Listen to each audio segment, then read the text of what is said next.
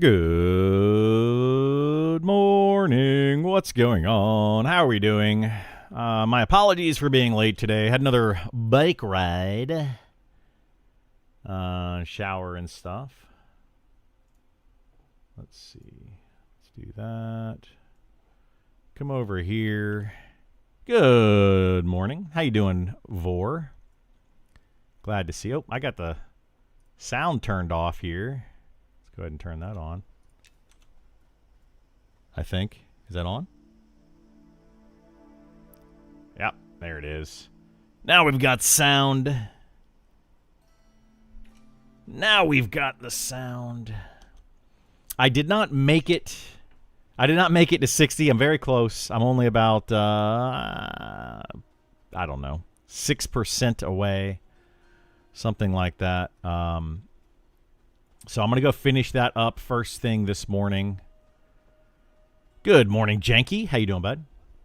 So yeah, we're gonna finish up getting to 60, and then we're gonna kind of go from there and see what we're gonna do. I want to work on some alchemy. I want to work on a few things. Probably won't be a long stream today either. I'm most likely gonna go out driving this evening. Why do I not have... Oh, that's why I don't have stats. There it goes. Okay, we're good there. Happy National Donut Day to all who celebrate. I love donuts. I did not know it was National Donut Day. Maybe I need to go get a donut. No, I can't go get a donut. I told myself, I'm trying to get away from the sugar and the sweets.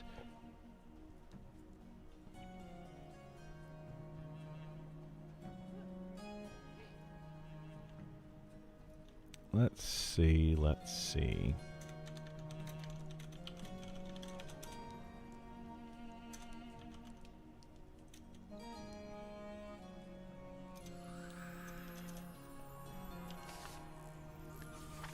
Okay, let's go.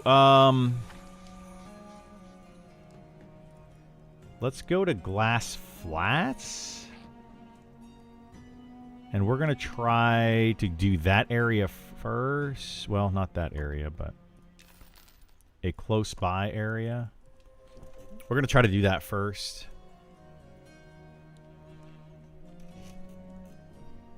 Yeah.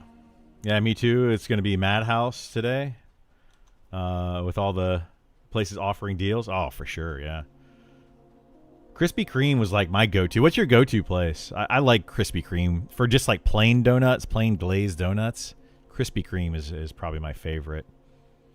If I'm gonna get like specialty donuts, though, there's a place called Duck Donuts, starting to become pretty popular. It's been around. Like I've been to one for almost 10 years now. I don't know. Wind shells for a chain. Windshells. I'm assuming that's the person's last name, a windshell. Windshell. All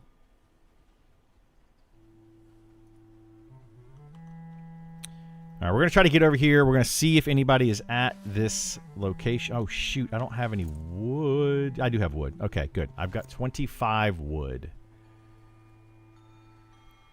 So, yeah, we're going to see if there's somebody over here. If not... We're going to just XP, get the rest of our XP over here.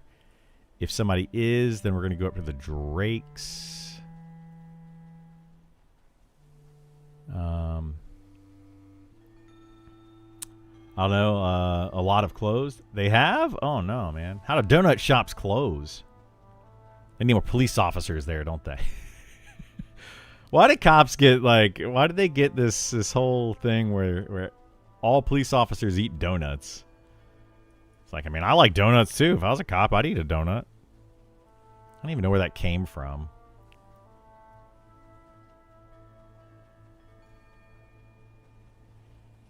Oh no, who is that? Is that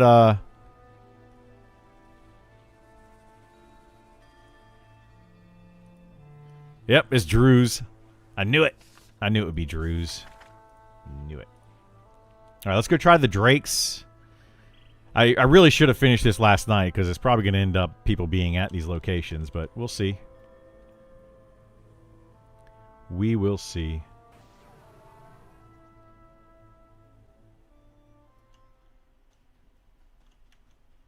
Well, nobody's killing those. Okay, cool. We're here then. We're gonna be here for the next little bit to get level 60 on the old wizard. Ye old wizard.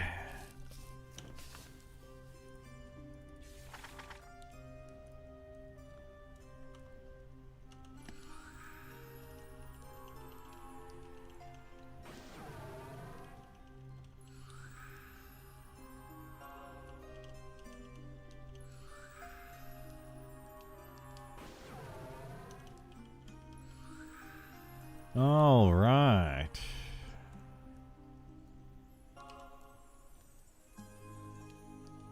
Let's get that mana back a little bit. Oh, I got text messages this morning. Why do I have text messages this morning?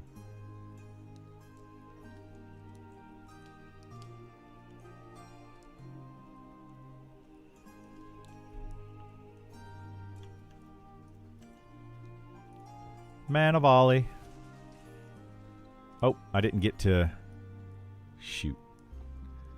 Should I take a couple hits? Yeah, there we go. We'll take a couple hits for that extra little bit of XP bonus. The old XP bonus. Man, I had such bad lag last night. I almost died so many times trying to do these quad kites on this wizard. Like it was nuts. 'Twas nuts. It was like super laggy, super choppy. Cast a spell and it would, I don't know, it was weird. I don't know what was going on. Hopefully we don't get that today. It's like I think I died once last night, and then another time I got down to like 2% health a couple times. It was not good. Felt like somebody was playing a trick on me.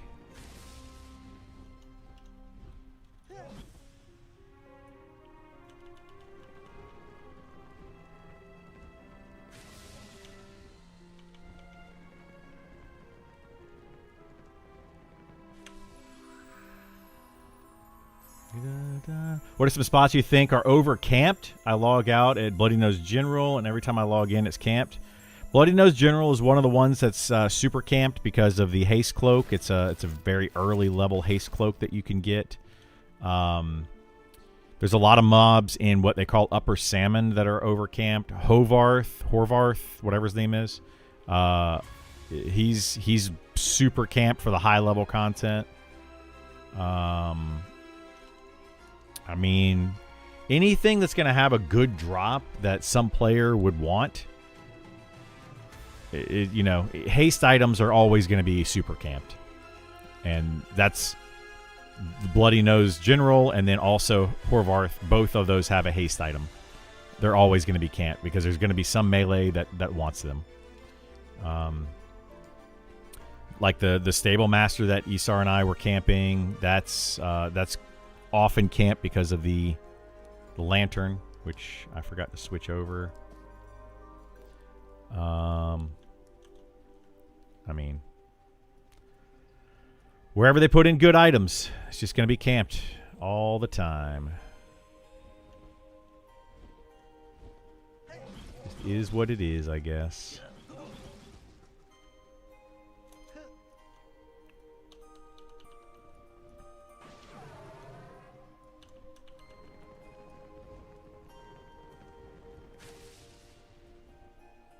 Class updates coming this next patch. We're supposed to get 4 of the classes in the next patch, which is scheduled for June 7th, last I heard, but that could change. But yeah, right now it's scheduled for June 7th. And yeah, we're supposed to be getting 4 classes. So we're going to be getting Spellblade, Wizard, Druid, and Archer are the classes we're getting in that next update that is happening. And definitely expect it to be a bit wonky. It's not going to be perfect.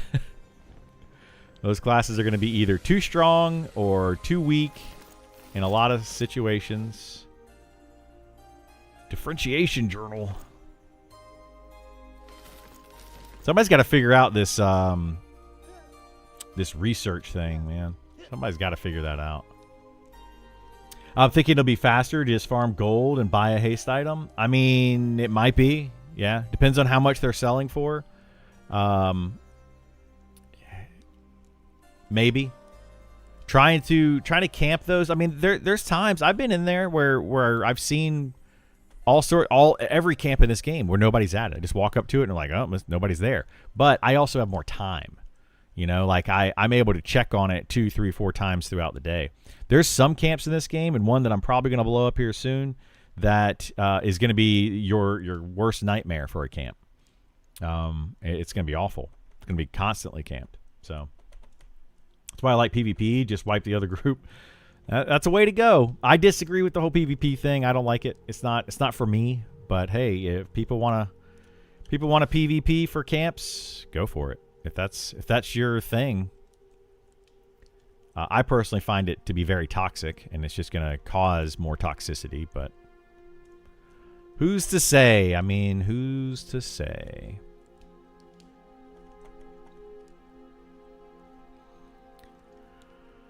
Oh boy, oh boy.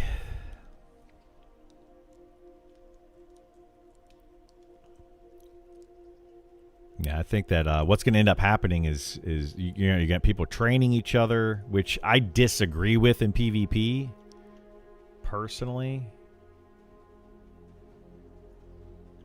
Can we get this guy without getting the other guy? What the heck? Fire off. There we go. All right, let's get this guy. We're going to pull him over here with these guys. Do these 4 mobs. Hopefully this doesn't respawn while he's coming over. Come on over.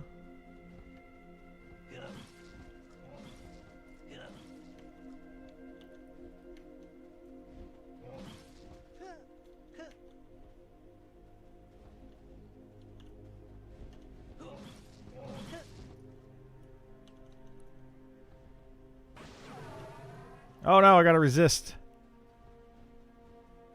Who resisted me? You did? Okay. Come back with me. Oh, shoot. I don't have blink yet. Now I got blink. And blink. How much is 60? Like 5%. So we're just going to get it real fast. It won't take long. And then we'll go do something else. I want to work on alchemy. I do want to work on that today. There's a couple things that I want to do, and we'll just see what we get to today. I don't know what I'm going to get to.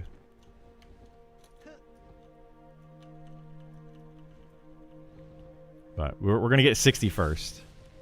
I do want to get to 60, because when this deep dive, or this not a deep dive, when the class update comes out for the wizard, I want to mess around with that some.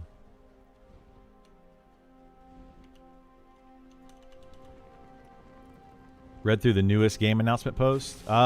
Which one is that? The one from yesterday?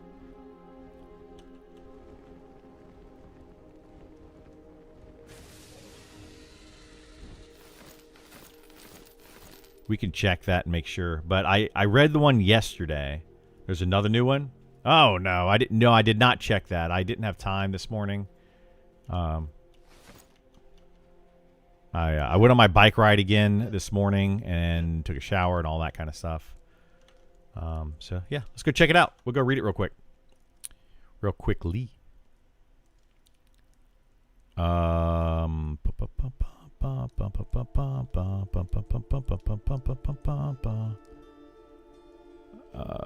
Announcements. Game announcements. Okay, we read the outdoor danger one yesterday. Oh, wait. Yeah. The sneak section has been updated to integrate more details. Lull section has been slightly reworded for clarity. So sneak section.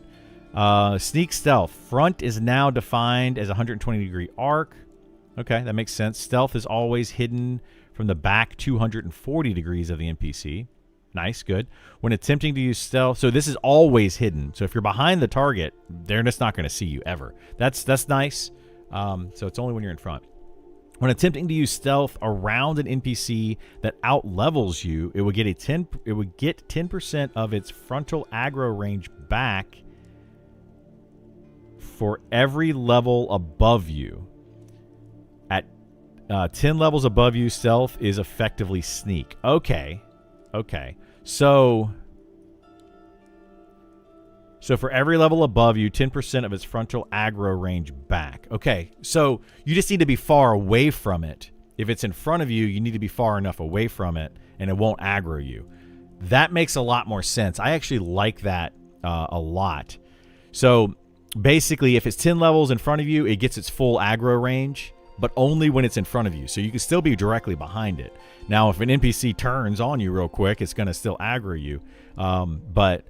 But yeah, so you could get a little bit, you could like skirt near it if you're high enough level. I like that. Sneak is always visible from the front 120 degrees. That's how it's, I think, supposed to have always been, but that's, my understanding. You're in front of it. Sneak does nothing. Sneak is more like you're tiptoeing. You're not really hidden from sight. You're just tiptoeing. You're being very quiet. And then stealth is you're actually hiding yourself. You're obscuring yourself from sight.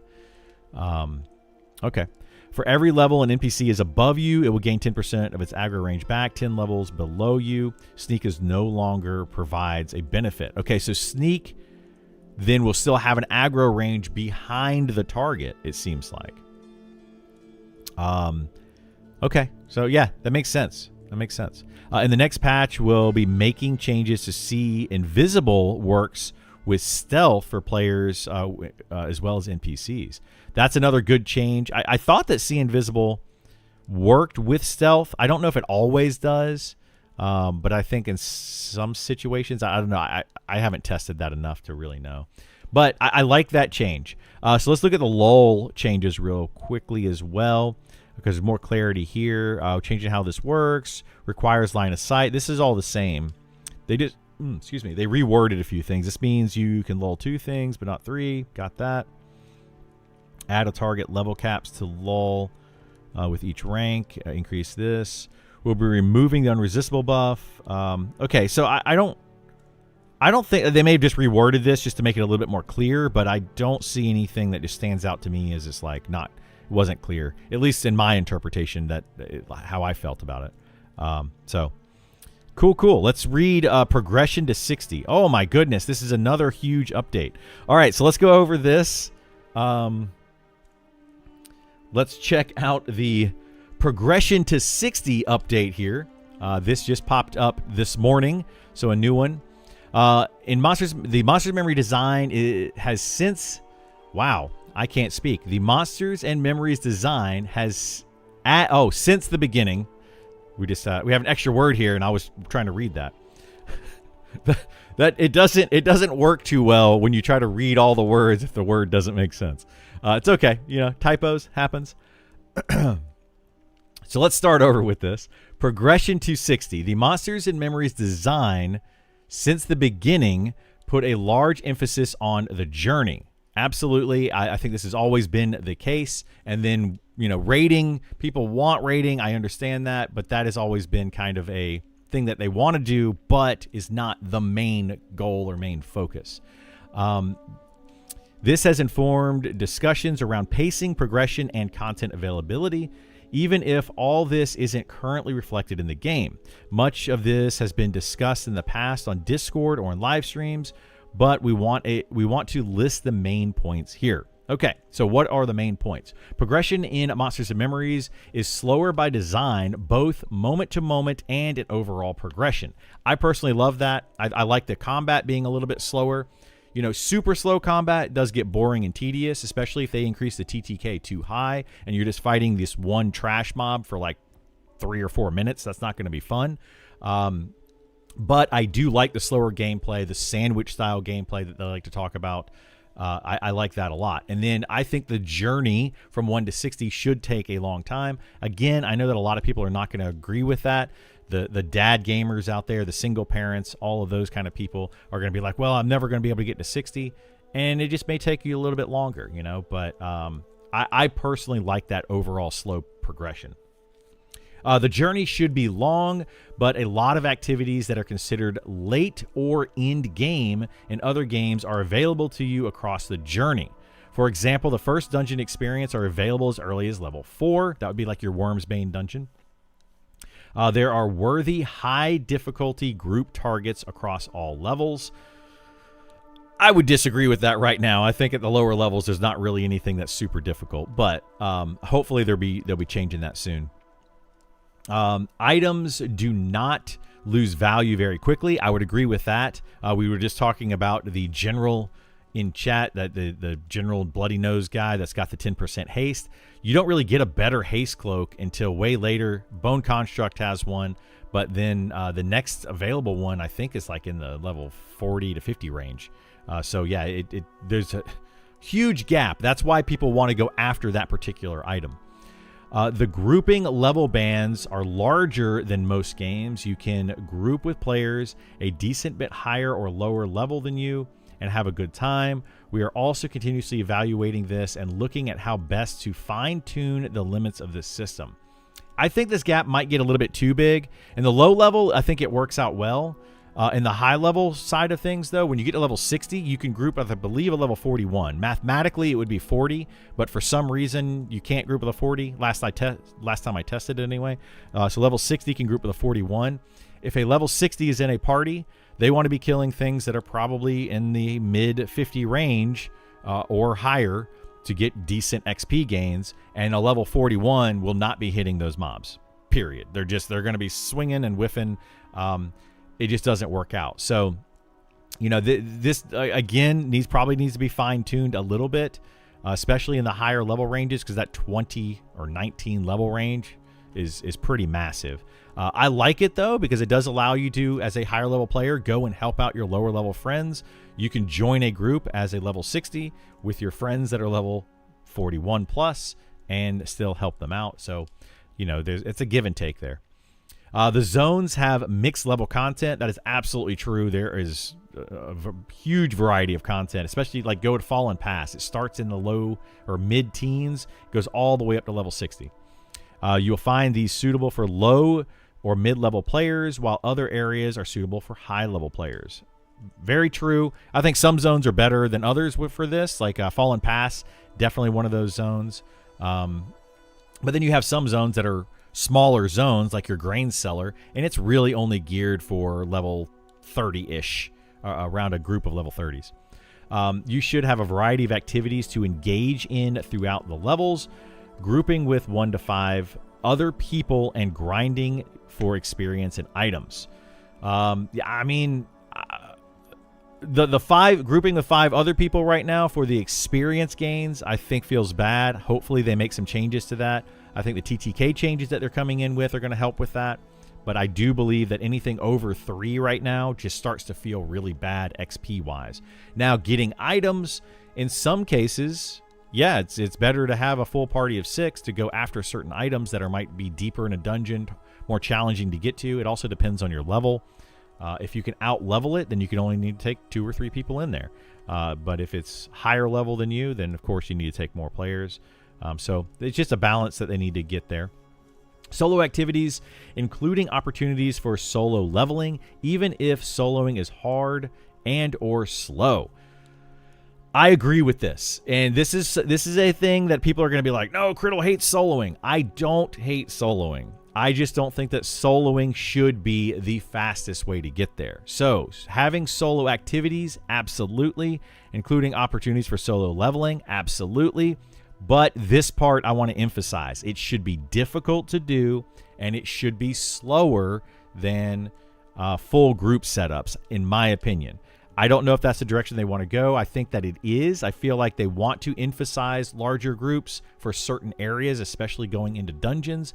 And to incentivize that and get players to do that, you're going to have to give them the experience gains as well as items. So I don't think that just going after an item is enough. If you make it going after just an item, what's going to end up happening is players are going to form a group. They're going to get together. It's going to take them an hour to get to the dungeon, fight down inside, get to the camp, fight that camp for however long it takes to get the item, and as soon as one of those players gets the item they want and they no longer need anything out of that particular group or out of that particular camp, they're going to say, I'm going to go and get XP somewhere else, or I'm going to go get another item somewhere else. They're not going to want to stick around and help others do it if the experience isn't good enough for them to be there. So I think you need to give them both experience and potential item gain, because items are not guaranteed either. You could be there for 10 hours in some of these camps and never see an item. You could be there for multiple hours and never even see a named spawn. So I think the experience gain is very, very important. So camping items, crafting. Crafting right now feels good and bad depending on what you're doing with it. I think at the lower level, crafting items is really, really nice. As you get to the higher levels, crafting items, not really that great. But alchemy is really good, and you want to start enchanting your items, especially when you start getting level 50 plus. I'm hoping that they, with this new level curve, not level curve, but this new difficulty curve that they're trying to add in, it's going to emphasize more of that enchanting at lower levels, so you can get a little bit more stats at lower levels, although stats don't benefit you as much at lower level. So yeah, they're going to be changing these formulas a little bit, so it would be nice to see some of that stuff. Doing questing clearly is something that they need a little bit more of, but they don't want to do that until they have the full world in, because if they put all of the quests right now just in Night Harbor, then there's no quest for the rest of the game. So that would be kind of boring. So it's tough when you're limited in your zones and areas that you can do things. So they've got quite a few quests that are worth doing in. Exploring and finding unique areas and rewards, absolutely. That's something they should definitely go for. Trading and socializing. I think that let's move socializing to the top. That would kind of solve a lot of that, right? If we said this is supposed to be a social MMO. It is not supposed to be a go and, like I know people are going to do the solo self-found thing, and that's fine for some players, but I still feel like this game is supposed to be a social MMO. And the more we emphasize that, the better I think it will be overall for the game. People will want to group up together with larger groups for the experience and items. That's the social aspect. The trading is a very social aspect. Crafting and having to get certain items from a tailor because I'm a blacksmith or whichever, I guess leather worker needs tailoring items to make some of that gear. So I think that's all great. So moving on, we have been spending significant design bandwidth in aligning our current game with these goals. Fantastic. Love to hear it.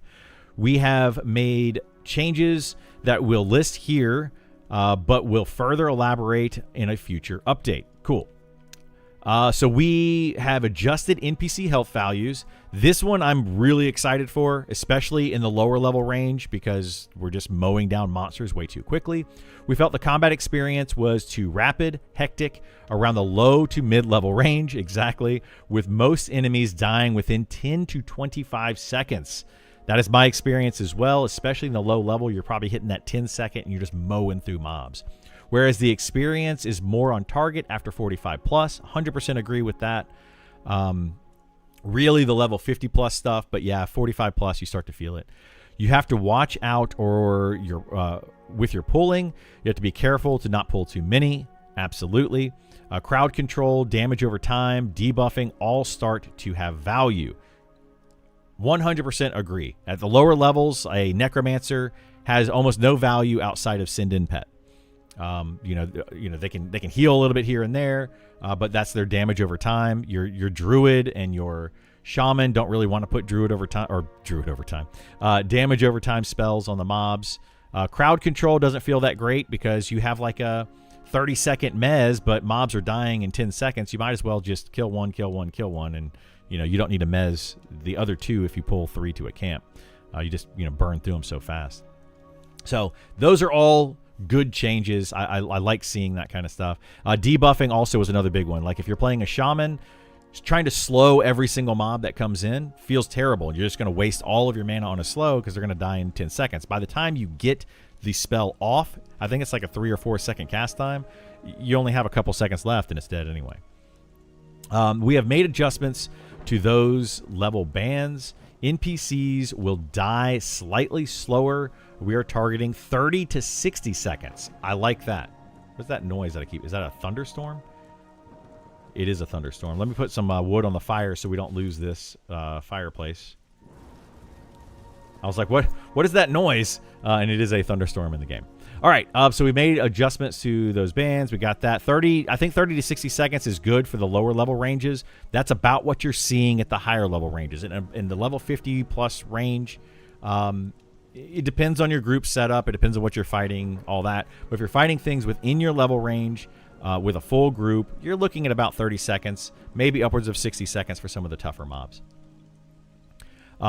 This will also indirectly increase the time to level, as the rate of killing NPCs will be going down versus the current trend of pulling 8 to 10 NPCs and blasting them. I am so glad that we are getting away from that right there.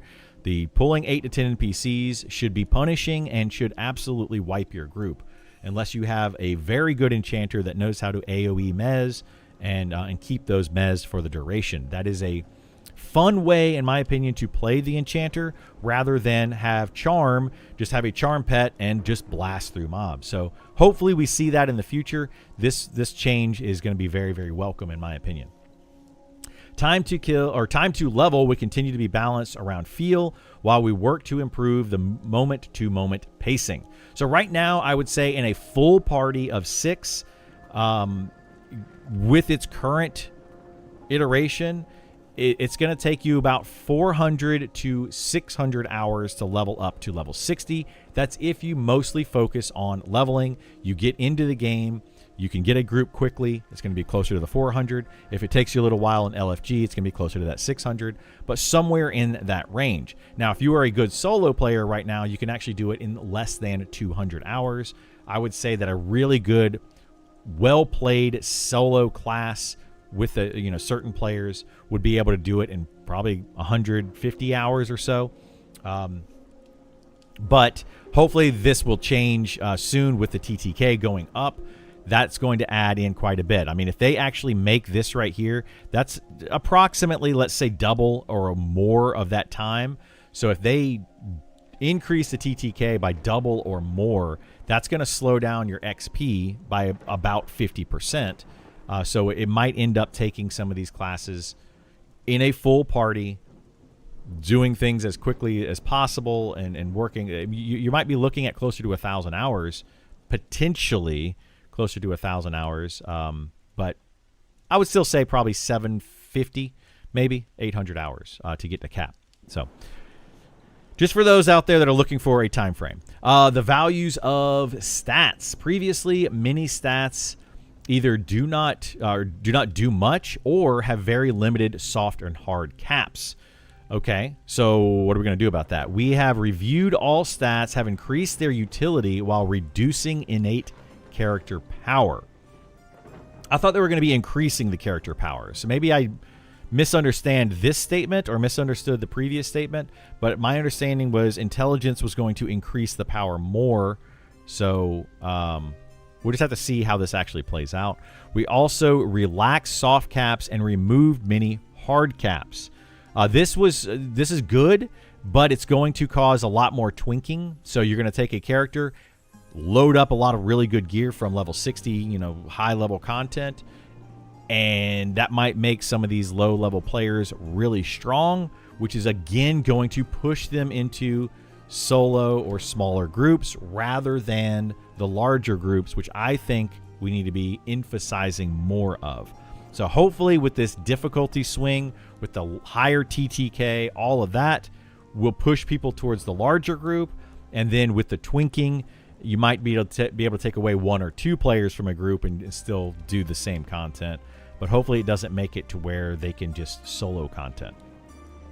The net result of all of this should be more need to go out and seek items. This is very, very much a welcome change, instead of depending entirely on rusty and common drops all the way up. Okay, so yeah, I agree with that statement a lot. I feel like players should want to go get items, especially in the lower level range. Level 1 to 20, you don't really need gear at all. You just pick up whatever you find as you're fighting mobs, and you'll probably be fine. As you get higher level, it definitely becomes more emphasis on gearing, especially in the level 50 plus range. Tanks are going to take way too much damage if they don't have the right gear on, and DPS are not going to be able to DPS fast enough. Healers aren't going to be able to heal enough, etc. So, yeah, definitely more emphasis on items at the higher level, and we need more of that on the lower level. Acquiring items should also be much more rewarding.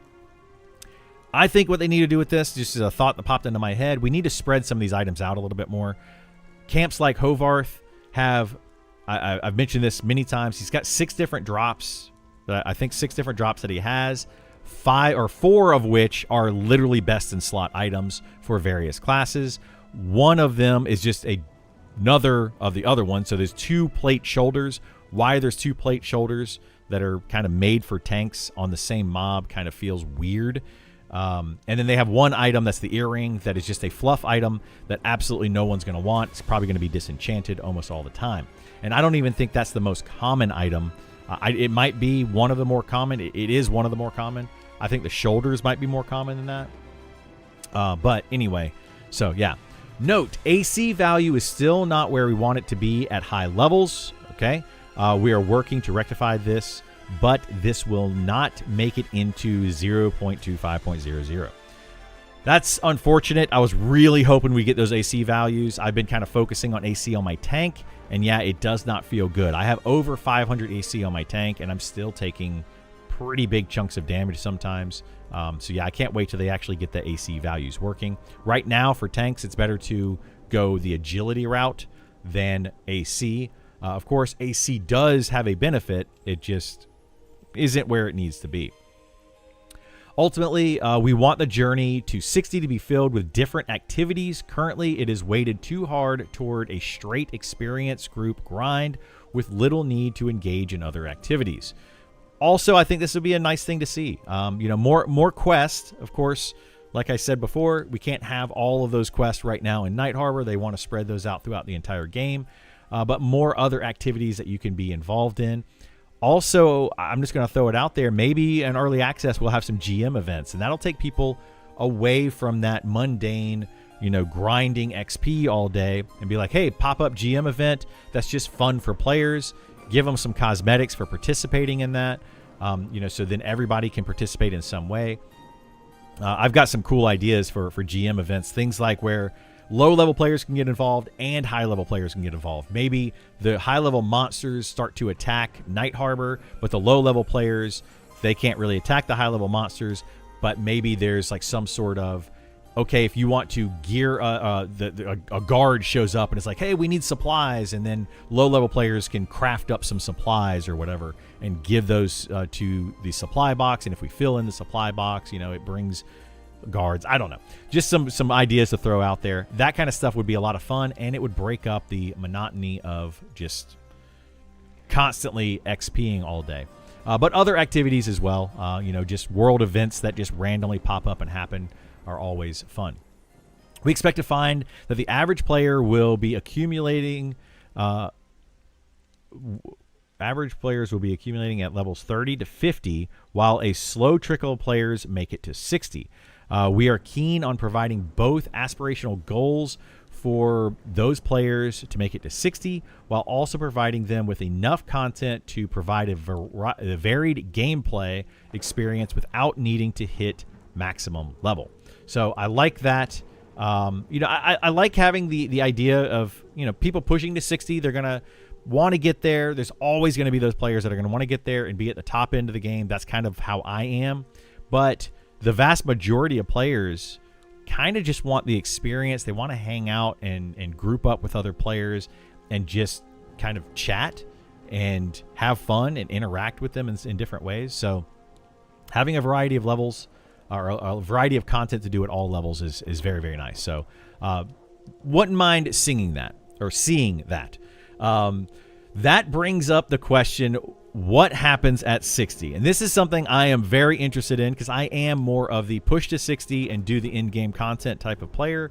I do, and I will go back and do some of this other content as well, but I do like to get to level 60 very quickly.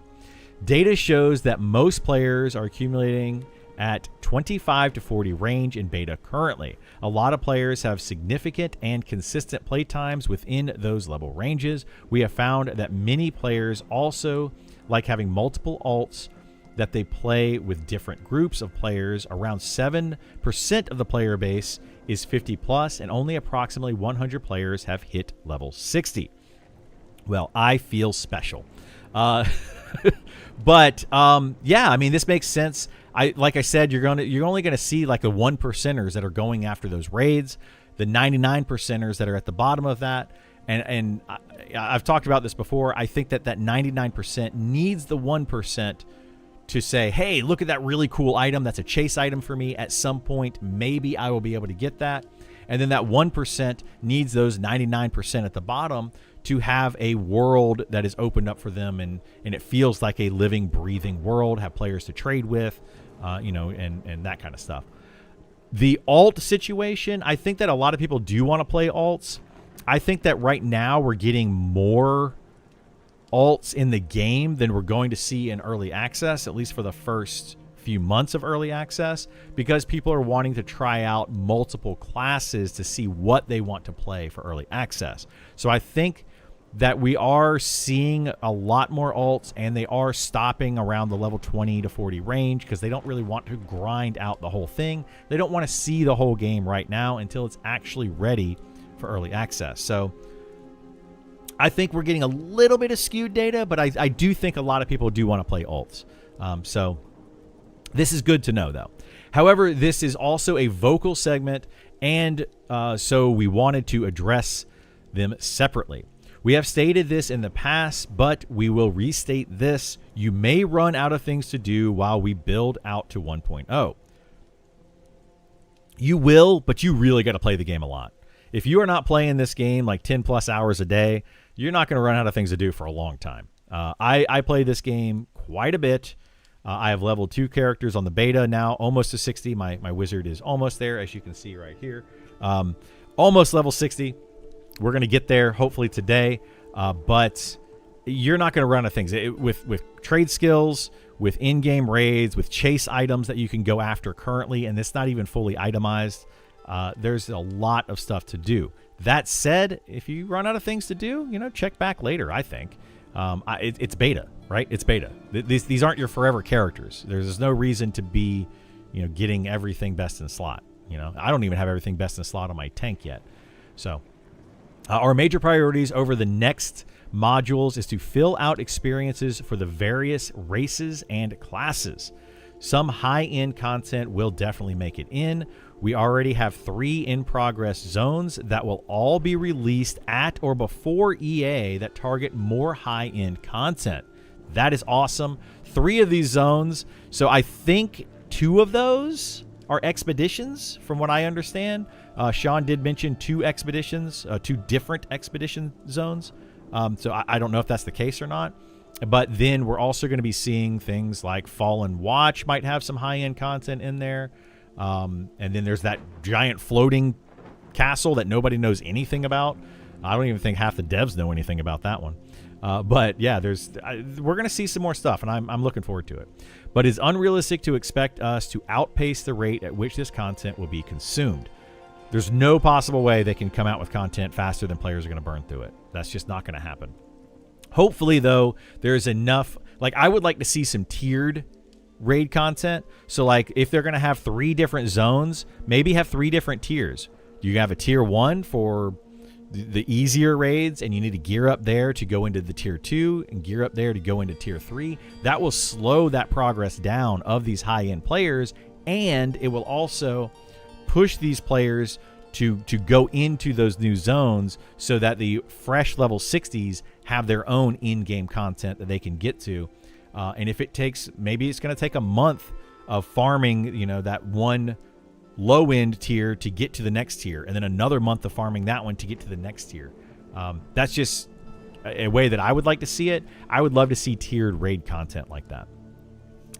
If you run out of things to do and don't want to roll an alt, then you may want to take a break and come back at some point when we have more for you to do.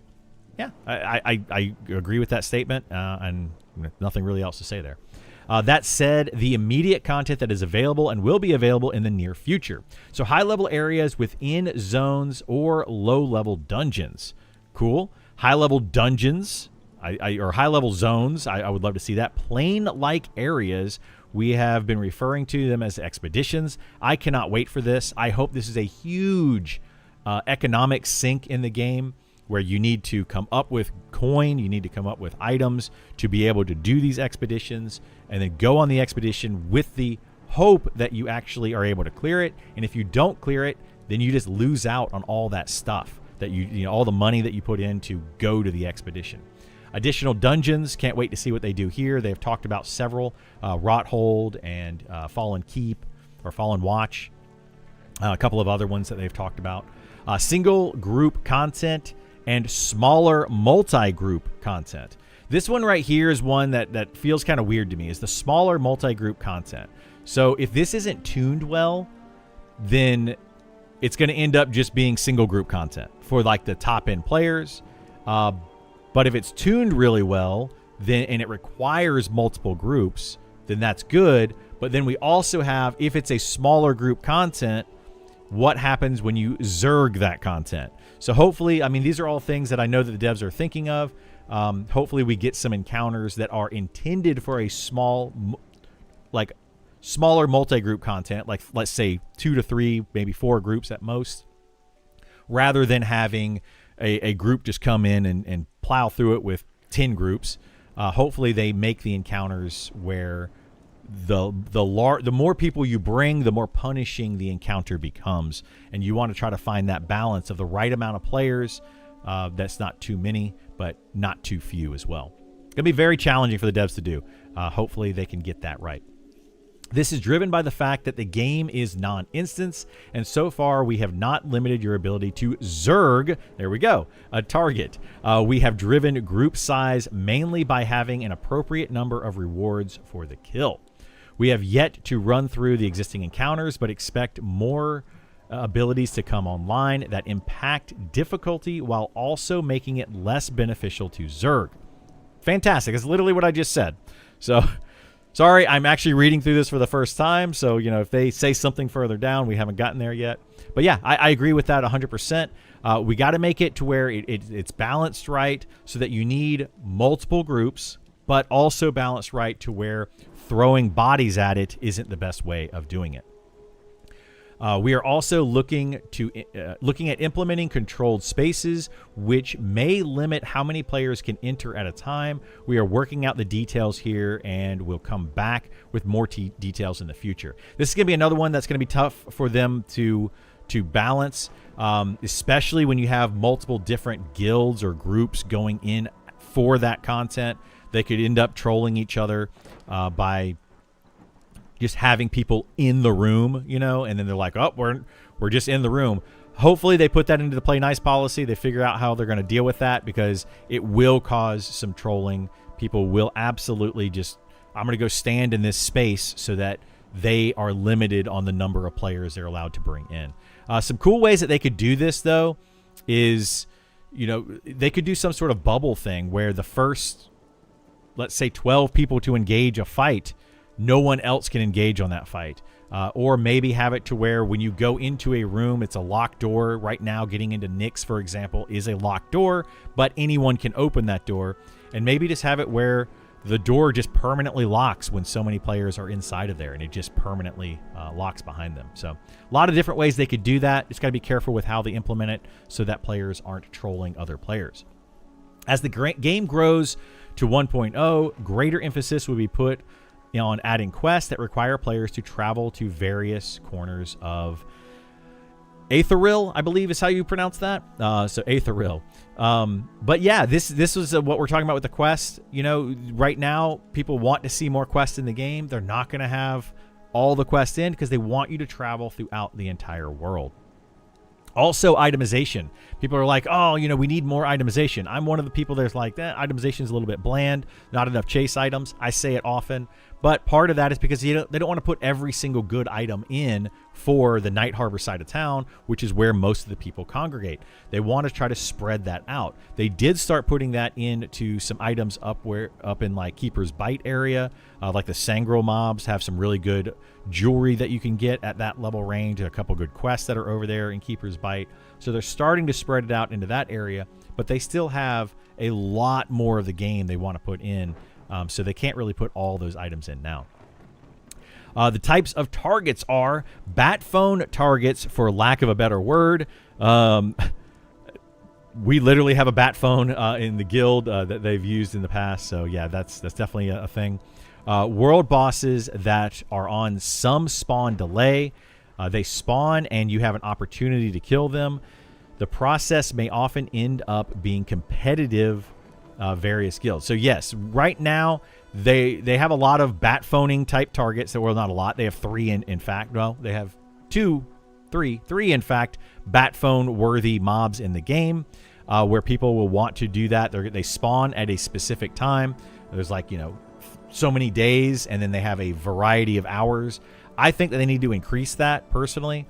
Like if it's going to be, let's say it's a 3-day spawn, and then at that point it's a plus minus like 3 hours or 6 hours or whatever it is for those spawns. I think it needs to be larger personally, so that people can't just sit there, which is what's happening right now, is because let's say it's a 6-hour spawn window. You have people that are willing to sit on top of that spawn for 6 hours, literally spamming buttons for 6 hours. Not really fun gameplay, and it's first to engage, so it's whoever is spamming the button the fastest. It also encourages people to want to use auto hotkey type of stuff, or things that are just like auto clickers, which is against the rules in Monsters and Memories. I don't recommend using them. They will ban you for that, but it kind of pushes people to want to do that style of gameplay. So anyway, I went to one recently, and I was literally just sitting there for like 2 hours spamming a button in case a boss spawned. Not the most fun, engaging thing. I would rather them have the bat phone situation, have a larger window that people can't just sit there for that entire large window. But again, this is also going to come down to tuning these world bosses so that you don't want to just immediately engage them.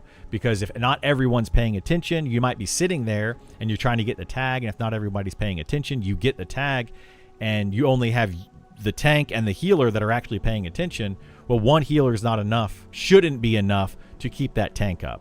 And then you should have to get debuffs on it and all that. And if people aren't paying attention, it should just be a wipe for the entire group.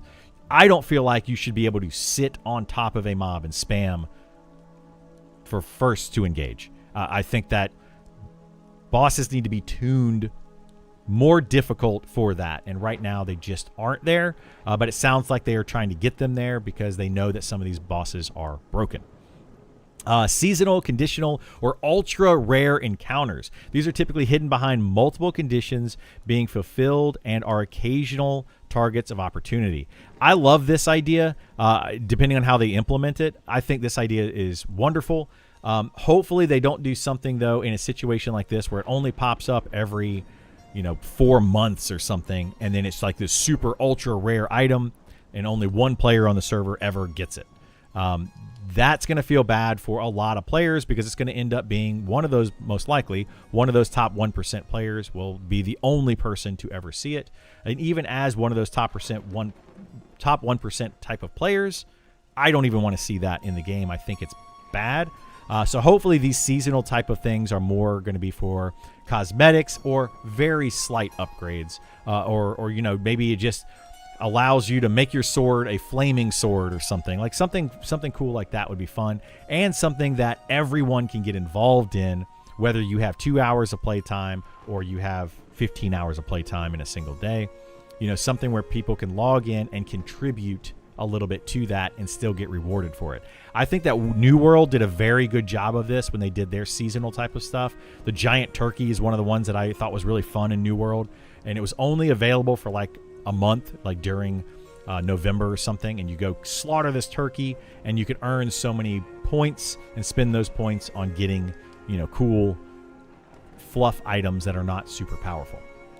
Triggered targets. This will vary between requiring 4 to 5 drops from other camped mobs or bosses, which may end up being competitive between guilds. This is currently in the game with the Pustulax mob, so for those that don't know, you have to farm 4 scepters. You take those 4 scepters and you use them in some way to spawn the boss, and then you kill Pustulax. The problem with this is you're not now fighting over the boss when it spawns. You're now fighting over the mobs that drop the scepters, which has caused some issues in the past. That is being changed currently.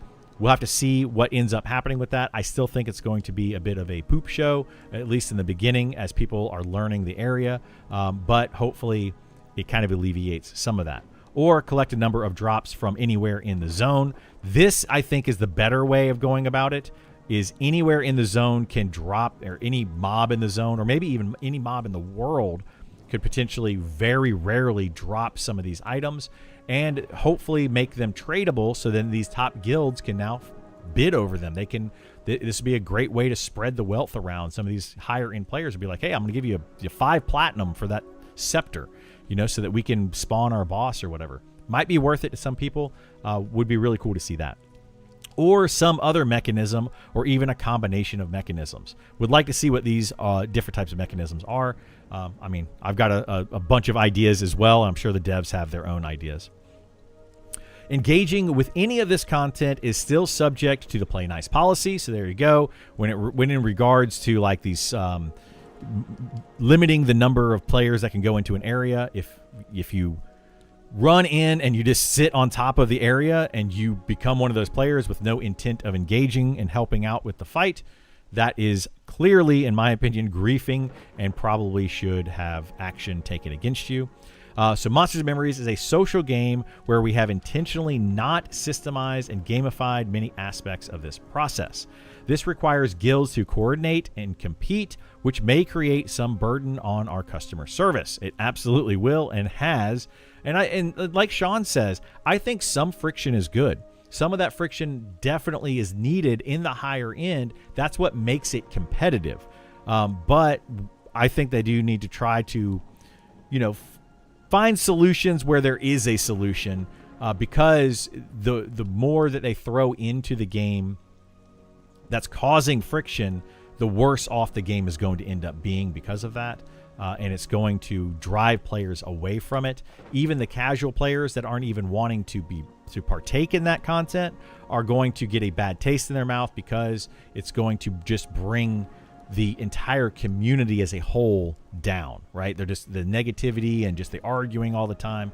Go to certain other games and look at their Discord, look at the Reddit, and it's just people that are just bickering all the time.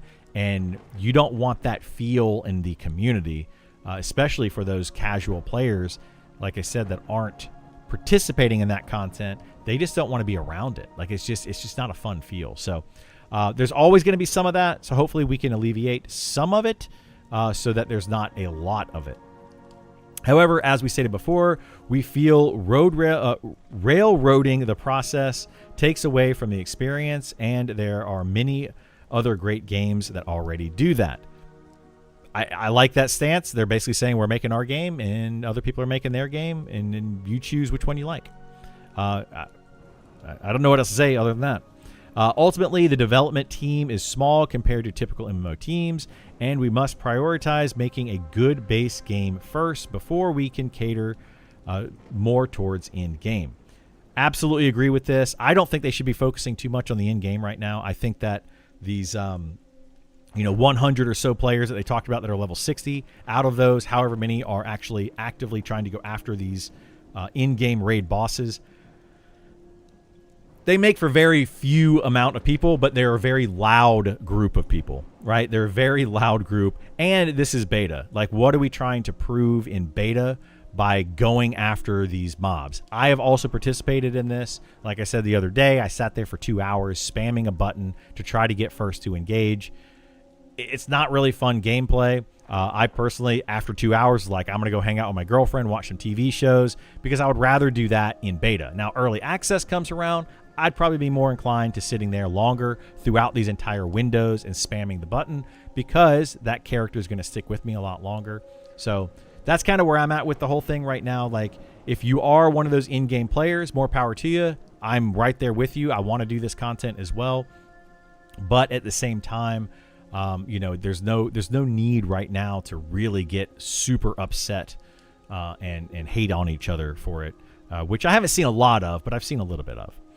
But content will accumulate over time, and we'll continue to evaluate the in-game as the game progresses to 1.0 and beyond. Love everything they said here for the most part. You know, I've showed where I disagreed a little bit. One thing I do want to point out is the development team is small compared to other MMO teams. I will agree with that, but I also I don't.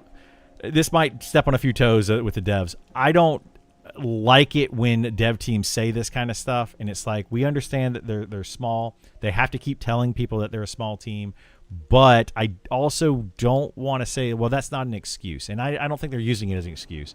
I'm trying to be careful with how I word this because it's a little bit, it's probably a touchy subject, but I've heard it over and over and over with different companies or different games that are being developed, and I look at like Project Gorgon. That was made by 2 people basically. Very small team, smaller than any other team that I can think of, and they did a lot with that game. They made the game that they wanted to. It took them a long time, but they did make the game they wanted to. But with that said, they are a small team. Give them some sort of leeway on how quickly things come out.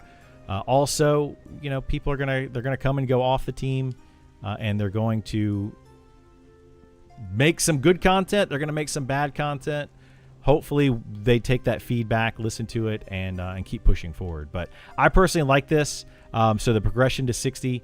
My quick take on this is I want it to be a long. This is my personal opinion on this. I want it to take a long time to get up to level 60. I do want the journey to matter. I would love to see some chase items throughout the journey, quests to go after, all of that kind of stuff. And then I would also like to see quests that start at low level and work your way up as you level. So every class right now has a beginner quest that they start out with, and they go up to maybe level 10 or 15 depending on the class. I think there's like 3 or 4 different quests for every single one of the different classes when you start them. And you can get some pretty cool starter items depending on where they are. Some are better than others.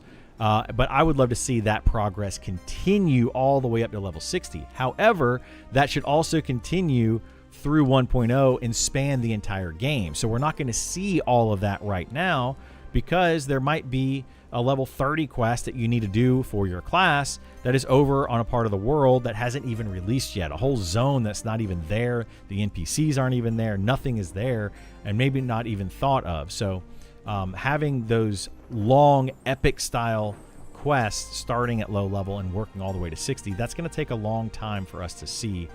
So I think players at that higher level range definitely need to kind of dial it in a little bit on what you expect to see at max level, and to be saying, hey, we want more content in the game, whether it's working content or broken content. More in-game content is just not something I think they need to be working on right now. Some in-game content, sure, to give us a taste of it, and have something for those higher level players to do.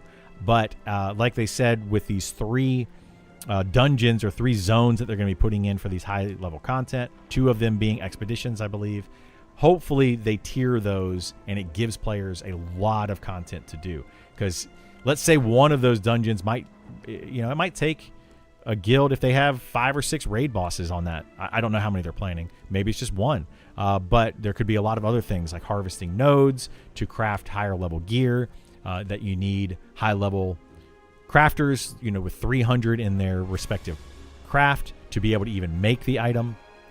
All that kind of stuff could be things that you do on the expedition, and that could be all chase items that you may need to do all of that to be able to go to the next expedition, and then do all of that to go to the next expedition. That would slow the players down significantly.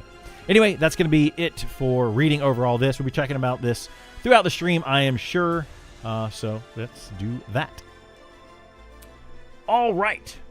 I may or may not post that one on YouTube. Let me see how long that was, because I kind of just read through it, gave my thoughts on it. Let me see. That was probably longer than I expected it to be. Yeah, that was like 45 minutes. Um,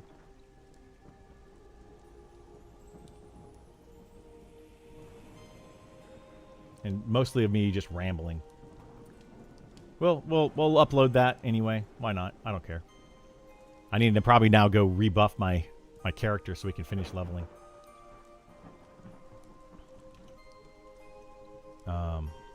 Yeah, I lost Speed of the Wild. Bummer, dude. And I also just wasted.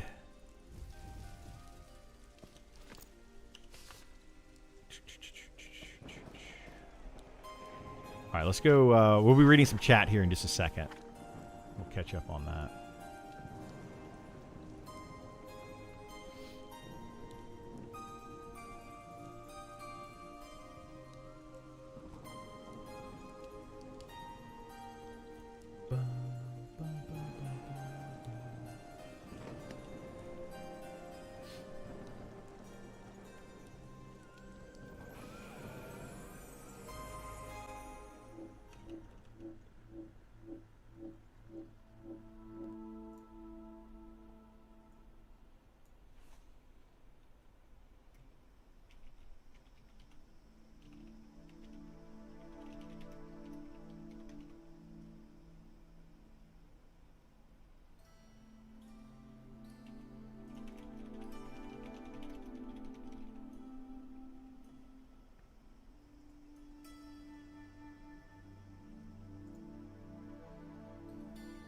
Apologies, guys. Give me a moment.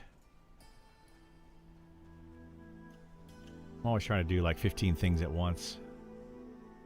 I'm like way behind today too. I had stuff and things as always.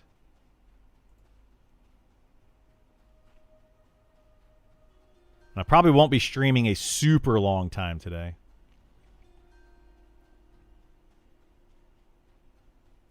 Unfortunately. Unfortunately.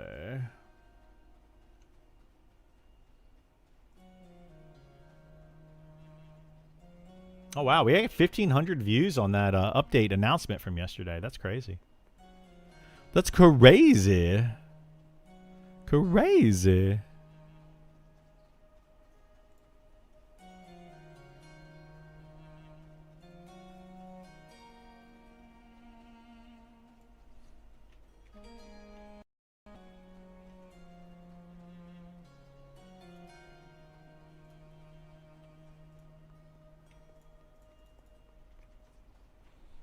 Hopefully my computer doesn't crash right now. It's like super sluggish. Like crazy sluggish at the moment. What the heck is happening?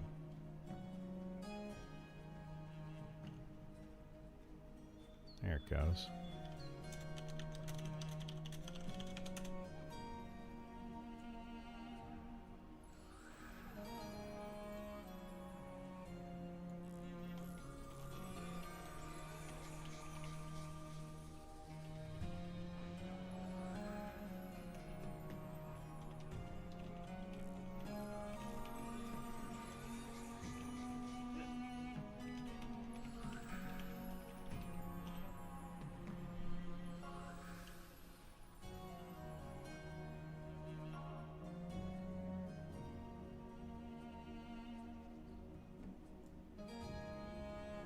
Do.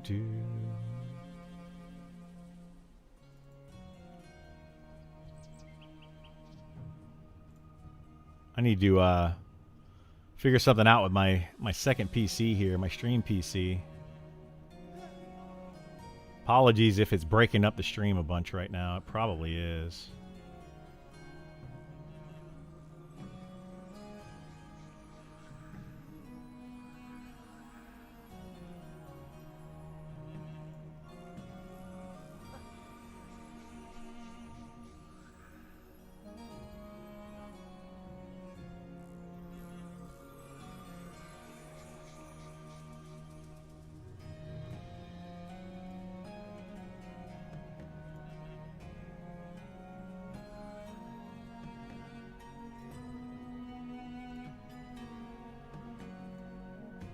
Okay, almost done with that, we're going to schedule it. We're going to give it like 15 minutes.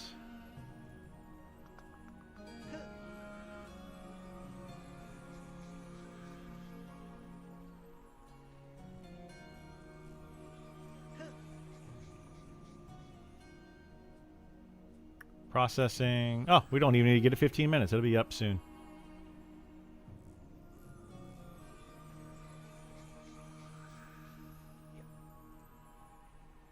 Cool. All right. Let's talk about it. Let me read some of this stuff.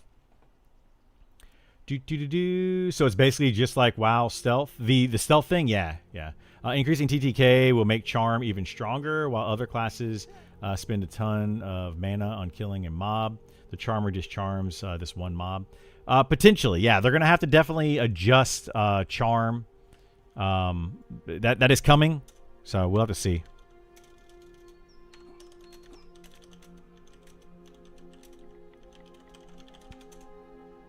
We'll have to see. Decreasing baseline, increasing stat effect. Yeah, they're increasing. That's where I was kind of weird on reading that, because they said here that they want to make it less emphasis on the stats, but then up here they kind of contradicted that with more emphasis on the stats. So yeah, I don't know. We'll have to see where they go with that. What the plan is there. Very, very weird. So I think the plan is to go more emphasis on the stats, but I still think they want to try to remove the twinking. Not remove it, but lessen twinking a little bit. All right, let me set this up. Set this up. Sorry, I'm not like... All right. We're going to get to XPing here. I want to finish up this level. Hardly playing at all because I don't want to put the time in and see the character removed. Yeah, for sure. That I think a lot of people are doing that, which I think needs to account for some of the player base right now. Guilds get pretty crazy builds, so Zerging is pretty normal. Or get pretty big, yeah. Zerging is very normal. A lot of people are going to do it. Hopefully they do something about that. People do the same thing with world bosses in WoW Classic and dragons in EQ. Other bosses, yeah. Would be cool if some mobs spawned according to astrology. They do, in fact. They do. So, like the moon phases and whatnot can cause certain monsters to spawn. I don't really talk about some of that stuff because it's kind of spoiler territory, and I don't want to ruin it for those people that are not looking to get it ruined for them. But yes, it does actually, in fact, happen. I want to grab these guys.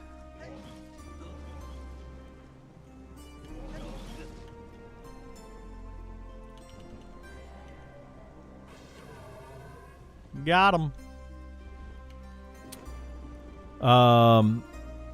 Target macros also hit mobs that are invisible and still spawning. Yeah, exactly. I didn't want to get involved in too much of that stuff, but that spam a button for hour gameplay is not fun, and I hope I explained that well. Hopefully it came across that way. Yeah. They're being so against instancing for in-game specifically means this game OB quit or make alts at 60. I mean, yeah, I don't disagree with you. I think instancing is a good idea, and it can definitely fix some of these problems, but I think some of that friction is also good. So, I don't know, man. Oh, shoot. Oh, my gosh. Well, I messed that up. That's all right. We'll do it this way.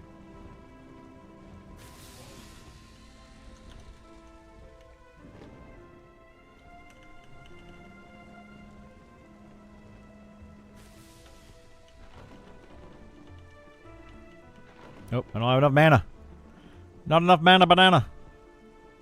There we go.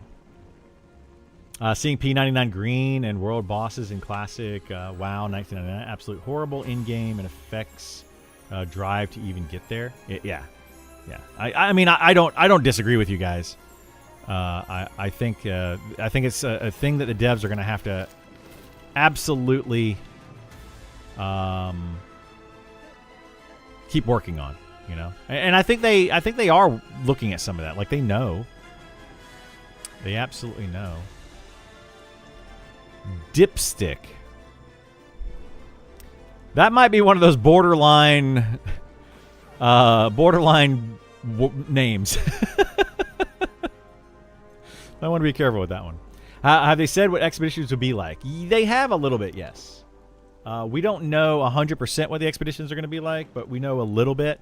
They're going to be islands that you're going to have to get an expedition to go out to the island. Once you get to the island, there's going to be special like harvesting nodes, special mobs that are going to be out there, potentially even a dungeon with like raid mobs in it. That's the idea. And then you're going to be, everything you get there on that island, it's going to be no teleport, meaning that you can't just get the item and then gate back to town. You actually have to get the item and kind of like get back to your expedition and then take it back to town that way. So it's going to be a longer gameplay loop. It's not going to be a quick go in, kill mob, get out kind of situation. You're going to have to be part of that expedition going into those to get there. Hopefully there's no way to teleport to that location. And then you're not going to want to teleport out because you're going to lose out all the gear that you get. So that's the quick version of that. Sean did confirm the 3rd, 4th class deep dives that are coming. You thought about what you were going to play after the Wizard. I let chat decide yesterday, and it looks like we're going to be going Spellblade because I let chat decide. Only 1% of the total guilds even killed world bosses today because they're camped in WoW and other games. Yeah. And I'm fine with that. Like, I personally feel like you're not going to be able to see every single item and every single boss. You're not going to be part of that. That content is not built for you if you are not a person that's willing to sit there and do that kind of stuff. Now, I don't think that spamming a macro, target macro and a tag macro for hours and hours and hours on end is fun nor engaging gameplay. And it's going to drive people away, especially those people that already, once they get their item, they're going to instantly just be like, okay, well, I don't have to do that again, thank goodness.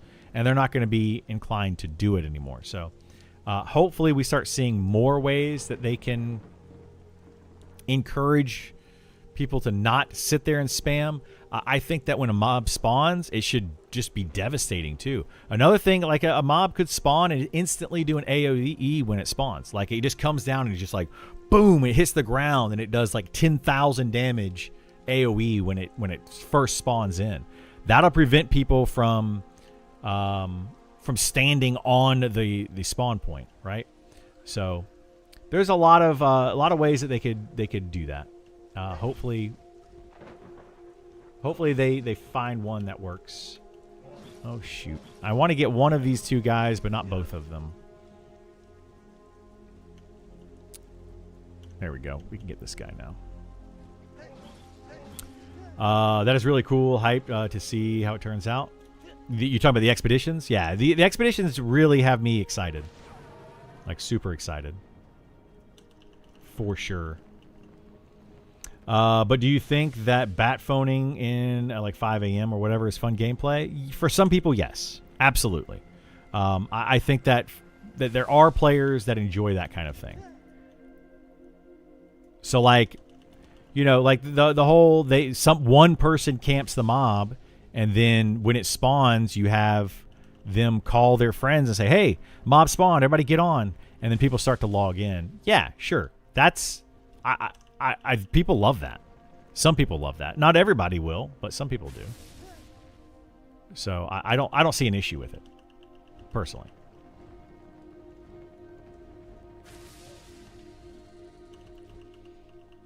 Versus being able to have it at a set time for your guild to do some content each week. Yeah, so that's the instancing content, and I think that's going to be for some other players as well. I think there's a player base for both, right? There is a player base for both. I personally don't mind the bat phoning stuff. Like, I don't mind. It doesn't bother me. I actually kind of enjoy it sometimes. Like, you know, I could be doing something else, you know, watching a movie. I could be doing some yard work. I could be hanging out with the family, you know, whatever, and be like, hey, just let me know when it spawns, and I'll jump on real quick. We'll kill the boss, and then I'll jump back off, and I don't need to be literally sitting on the encounter spamming a button for hours. You know, that to me is silly. But they're gonna have to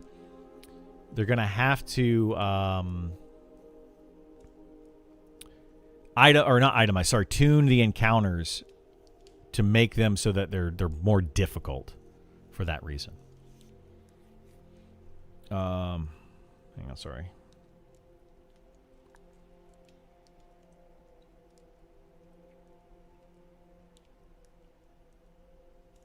Oops, Sean's doing an early stream, by the way. So let's go. I'm going to go listen in on Sean, and we'll keep streaming today. I don't think he's going to stream long. Probably not, but we're going to listen in on that while we play here.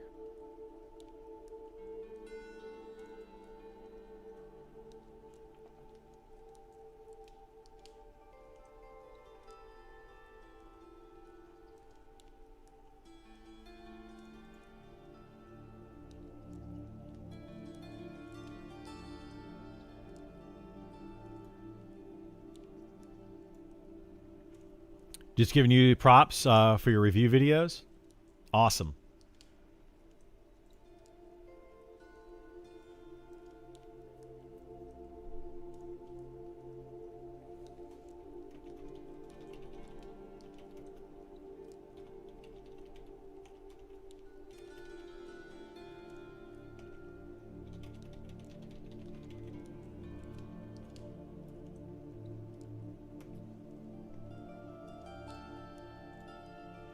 All right.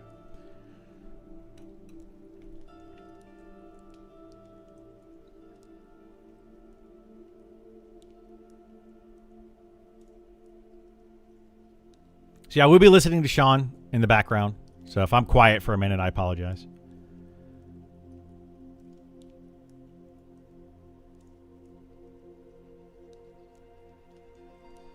I gotta make some notes.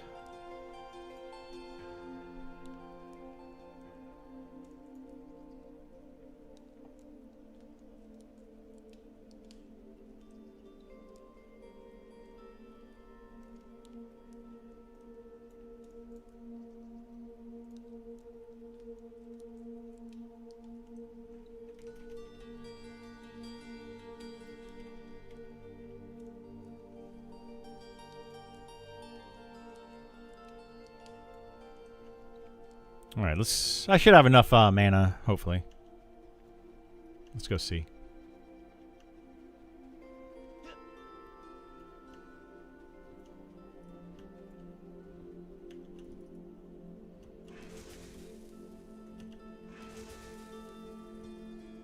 Why can't I target this?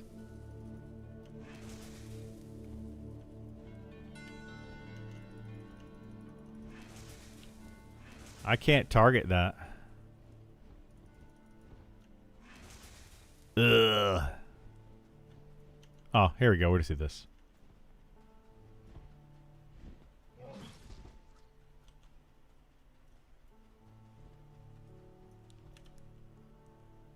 Let's sit here for a second. Go. Okay.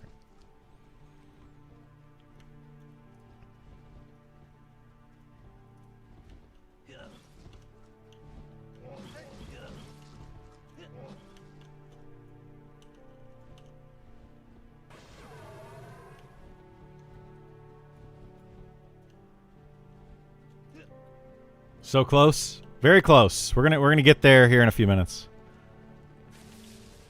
We'll get there. I mean, I haven't been going crazy with this mob, but... Do you think quad kiting is going to be boxed out with TTK nerfs? No, you're just gonna have to, like, you're gonna have to fight lower level mobs. You're not gonna be able to kill, like, dark blues. you'll probably have to go for light blues. Or maybe very low dark blues. You're going to hear as well. For Sean, do you want me to pull Sean up so you guys can hear him? I can pull Sean up if you guys want to be able to hear him. If you're not, yeah, because some of you guys don't watch on on Twitch. So yeah, I can pull him up. It's gonna be a short stream today.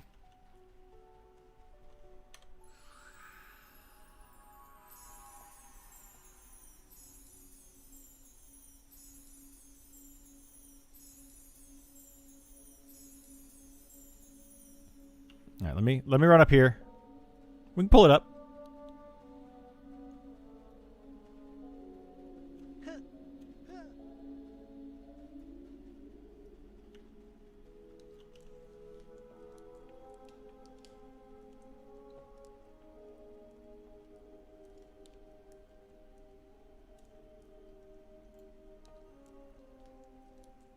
Here, I'll just turn on the volume for it for right now.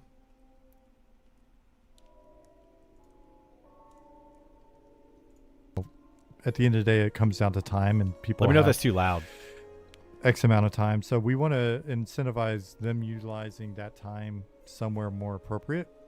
Yeah, there is some stuff. Let me know on the volume on that. Sound flippant. Say it might be too loud. Call a camp check. If you're heading towards, if you know you want to head to a specific name or whatever, and you've run into this problem before, part of the social nature of the game is call a camp check. Ask is someone there specifically. If you do like a who in the zone and you see there's level 50s in there, you can be like, hey, are you guys sitting here like squatting on this camp? That is part of the social nature of the game. I know it gets called out as strictly a negative, but it's part of being in a static world. So then the other things that we're hoping to do is, again, incentivize better use of their time elsewhere. Look at the itemization that's there. Yes, not responding to the camp checks is also part of the game. It is true. And that is the joys of playing a social game. That is... Touch louder would be good. People are silly. That is what makes it so dynamic and interesting. There you go. Turns it up. It is a little bit. You're playing very much a social game as you are a video game.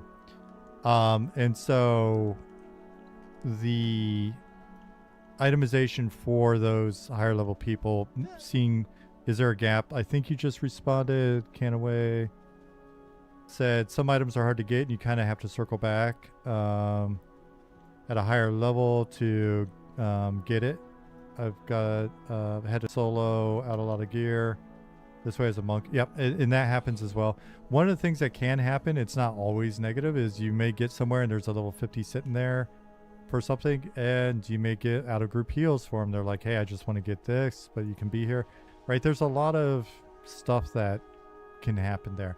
But we want to try to incentivize people to go to other places. We want to look and see if there's an issue with the itemization that's there, because it could be something where it's just the best item until 55 is going to be this item that's sitting here at this level 30 camp or 25 camp, and that's why they're back there. And maybe it's just because the common and uncommon items are kind of appropriate, but they have a rare item on there that's just really, there's nothing that's filling that gap from 30 or 35 to 50. This is one of the things that led to us looking at all the itemization, and people are like, oh, the game's flooded with a lot more items and stuff. I don't know, do I have an image of this baked out? Some of the tooling that Jahar made for us allowed us to visualize some of the gaps in itemization for different slots at different levels, and it would show us like a gray line with a number, so it'd be like an X or a box or whatever to identify the type of item. So it could be, if you're playing this type of class, this slot, here are the items that are available to you throughout the entire game. And where we started from was, it was very much like item 12 levels later, another item. 30 levels later, another item. And there were these crazy gaps that were like, all right, so of course people are going to go sit and farm for some of these items that they really should just be well beyond because there was nothing else, or it was just a completely overpowered item. So hold on, I'm checking to see. I agree with him on the itemization stuff. Like, they just need more items, right? Just need more items out there. If I took a screenshot at to some go point, after, especially at higher levels. That view, but maybe I didn't put it in here. I have to grab one at some point.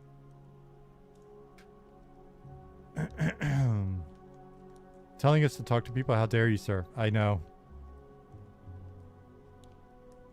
Guys, I really want to play a classically inspired game, but I don't want to have to talk to people, and I don't want to have to wait, and I don't want to have conflict, and I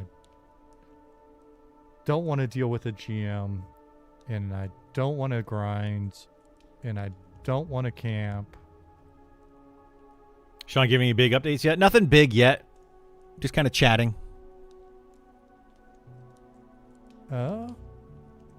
Classical. Chat bubbles confirmed. You guys with the chat bubbles. Mr. Nipples, thank you for the follow. And thank you for your name. It brings joy.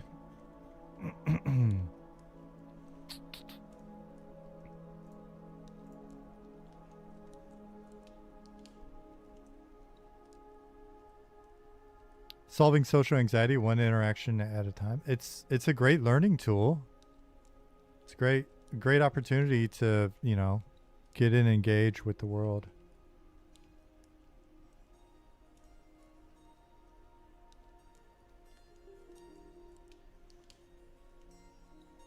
Dealing with the GMs has been a pleasure. I'm going to assume, Capkin, that you actually mean that 100% because I've heard some complaints where people weren't happy with decisions or whatever.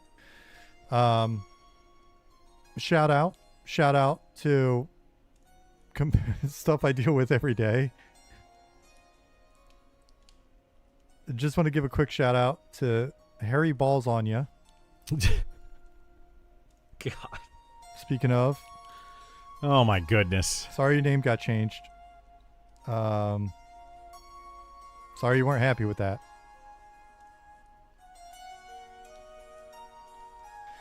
But I mean, that is what we do. The GMs have been. Come on. we talk a lot behind the scenes. We have a channel. It's not somebody. You think your name's gonna stay like that? Speaking of, it's ridiculous.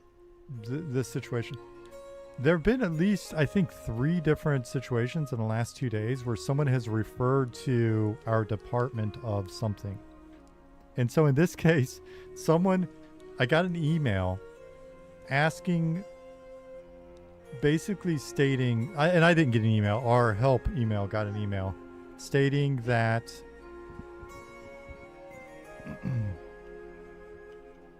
I saw F Oh my gosh, dude. in chat.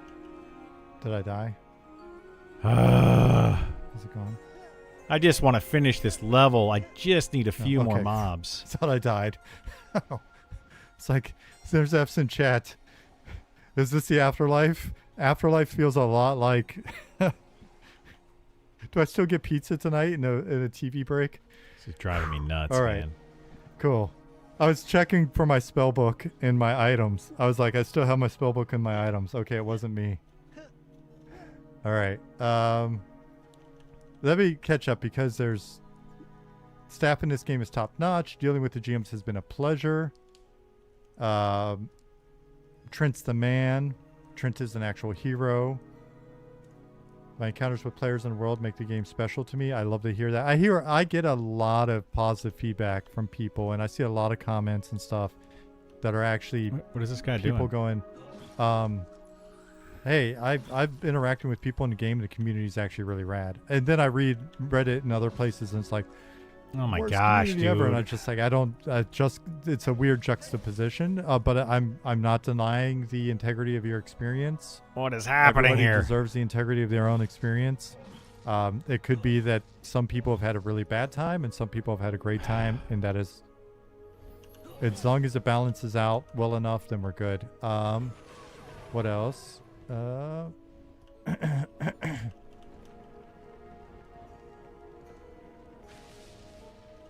Okay, I think we got him. Golly, man. Q Makes it streaming, so- don't let me not get back to what you... Makes it so complicated when this happens. So anyway, like just for clarification, somebody sent a complaint email, and I was checking it out, but it actually hit the same theme that happened at least 3 times in the last 2 days. People have mentioned us. Someone wanted to speak to someone outside of the customer service department and wanted to speak with management to like basically, hey, the people within the customer service department got it wrong. And someone else was saying that in terms of communication, in order to improve, to ensure that people don't get confused by the stuff that we post, we should get a director of communications. And there was another reference to like a department of some sort. Like, well, within, you guys need to address, I don't know if information makes it to you at your level because people don't want to state things that like disappoint their boss or like, and so there was a number of this thing, and it was just, guys, we are a volunteer indie team that is completely distributed, who exist in a series of many Slack channels. I would say 95% of which everybody is in the official channels. There's DM groups where like John and S and other people talk about what an asshole I am and stuff like that. I know. It's fine. But it is just a collection of people. Even though we are now, 40 plus people, there is no department. There's not like a. I think they no need manager. one, by the way. You're not Like, speaking my, to anybody's my personal manager. opinion is like they don't need like a necessarily when manager. people are but saying a like community representative, right, would be nice. I think when someone pops in the game and with customer the service representative, which I RP guess would name be of, what like, kind of Trent is. balls on your forehead or whatever, that typically that'll come up, especially if it's one that's like one where the GMs are kind of like, I don't know, is this bad or not? That winds up just going straight into our CS Slack channel, and we're kind of like, this is happening, that's happening. Can I get a second opinion on this? This is a complete mess. Guild A was there before Guild B trained them, but then Guild C snuck around and like stole their Butterfinger, and so that stuff comes up. There's no like guys off in their departments doing crazy stuff. It's just somebody said duct tape. We are officially a company, and we are legally a company, and we are making a commercial project, and we do aspire to make money and eventually maybe pay a person or two. But or 40 is a goblin rogue named Booty Shark off limits? Again, Booty Shark, I would probably allow it, but I don't know like if the guys that have to ultimately get to Booty petitions, Shark. if they're gonna, What does that even I think mean? Booty Shark's probably fine. We'll absolutely get a petition from someone because we do have a purely puritanical. There are people in there that get offended by everything. Yeah, surname would be important. Like if you're Booty Shark, don't be Booty Shark Poop Eater. That's not good. Okay, I guess did these guys leave? I don't mean to be vulgar. I don't know This what's is going for on. I guess they science. This showed is an up and then example. they this left. Is a professional corporate example of what Well, might be whatever. over the line. But if I just want to get my level. Booty Shark, I'm close. Chum Swallower, we'll probably hit you up and be like, that's not. Some people are gonna read that weird or whatever. It's still. Can you pick a different name? So the fact that I came up with it means that I've been working in online gaming for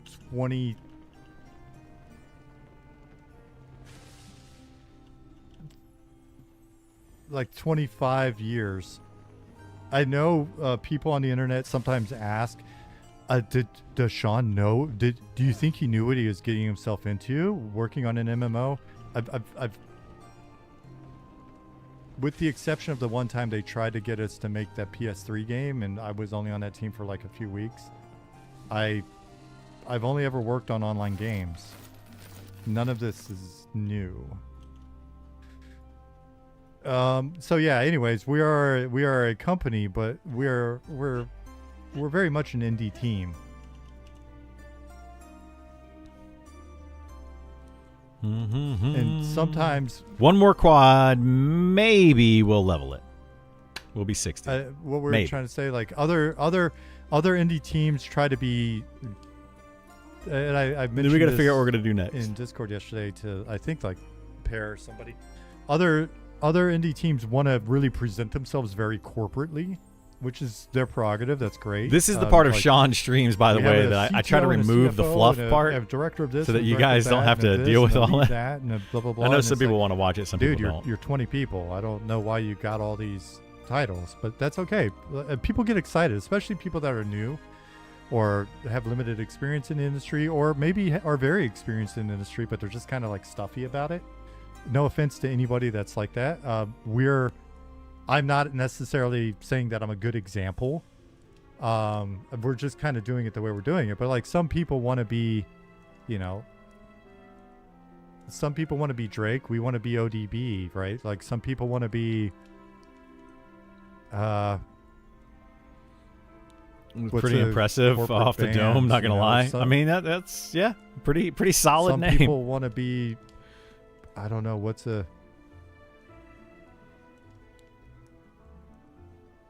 some people want to be new Ice Cube. We prefer to be old Ice Cube. Some people want to be, well, it's the only hip hop that, but because I can't think of like.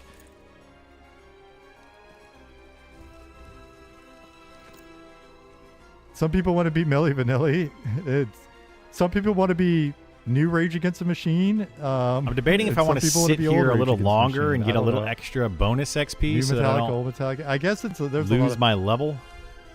You want to be Morrissey, not the Smiths? I don't know, man. Morrissey or the Smiths is fine.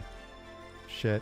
We'll see how it I goes. really have really bad examples. We'll see if people come up here or not. Some people want to be like the next big record label. We want to be, we want to be Discord Records. So, because even if we're doing well, we don't want to have to change who we are. We've had some really great, fantastic people give us advice and be like, hey, you need to professionalize this, or you need to do that. And it's just like, I don't know, but would it still be fun? Would we still be us?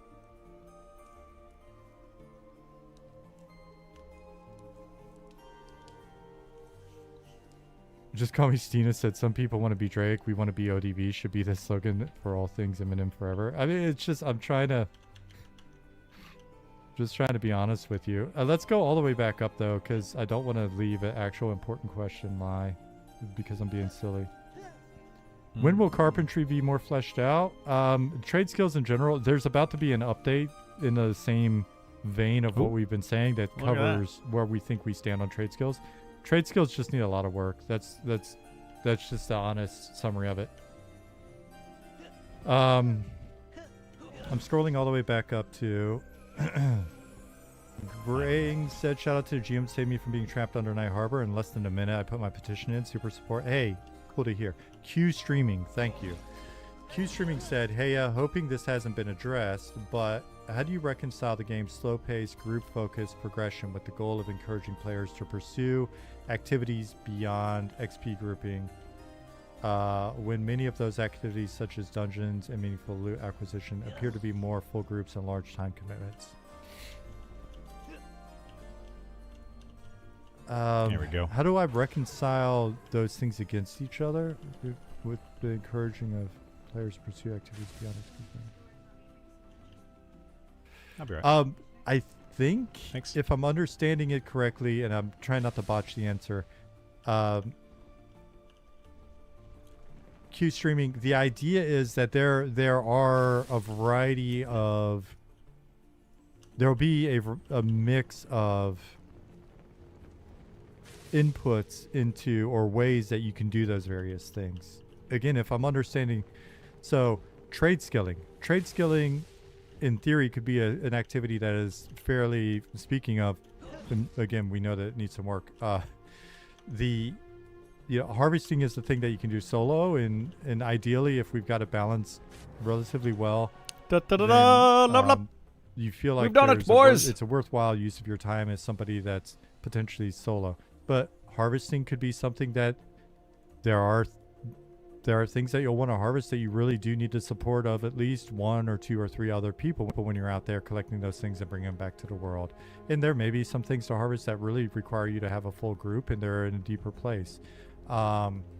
Trade skilling inputs could be sort of base level. People that are doing a lot of harvesting are providing plenty of inputs there, but we really like to get trade skilling to a point where it feels like, and then there's stuff that's coming to trade skillers from raids or from All right. group, So we got to level 60 so on the wizard. People that are in dungeons grinding with a steady group that can get into the deepest, I'm going to go a most little dangerous bit place in longer the on dungeon. this The while we idea, listen to Sean. hopefully, is that dungeons will have again because I want to some get a little bit of a variability, buffer and just in case I there's a die, gradient of difficulty where so I can there's maintain some my parts level. of the dungeon, especially if I'm more skilled at what I am, or depending on my class. And then we're gonna I'm head able back. to get in and find. I got there's 25 actually a minutes couple left on weird, Sal, so we'll solo probably just do spots, this 25 and minutes. People are able to potentially even get items from those because they're able to get into there and establish that camp as a solo person. But then there are other places within that dungeon that are, anything from 2 to 3 to 6 people are really required to, again, depending on the group comp and your skill level and your familiarity with the zone and your level relative to some of the content. Again, not completely OP, but relative to some of it, allow you to get in and establish a camp there. Whereas, Did he pull that mob? some of the best stuff, nabbit. especially over time, hopefully if itemization matters and we're able to make NPCs a little bit more difficult in terms of not just sheer hit point volume and stuff like that, but like the abilities that they have or the way that the encounter feels, then it's something, those are camps or dungeons where you're really you've got to have a relatively well-geared, competent group to be able to sit and hold these camps, right? So we're looking for, rather than having just like a systemic 1, 2, 3 over mobs' heads or chevrons over mobs' heads, where it's like, this is a solo mob, this is trio mob, and this is group mob, and this is elite group mob. A lot of it's going to feel kind of organic, and allow you to find some stuff where it's like, oh, okay, I was able to get through here and get to this thing that is this comfy little soloable Easter egg of a mob, right? That is well past these group mobs. So when we're building out camps and we're building out dungeons, it's often with a certain amount of variety in mind. And in some areas, we may have missed the Grind mark above on you that in stuff, and Sungri? we may need to come back and Sure, while you're a slime valley. establish Nice. like a bit more. Thank you so difficulty. much. Appreciate As it. we're making these changes that people are discussing right now, the changes that are going to start going live in 0.25, I guess it's not 2.6, right? 2.5, and then 2.6. 2.5, 2.6. Then we may find, right now it's one field to be able to pull as a part of a 3. Once at level 60, you can die even once. We'll lose right level. now there are a lot of places Yes, where you will lose the it's level. been You lose 10% totally of your easy XP to pull when you die. like everything there, and So I need to another get a camp, buffer. and the things So I'm gonna around get a little bit it, of a and buffer call right their here. mom in and everything else, and it's just like you kill them. It's 20-second, 15, 20-second TTK. For those of you who have been asking, just time to kill, right? And it's, and so it's kind of ARPG. Everything's coming in. You don't really need to CC it, and things are dying. And I know that over time it's gradient. There's a gradient, and things do get more difficult and stuff like that. Again, we're going to be looking at that. Jahar and Zilith and Runaf and Ali and me. Like, we'll continue to look at that. We'll look at the feedback. We don't expect this update or the next update or the update after that even to like put things in a perfect spot and go, hey guys, there we go, done. We're done. It's balanced. Yeah, the idea that they're ever going to get it all of perfect this, is just various not going to work. pieces in better alignment, and some of the band-aids ripped off in certain areas, so that we can then sit as the class updates are coming in line, which the reality is the class updates are going to come in, and we're looking at something like, I don't know, if we're looking at DPS, we're going to go, oh shit, we're about to push this live. They got a new kit. We're making adjustments, but their DPS...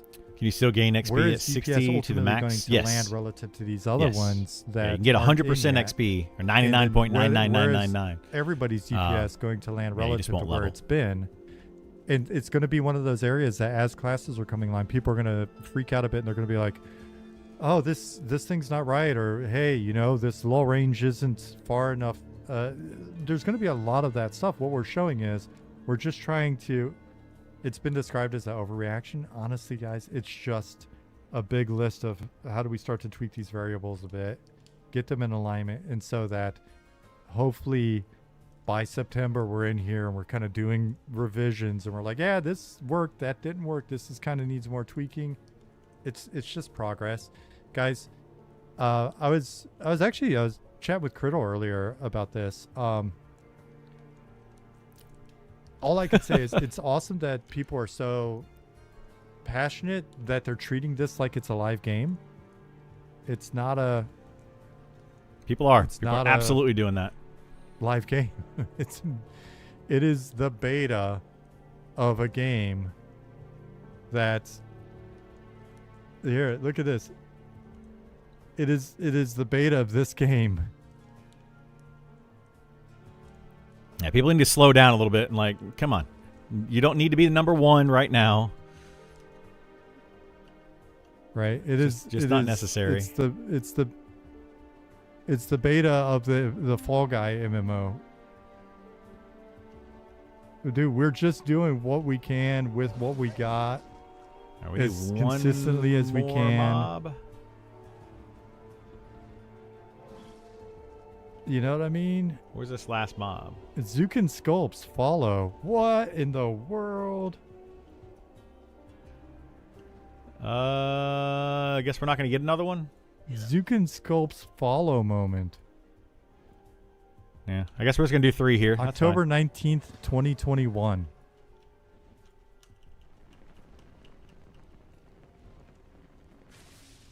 Wow, to see people hitting 60 already.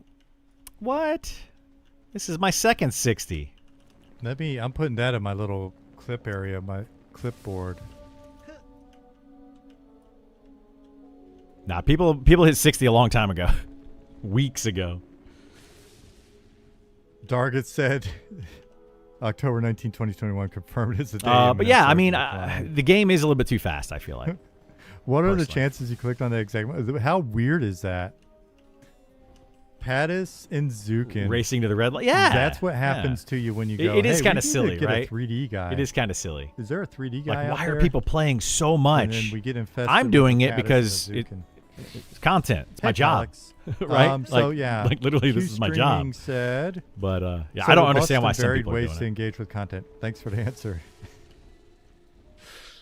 Go. Nice, nice, concise.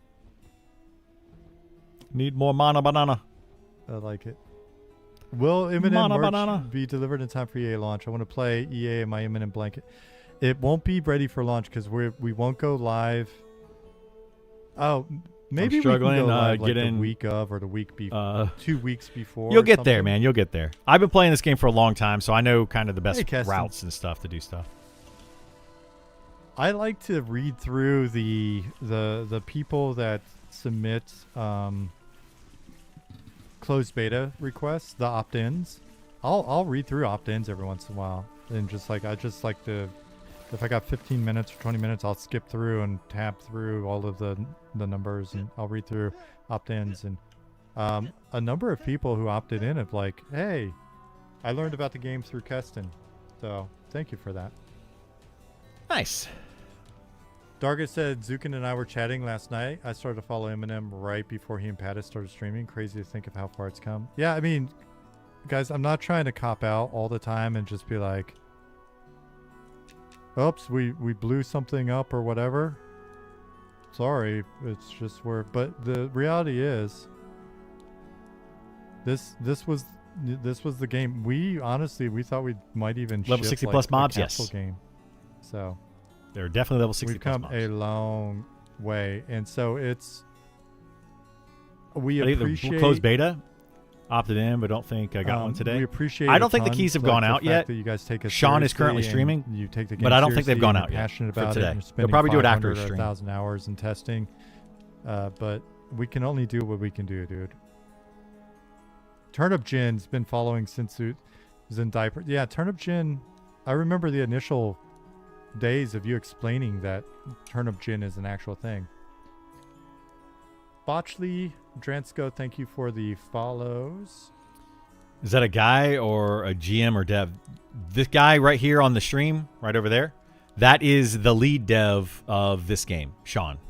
Wolfen a loving Tech, robot. I've been a part of He EA is indie like games. It's been 10 years in EA before going the head live. of owner of the They started company, off as lead and game ended up as developer, the all World that kind of Difference. stuff. Yeah, I mean, how long was Tarkov in? You know, Was it even in EA It's or was a it just loving in robot beta? is his stream if you want to go check it out. He's usually does shorter streams. I do recaps of it for YouTube, so I listen to him and take notes and stuff. Said, I personally love all the changes that have been posted the last few days. It really seems like we're going to be fixing some of the biggest gripes with EQ. Want meaningful gear progression for casters and for sound, not just auto win in open areas. Higher TTK is great too. As a shaman, we'll actually be able to slow and maybe even use a dot in a group. Yeah, and again, we're going to be playing with these knobs, right? Like, we don't want it to feel like you're punching mud for 30 minutes every pull, but we do want to have it be something where, you know, Addicted to farming between appointments at work. Makes sense. Cross my fingers for a key. Yeah. That there's Good a luck. bit of risk. Hope you get one.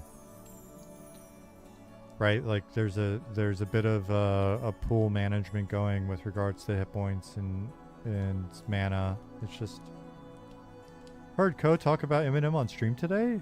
Draenor said. Uh-oh. Really? He's still talking about us. Yeah, it was fun. Like Co he talking about it still. Popped into beta a while back and played for a little bit and had some good feedback, and it was nice. You know, I've been just full transparency. We over the years. What's he working I on? mentioned this to him. I was like, over you the know, I'm years, not we 100% felt sure. like there was kind of like a hot cold, on that, but. Player from that mostly solos. Player that mostly us, solos. I would over this say last, like, year, pet class. mention this, Necromancer, on stream Beastmaster, relative or to Beast Lord, whatever it's some other called. things that are in Elementalist. beta right now and stuff. We felt- Charm classes are really yeah, good of right course, now, man, we but like they're going to that. We get feel changed. pride. Wizard's pretty good for quad kiting soloing, which is what I've done with this character. Dargith got that quote from They from an currently old- have a lot of changes from coming an old up, Co so. clip, and he's been saying it ever since. So,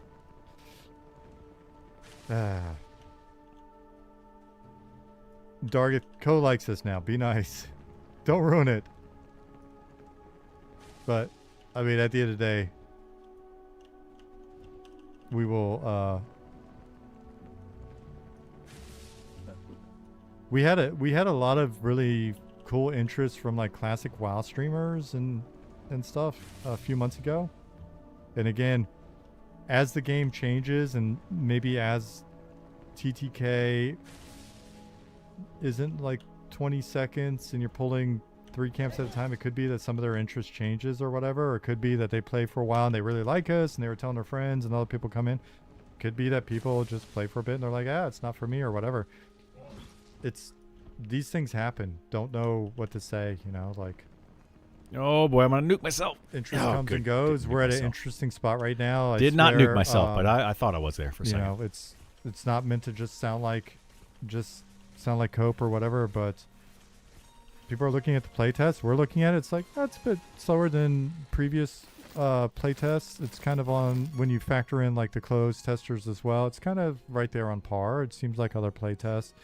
But, you know, people will be like, oh, that's cope. And I don't know, man. It's either game's dead and all the changes have been horrible and everybody's fleeing, or should be more professional on stream or whatever. I don't know. Could be that. So poor dragons are getting cope killed still when you don't need it anymore. Yeah, I just got to get I'm gonna get a buffer so that this doesn't sound entirely like cope, and it may be a thing. But you've also got like a lot of people are very amped right now, for like people are playing the. If you don't get a buffer and you die, basing on literally you lose your level, letter. going back into a hell level. It does some wonky thing. I was like, every you don't example don't want to do that. Say I've just based on. It's not just the D level. Like it's like PoE. de-leveling so into PoE2. A hell level is awful. Just new season went out. People are in the beta for the heroes. No, the EQ Legends, right? And that's a very visceral. That's an exciting thing to hop into and check the beta for, right? Like there's a lot of dopamine going on there. A TLP just went out, right? Yeah, that's why it was like a bunch of 3 letters, and my brain just went. You did a few times, yeah. Right, it can feel bad. People are streaming EQ Legends. Started the fighter today. Actually, hyped to see the changes for it. Me too. Streaming. Me too. You know, like they're in there. They're having a good time. You also farmed 2 yellows before you relaxed a bit. Holy shit! Everybody, one yellow is really all you need. Love it. It's a request. So we got PoE. We've got EQ Legends. We've got was it Frostbreaker? Is it Frostbreaker? I'm spacing again. Anyways, we got an EQ TLP. Frost Reaver, yeah. Why is this guy making game? He doesn't even understand his competition. Frost Reaver. You know what we have in some places? There's sunshine. We had like a couple days of sunshine. Now it's pissing rain again. Yay, June. Sneasels. He doesn't even know the words. Ouchie, Gordog, the Grinning Fool, thank you for the follows. How's the garden doing? It's soggy. Thank you. Wife is going. Is Rampage still recruiting? I'm just curious. Want to join EA? I mean, yeah, they're always recruiting. You can ask like Hoku or Conquest. Any thoughts on opening the beta full time? I don't know how actively they're recruiting, but they're always looking for good people. Yeah. The concern with that is that one, it puts a continued burden on our GMs to maintain it full time. 2, it really does start to just become. So say good quad spots everybody in can just come Scarwood. in. What happens then if then a lot of people show up? This guy's down here pulling that mob, so we won't do that. Right, because it's not just like the server costs. It's the because we are paying the server costs out of pocket, and it's not horrible, but it's a thing. It's just, I don't know. That one just feels weird. It's like, all right, let's just go live. We're just going to pull all these down here. So, otherwise, I'm going to get too many extra mobs. This is going to be a whole thing. People get burned out. That's another thing. It is true that you can play the game. Listen, we've tried not to be greedy and take your money. But at some point, we do want to take your money. So we don't want to give it to y'all. Like, give you all of it for free up front. You know what I mean? Like we do want to wring at least $15 out of you at some point. Can you elaborate on the infrastructure stack? How that was okay? If Ollie's still in here, he can. I'm a big dumb. He's explained it 50 times and I can't. All I know is that we named it Silky Johnson.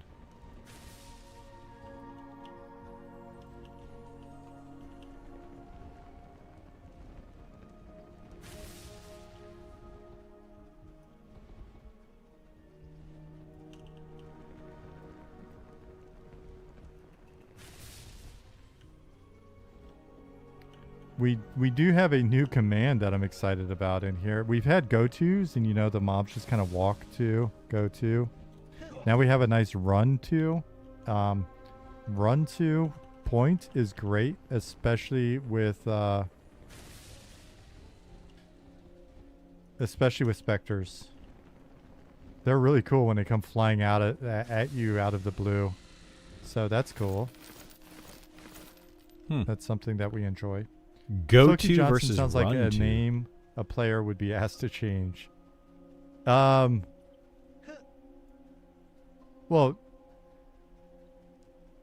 I was trying to think. It's not like a formal. Could we say that it's a character? So it would fall under the 6 other minutes. people's character thing. But yeah, I mean, we are using it to informally call our tech stack.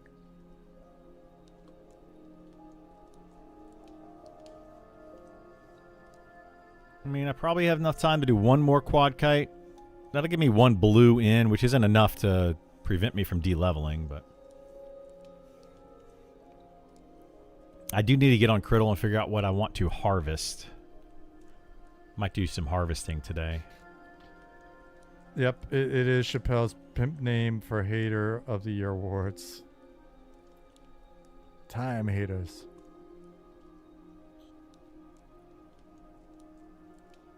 Wait, is this live?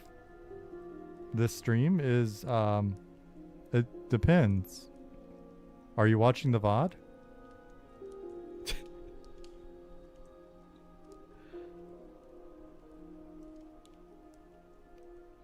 If you're watching the VOD and you're asking that question in chat, I have a question for you about the future.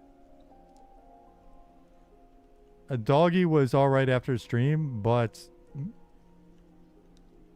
the poor guy, he shook for probably another 25 minutes. I don't know if he was in the room upstairs when the door slammed. I don't know if he had ventured outside and the door slammed and then he got back in from the balcony or what, but like that was the most freaked out I had ever seen him. Yeah, poor guy. It gave me a good excuse to hug him though, which is nice. He's a very huggable dog.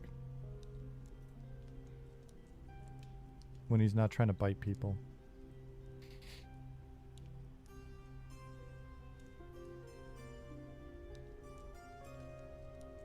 The problem is people think he's cute and they want to look at him and he doesn't like to be looked at. So yeah. I got 4 minutes. That's a bit of a conundrum. Let's grab these. And these two. Hopefully we don't get a spawn on us. That could be bad.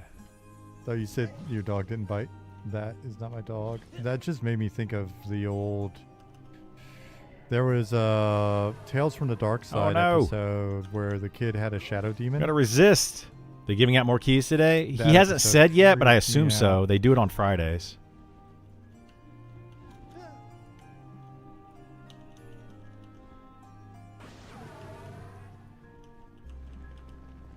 Watch out, buddy.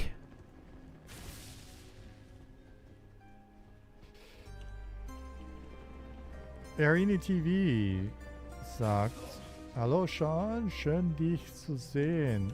Hallo. Wie geht's heute?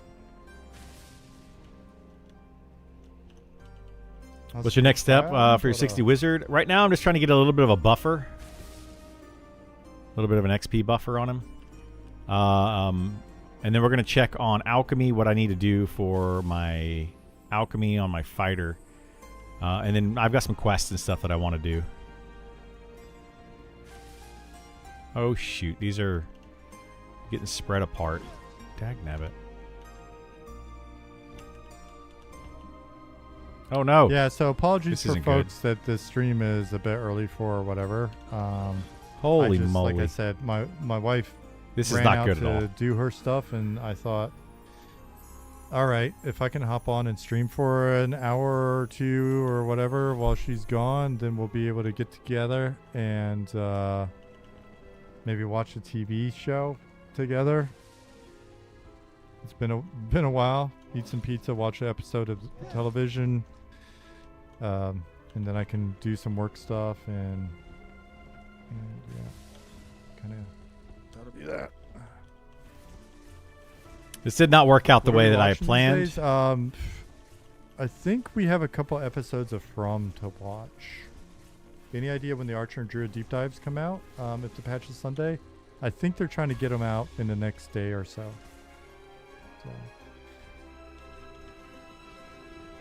Oh my gosh! Deep dives come out The in the guys next have been day working or really so. hard to try to get that. Because the thing is, like, we want to blast through these as quickly as possible, and then get you the info. But we also don't.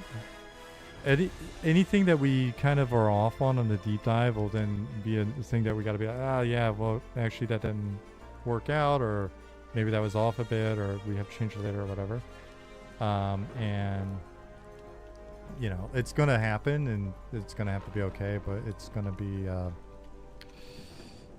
yeah, we try to minimize that as much as possible, I guess is what I'm saying. So the guys are like really trying to be diligent. Okay, so my Speed of the Wild's going to Wizards need drop. buy all of their new Let's get out of spells. here for now. Probably. How's the re-listen of DCC going? Slow. You know what? Damn. The only time my wife and I really have together, not a complaint. It's just the team is, a lot of the team is in this situation, so not a complaint. Is basically like during dinner and when we first wake up. Sometimes we'll, before bed, if she's still awake when I get up there. And so during dinners, we've been listening to Dungeon Crawler Carl, like re-listening to it, and it's taking us a long time to get through it. So we're not caught up, that's for sure.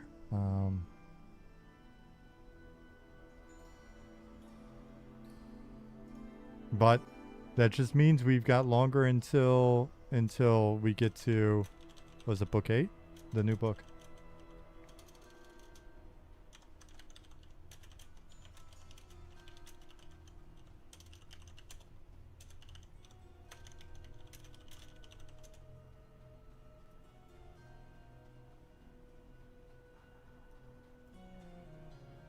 Yeah, it's been picked up. It's supposed to be live action. I don't know how they're going to do live action. I'm very curious to see how they think they can pull that off. I was just hoping for animated with Jeff Hayes doing the voices. That's all I wanted. All I wanted was a Pepsi, and you wouldn't give it to me. Just a Pepsi. And you wouldn't give it to me.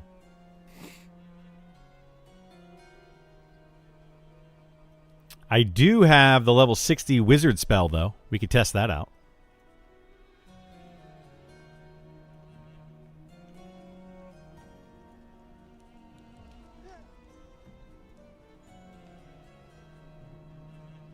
Broken Stoke, what's going on? How are you doing?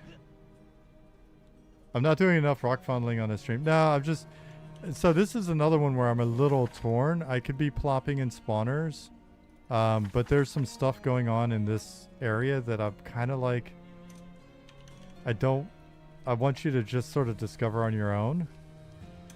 All right, let's get on Criddle, find out what I need to do. No, Mom, I'm not on drugs. I just want to chill. Actually, let me get on... All I wanted was a Pepsi. Let me see where Criddle is.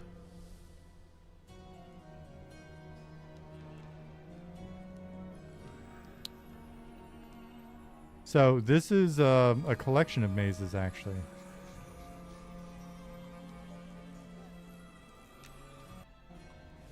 I don't know. There's Fallen some Pass. new Let's go ahead VFX, and but move him from we're still Fallen playing Pass. catch-up. So keep that in mind as we're... Oops, Okay, good. Yeah, I'm right here at the oops, stable. oops, So let's go wrong way. move him from Fallen Pass. Stop touching I've got some things. items I need to transfer over That's part of it. to my Once bank guy. once the patch goes out and you've got the new classes, keep in mind it's the foundation that's going in. So there'll be VFX polish, there'll be you know, with some stuff, when we're looking at like the spell blade, we may look at the distances and, you know, just conveyance of some of the movement and wizard there again, VFX and other things. So there's going to be stuff that's going to be coming online. We're just trying to get it in so that we can get all of this stuff in a foundational way, and then we can continue to iterate and improve and all that stuff. So, oh, it sounds like my wife got home. Oh yeah, because I actually started a stream later than I was hoping to.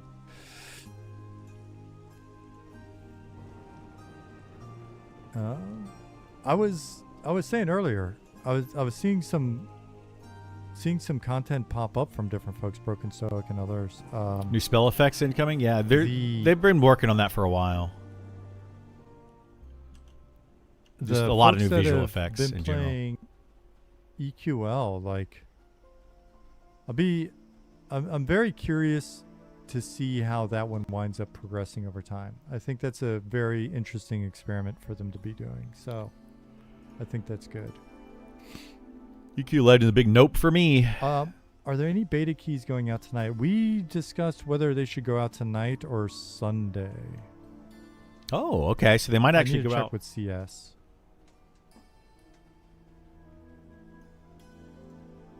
I need to drive down to the CS department.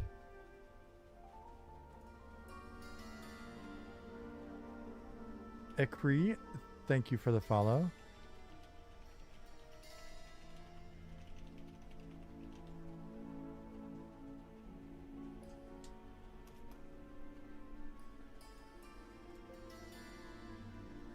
CS has moved from building 3 to lot 7. Has moved to building 3 on lot 7. Yes. Yes, I will have to. I'm going to phone the director. I'm going to phone the vice president of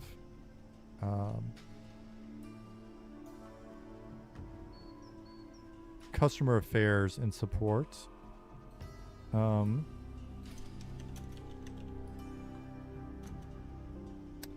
Do you guys want players to actively report boxers? And if so, what's the correct way to report them? On closed beta, yes. On open beta, doesn't matter.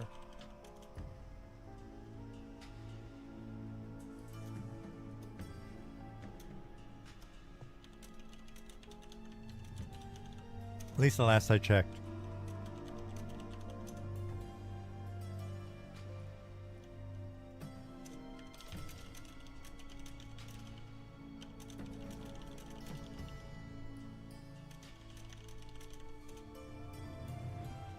Yeah, so those of you that are new to the stream, I'm just kind of poking around in the editor at the moment while I'm reading chat. Just heading off the occasional comments that we get. Haven't had a lot of those lately, but I guess maybe that's a bad sign. Not so many people that are new to the stream.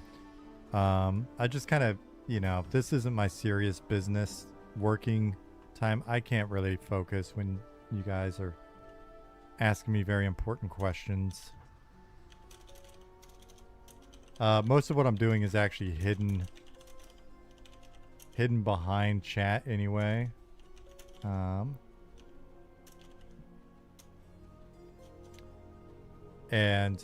Yeah, so if it looks very slow what I'm doing, I'm doing it in a very slow manner. The people that are regulars on the stream have watched me fondle rocks slowly caress rocks in trees and stuff. I've caressed boulders for quite a while, and it's like, it's just, I don't know where I'm going with this shit. It's Friday night. 3 hours, 3 rock plays. Yeah. And then basically I like to, when I'm not on stream, you know, just listen to some music and knock out a bunch of work, and then we'll come back and we'll check it out, right? Like if you're on the stream while we're here, it's just you kind of come over and it's like, I think I was sitting there like playing with one of these pillars for 3 hours or something like that, and then the next day I came in and just kind of like blasted out the rest of this, got the population in, and so that's just kind of how it works. This dude looks awesome. Wait till you see it in action, because it's got motion. It's got motion and not just Riz.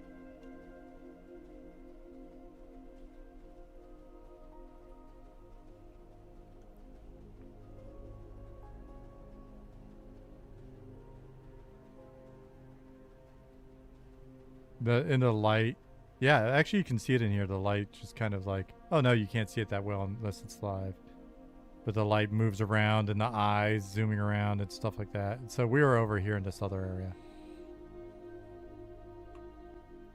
area. Okay. I just got the lights turned on. Who does the roar? Who does the roar lighting? I do. I do a lot of the roar. But the rest of the team,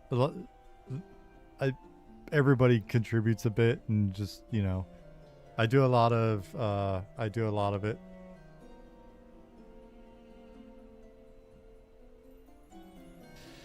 But by no means all of it. Back in the day, Hamad was doing a lot of writing with me, and then he just got caught up in real life. And before that, Bunny had like some really fun ideas that are basis of some of our deep lore. And then okay, these we days, got Lasava has been doing a lot of the quest writing. If you've done any of the Elven stuff, that was Lasava. Nicodemus / Bill does some lore, and then also a lot of quest stuff. I got all these Stable Masters Claymores. Stab does some stuff. Our dear editor Loki does writing as well. Kumadar's put some stuff in game. Goblin and some of the guys, like I was saying earlier in the stream. Okay. For those of you that weren't here for that, I think we're good. There'll be times where like Goblin's painting something and just be like, let's go move all this stuff over to our this wacky or in some item cases, guy gnarly thing. Or like, I got to see about getting some items for what is he doing and where did he come from? Spellblade too. In. I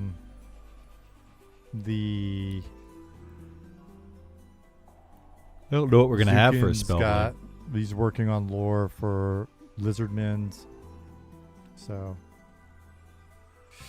Javastine asked, with these braces coming sooner rather than later, have you figured out how you're going to combat sunlight for those with ultravision? It is something that's on my mind a lot. And the funny thing is, while I'm working, old Bago here, I've been breaking my silence with going back through and listening to Salvatore's the Dark Elf series. We got so many of these weapons, these swords. Ultravision, and you know, like essentially how it manifests and all that stuff's been on my mind again, and we've got to work it out. Malik's toothpick two-handed? It is, yeah. Let's see, spots in the world that scream name but don't have one yet. Should we be adding that as feedback? It doesn't hurt. There are some gaps where they're going to stay gaps until we get more of the world in place. Okay, because so as the world starts to come online, there will be new NPCs, and can this be we still got Spellblade? Trolls and high elves and deep Spellblade dwarves in. So there'll be NPCs that may show up later on, and things like that, right? And our goal is not to we'll go through this at some point. Push you further away from these zones. Our goal is to fill in these zones more and more, and add new zones in the region, and new dungeons and mini dungeons and islands around the shore and stuff like that, as we're getting both closer to 1.0 but then also post 1.0. How are factions, e.g. can Deep Elves go into Night Harbor?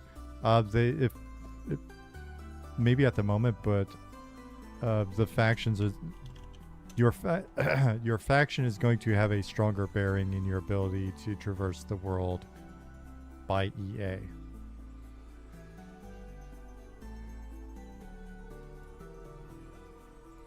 And then over time, as we get more of the basics in, this is a conversation I was having with another developer yesterday, a conversation I've been having with Acurus and some other folks.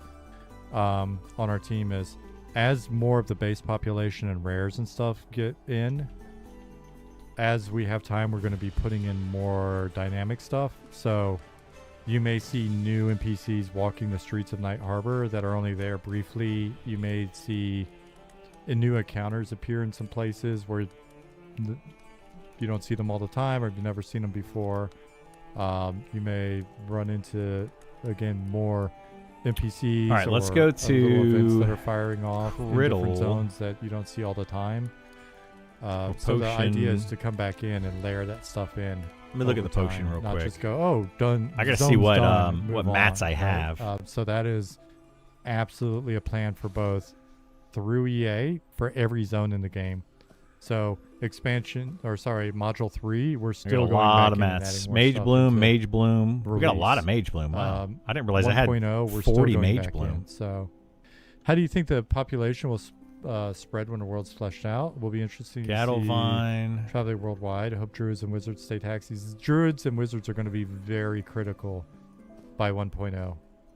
Shipped, you guys. It's taking 30 minutes to go from Night Harbor to Penshaw. There's zones north of Penshaw, or there will be. Now imagine Night Harbor all the way around to East Hem. It takes a while. So dial-a-port and stuff like that, it's going to be important. Will devs stop players' ability to jump up cliffs, skip massive content, go straight to name mobs? Feel like the missions all the work. Yeah, as we find that, we try to fix it. We fixed. We should have. It looks like it. We fixed the just jump to Nyx thing that people were doing for this coming update. So that'll be a thing. With a coming change to low cast range, are giants and other very large aggro mobs going to be adjusted? That is something we've got to look at. We've had problems with other spells as well. That is just it's a scaling bug. Let me mention, that's one of those things that comes up, and I think it just gets this again. Before I forget, since I'm talking to Ollie,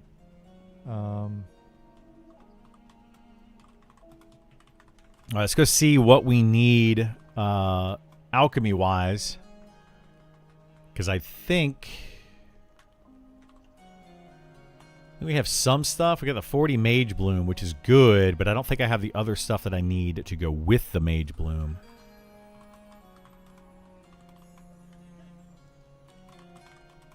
I also wanted to let the guild know.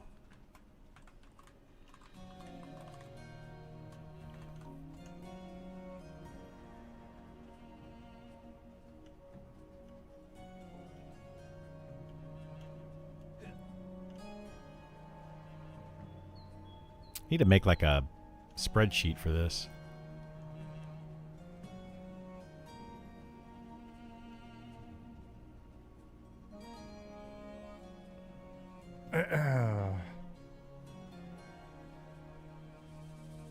Sorry. We'll probably get on the wizard and so teleport there's around to that. get herbs. That's gonna be the best It way was to get valid. herbs. Okay. Insight on the South philosophy, is it a godly buff, but everyone loves it? Is a godly buff, but everyone loves it. Either it be in combat or casual, running to explore. That's so move rate enhancements are something that, you know, not to sound too wishy-washy, but we're going to be looking at the buffs themselves, as well as, so we're in a situation where, again, over the years we've put stuff in and it's kind of just been in, and there's some stuff that we've worked with, so like move rates are something that we factor into and have been factoring into zone size, and we've got some big ass zones, right? And so there's been an understanding of, all right, people move this way at minimum speed and this way at max move rate, and so then we run through, we do a lot of like running with stopwatches and kind of get a feel for scale and Potion of the do Grave relative Walker. scale, Nomad's Grace, zone by Nomad's zone, Grace. and all that stuff. So Okay. there's zombie essentially skins with the Nomad's Grace. challenge that we have now of the world being a certain size based off of the fact that we've had this speed available to us. That said, we also want to look at and have been looking at the impact it has on like vulnerability in combat or the lack thereof, and the ability to sort of like escape danger.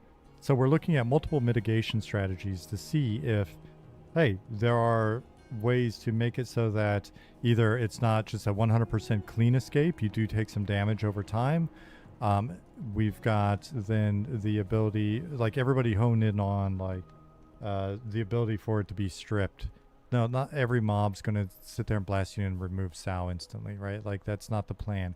But it is something where when we're looking at the overall available abilities that we have in a group of mobs, and mob group composition changes depending on what's in that group. That may be a vulnerability that's there, right? Depending on the type of mob, you may go, okay, I'm just trying to run through the zone. DJ, coming with the sub. Thanks so much, bud.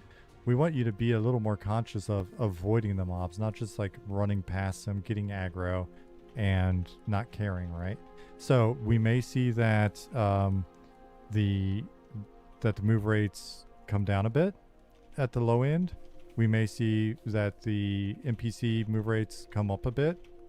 We may see that the abilities that we're putting in to have you take damage if you're kiting, or be hit with different spell effects when you're kiting or fleeing or whatever. We may see that they work. The YouTube videos? Appreciate it, man.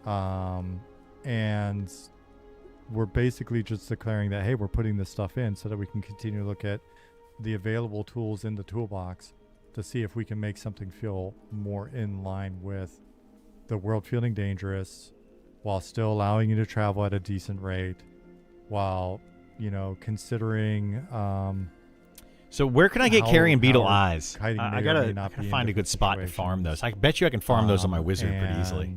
Right? Like, so we're basically going through.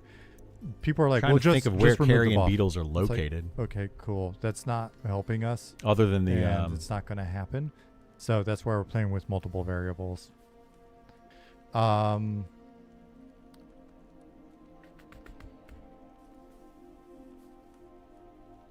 What does this one do? Reduce your size. Areas around the high level undead mobs around the tower. Yeah, that area does need shade shroom. Okay, and then myconid spores. Takes a lot of shade shroom for that. But the intent with a lot of this stuff is to, one, make it so that progression feels like progression. So so that there are very few things where you get it at level 1 or you get it at level 4 or whatever, and that's kind of it. It's super powered from that point. So we want there to feel like there's a progression. We want there to feel like there's appropriate risk relative to mobs that are much higher level, or you know what I mean, right? So let's get some of the carrion beetle just stuff. Being a binary, I think that's what we're gonna do. We're gonna try to find a good place to get out find jail it. free card, or hey, I don't need a higher level rogue to assist me because I can just log in my my level 1 or level 4 rogue or whatever, right? So yeah, I'm sure that doesn't cover all the questions or isn't going to be articulated in a way that is... Let's find that. Because that'll be really nice if we do that. Chinny said, and that's the other thing, guys, we appreciate the engagement, the excitement, and the passion in advance. Like Chinny said, I think it's not as severe as people are interpreting it. I was checking it out earlier, and you can get pretty close to yellow con mobs, even when they're looking at you. It seemed like 5-ish yards out. I'd wait to check it out first. And if we find that we broke something, we tweak it. It is not a big deal. I'm not exasperated or whatever. We do this a lot, guys. We do this a lot.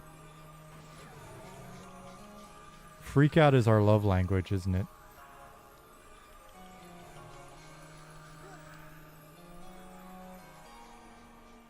Le Lurker Solar Out?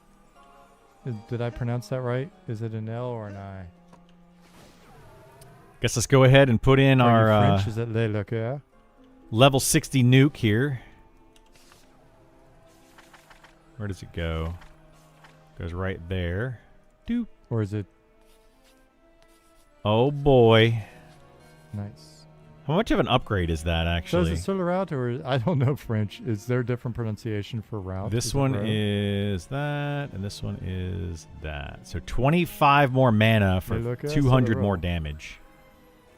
I'll ask my wife. Wait, She knows requires what level I'm saying. 58? I thought this required level 60. It doesn't require level 60. I could have been using this the whole time. Mm-mm-mm.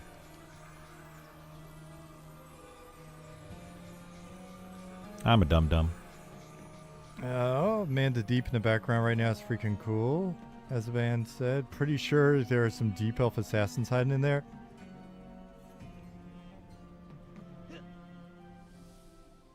All right, let's go. Let's find some carrion beetles Be sure and to see how add some how common or deep uncommon their elf eyes are. I know there's some in the quarry over here. That could be easy ones to camp. Completely original idea.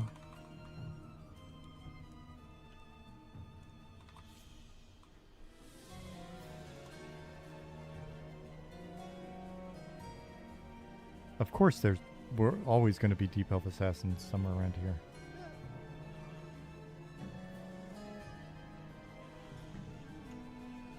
How many languages does my wife speak?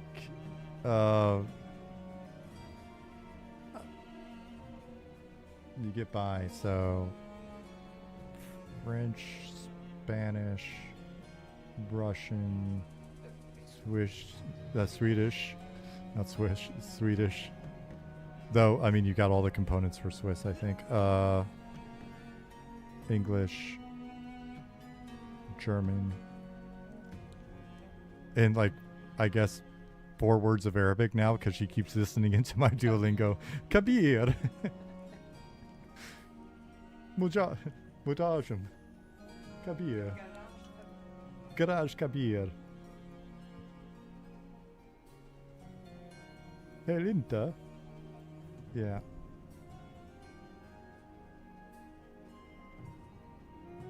Joanne.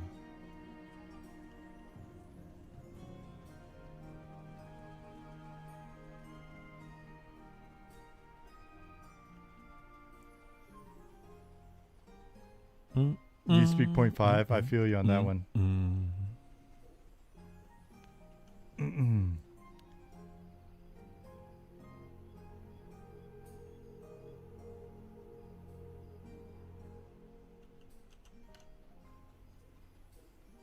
But do you have a rough timeline on when deep gnomes and other deep races will be playable on beta? Jinja, as soon as possible. I had asked before if people were okay, like just being able to play them, even if they're not, if they don't have their starter content and stuff like that. And people are like, I just want to start playing one. So we're gonna try to get them in as possible, and then we're also gonna be pressing hard on like starting to get some, starting to get the starter content in. Oh, when you're talking about who does lore, Tellin was also supposed to be a part of that list. Tellin did a fantastic job with the Pinshaw area and Keeper's Bite and stuff, and has made up some really cool stuff. So, no Vulcan or Dothraki. No, she does not speak either of those. So Dune Scarabs are not going to be good. Fire Beetles not good. I need to find just the Search it. I don't know if I can confirm. carrion beetles. You can ask.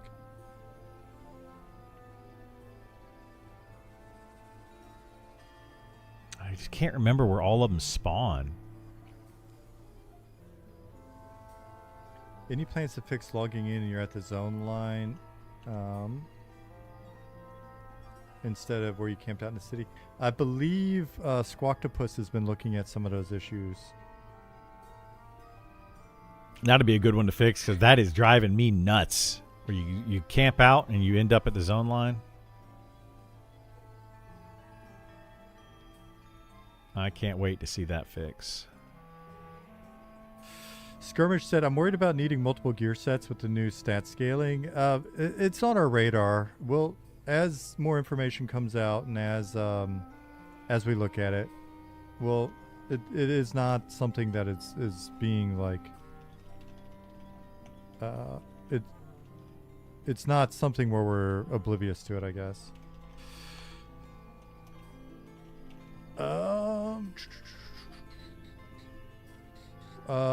Zerk said, "Hey Sean, how are you balancing the previous statements of wanting this to be a sandwich game versus the seemingly recent focus on more active abilities, longer, harder mobs, and what appears to be APM increases in the 2 deep dives we've seen already?" So this, we'll see. Come back to this, clip it or whatever. We can come back in a few months. The deep dives that we've seen so far, one of them is more APM, but it's a class that is always meant to be a little more active, right? That it's part of the class fantasy.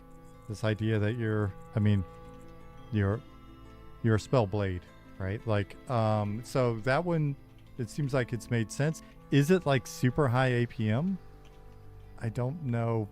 You guys will play it and you let us know. But it seems like it's more APM. Then there is the wizard, where you've got the ability to essentially push more buttons to have access to many more spells than what you would have on your spell bar. Or you could just put the spells on your spell bar and push the one button. The pushback on that is like, hey, but it is a class where, we've been happy just pushing the button one time and sitting back down. Yeah, there's probably going to be maybe a little bit more APM than that, but again, is that something that I can do while eating a sandwich is the test, right? Can I eat a sandwich and push a few buttons and continue, right? So the idea has been that the idea has been forever, and we're actually working towards that right now, which is we've stated that the game is something where it's not mechanically challenging. Okay, it's not so like a Cinder lot of Carrier running around as the bulk of the game. There'll probably be encounters that are more mechanically I'm challenging guessing than others. Cinder Carrier. Certain high-end These are the mobs stuff that I or need to kill. certain things out there, and certain Carrier, classes will be Carrion Eyes? more mechanically challenging than other classes. But for the most part, it is approachable. It's not a high APM game, but well, I I didn't make lost the track. jump. Hold on, but I got this one. It's not a high APM game, but there are some actions per minute going on, and that's always been the case. And so we've always stated, and I think Synthetic may have said that something as well, is it's always meant to be a game where, and we've described this on plenty of streams, you can go back and find it. For the most part, it's a rhythmic, just kind of chill. You're pulling, things are fine. I'm smoking a cigarette. These are the ones or I'm I've got wondering. my pipe, or I'm drinking a beverage, and I'm just clicking the buttons, and I'm button clicking, and things are fine.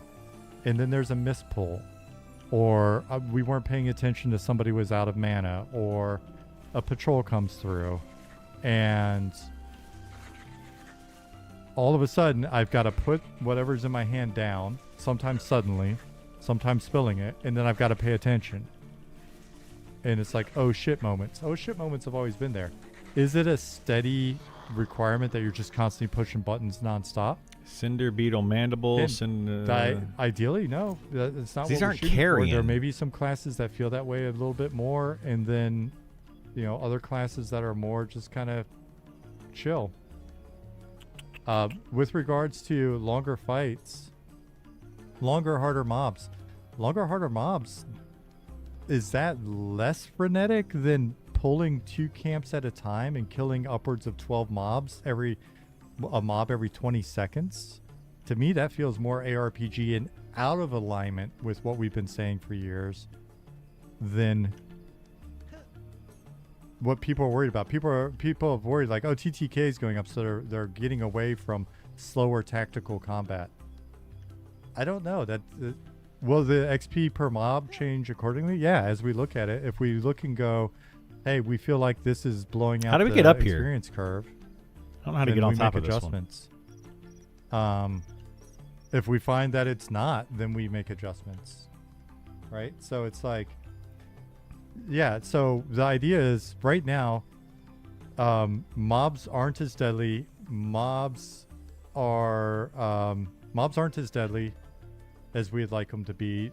Not, I'm not saying every mob needs to be a certain way. I'm like, generally speaking, the game doesn't feel like there's as much risk as we would like it to be. That's not saying it's got to be an ultra sweaty. Everybody's got to be hardcore. It's just when, you know, when you're able to pull a lot without CC necessarily, or, and this gets into some of the lull changes and stuff like that, without even considering your pulls, without splitting, breaking a camp, then we want to make adjustments. And I'm not trying to hit it with a blanket statement. I know that they're, depending on the level range, depending on the camp that you're at, depending on the camp composition, that some things feel like different than others.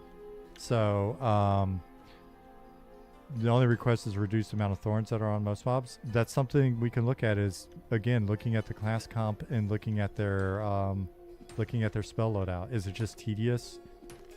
You know, are we using, hey, we've got this was one of those classic problems, I think, all the way back in like Noga Droga, right? Where it was essentially we had a dungeon back in EverQuest that we wound up redoing a bit. Every mob was either a shaman or a shadow knight, and it was just like you're eating hard punches, and why did that hurt me? Everything's like salad. Oh and shoot! Okay. So we need to continue to make those adjustments. The things that we're doing now is just like getting. That was an AOE spell. I didn't mean for it to be an AOE spell. All of the knobs in place in adjusting some of those knobs to try to make things feel a little bit more like we want. Cinder carrier. So there's another cinder carrier over there. It's I'm curious if I need to kill cinder carriers to get carrion beetle eyes. Next update, a few updates from now, and it's just like it's not clicking. That's going to be like back in, and we make adjustments. So few of those. So we try not to be ziggy zaggy everywhere, like kind of like a limp noodle flailing around, but we do. Tomb burrowers and VOZ. Those might. I don't know if they are considered carriers or not. We'll see. You guys will be. Those of you that are in closed testing, you'll get it Sunday, I think. They might be. We'll see. You're welcome for the detailed response. All right, this is a carrier right here. So we can do this one. Hopefully it made sense. I know I can sound silly and flippant at times, but have you considered that devs don't play the game? Well, in all fairness, and this is just going to be the reality of game development, you're going to play the game more than we do. I would love to spend 500 hours in the last 3 months just playing the game. And so the thing is that when that feedback comes in, it's also, you guys, you gotta understand, like, yeah, we have to spot check. We're taking feedback, we're then analyzing that feedback, we're running sims, we're doing the math, we're then going in, we're spot checking, and then we're ultimately reliant on you guys to give us more feedback. So this is a long way to get up here to these. Wow.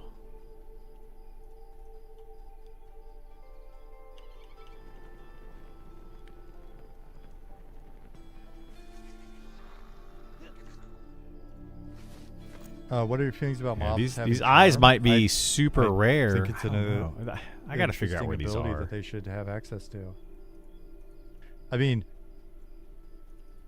like, it's gonna be frustrating trying to find carrion beetle eyes. A random tangent. How do I feel about mobs having charm? I designed the curse cycle in Treza Basement, and so I was the one that requested the first AOE mass charm. Which broke the game because we had never charmed everybody before. And then they fixed it, and Because I just love this idea of you're in there with your guild and everybody's OP, and everybody that fails like the magic resist check or whatever just starts. It was just, the idea was like mass slaughter. So I forget how it actually played out, but that was my fantasy at the time.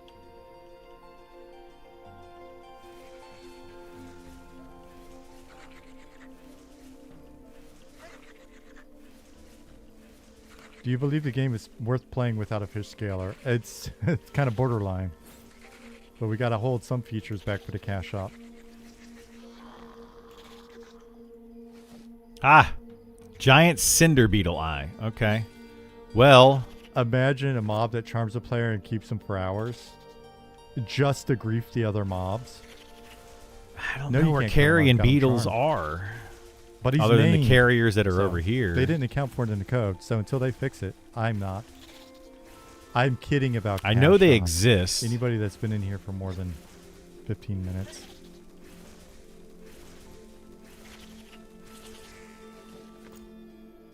Or am I? Expanded hot bars. I'm gonna stop joking about it. It's Friday. It's Friday. Xandri. Yeah, no cash shop.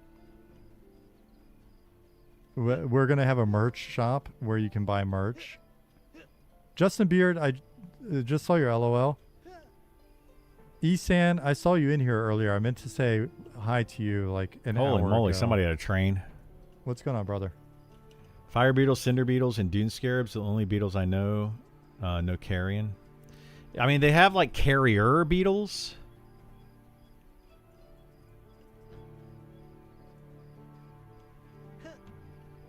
You get more than one gate as a caster. Wizards and druids do. They get teleports. Glass flats somewhere. You don't know where specifically. In glass flats, there's carrion beetles in glass flats. Just got back from eating a slice of pizza. We I can, might eat we pizza can check as well glass tonight. flats. Justin Beard.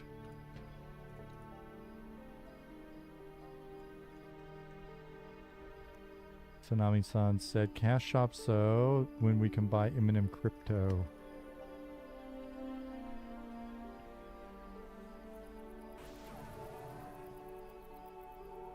Speaking of cash shop, when Trying we'll to be think able of where they afford would be stock here in 100% glass weight flats, reduction though. bag. I mean, there's these beetles, you know how much money I've giant spent on those damn scarabs. bags?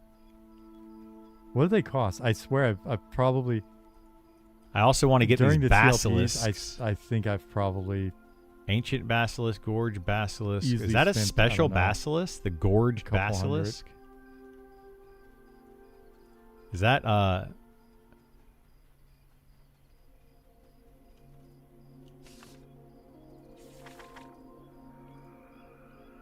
Elementalist? They only have one gate, yeah. What is the highest percentage experience potion in the TLPs? I want to see how easy it is or hard it is to get basilisk teeth. Will there be a way to change your name to swap character names? My concern, for lack of a better word, is using it to go to main name and then new races be added. Or at least... no plans for name swaps. Are these all? We what want the people heck to are be these doing? bound pretty closely to their identity. Oh, I think these are trying to like... Ollie said, I forgot you were streaming. It's no worries. I forgot I was streaming too. There we go. We got them all. These are hard to quad kite. Might be easier to not quad kite these. Yeah, I was asking about the issue with I sent you a message about... I've seen reports, and I thought we had an issue or two in about issues that casters have had in the past when mobs are scaled up. Excuse me. And I forget, I thought John NS looked into it as well. When mobs are scaled up... Okay. Those don't spawn, or those don't drop very often. I wouldn't think that the way the data works that it would modify the aggro radius. He's right. There is a carrion beetle that spawns in that area.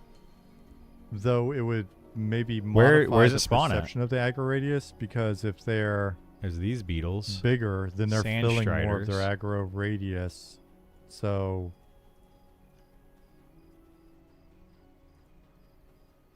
Ali said, I think it modifies the point in the aggro radius that is considered the start of the aggro radius. There is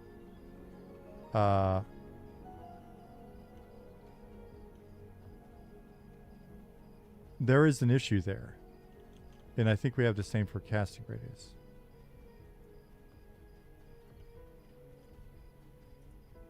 Ah, carrion They may not beetle. line up the same. Because that's a bug that it's come up a few Bone times with, fiend over people that here. There's just were- one carrion beetle though. A number of different casters. People, I think, charming stuff, and Let's see if this drops an eye. so it's come up both in Discord and I think in Reddit and here relative to the lull distance changes, and so that's something we should look at.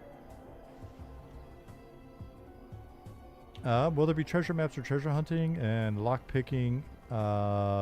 Yes, I think we can say. Yeah, some variation on that. And will gathering nodes all be in the same place, or will they eventually spawn at random locations? That's a good question. For now, they'll be they'll be predictable, but you never know over time. Ali said, I have to create some debug tooling to figure out what's going on and make sure they line up. The lull distance change is a good reason to get it tight. What level There are you these go. mobs here? So Ali is on the case. Green. Not a 11. Thank you for the follow. There's hey Penny Lover, sneaking on my lunch break. I'll watch the recording later because I'm sure you've talked about the changes. Not a ton. There's a lot of good coverage of them separately, but I've tried to answer some questions. I'm not in love with making Sal default speed. Why not just make Sal a 10-minute buff? Since it's just a travel buff, keep the mobs at normal speed. No yeah, I was carrying saying eye earlier there. that we're I feel like this needs to be a name spawn right here. default speed. Oh, I see what you're saying. Like, just everybody always has it all the time. We're gonna be playing with it. We like Yeah, I there said are not earlier, many carrion and beetles I don't over know. here. I don't have any angry DMs from Jahar, Zilith, or Holly or anybody. We're gonna be looking at the low end of that speed, the progression of the low end of move rate buffs, the progression of move rate buffs, the high end, the max speed. We'll be looking at player default speed because we can adjust player default speed as well a little bit, so that when you don't have move rate enhancements, you maybe don't feel quite as slow as you do now. And then we'll look It's a brittle at skeleton that durations. spawns The at one the thing, area, drops 35 that AC. we do like is oh, the you want it boots. to last Yeah. long enough that you're able to get places, and you want it to last long enough that it's worthwhile. But we do want might it be to the boots that I'm something where using It does on- create some social friction where you are. Carrion beetle eye. There we No. go. It's not necessarily a bad thing to go back. That's what to I'm looking town for. or But seek there's just out not many of somebody these that can mobs. give you a move Holy rate moly. buff, etc. So, Luckily with the wizard, though, I can easily cherry pick these. does that make sense? Probably. It's probably a little all over the place.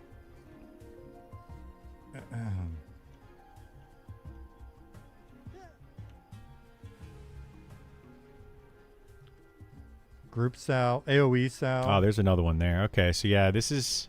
I'm gonna be. I'll be real honest with you. I'm not a fan of the name. Never have been. But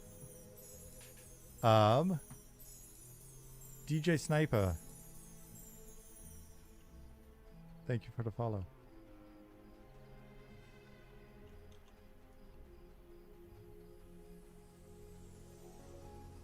Good thing here is, though, I can just run around and nuke these mobs easily. Easy, easy peasy.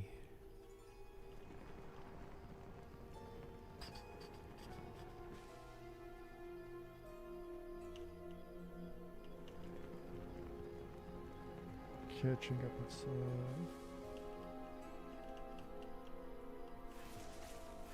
Kuzakazi said that would be great. Slightly increased base move speed for players, reduce Sal speed so it doesn't feel like a must-have for Sal. Yeah, I mean there are going to be a number of like variables that we're tweaking to try to get this to feel right. Simply tweak Sal so that if you take damage, you lose speed for a few seconds. It becomes a travel buff, but less reliable for escape. There are different ways to do that. It doesn't have to be on the spell itself, and you'll see some of that with the abilities that are going in on NPCs.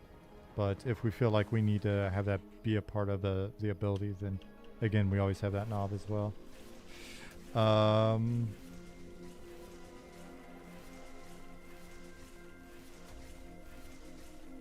Mr. Mortar. Why I need the eyes for alchemy? This probably isn't the fastest way to do this, though.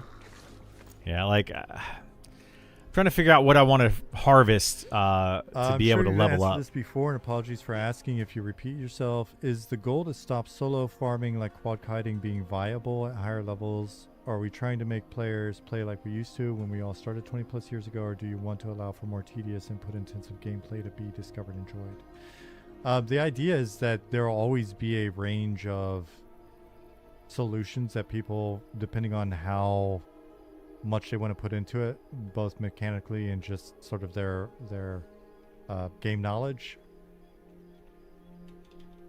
will be able to pull off. And ideally, if we're hitting a nice sweet spot, there will be opportunities for people to be able to approach different content, whether that be solo, duo, trios, or full groups in different ways, and with different group comps.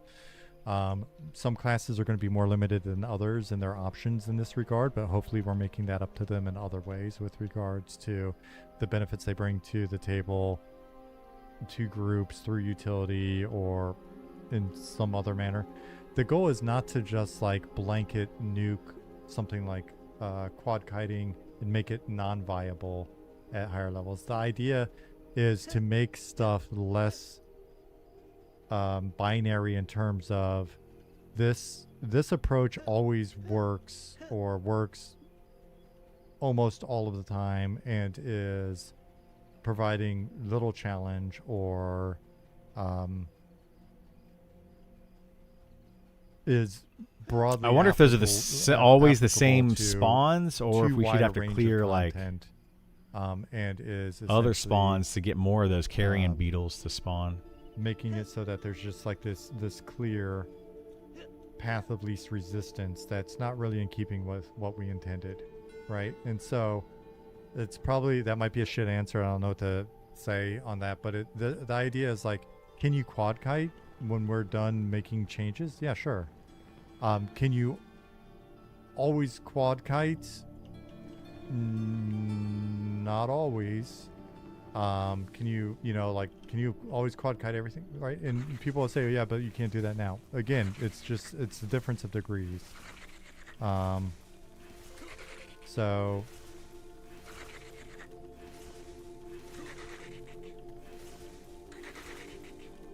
Lord Cringe says, increasing TTK starting at 20 when afraid is just going to make Charm 1,000 times better.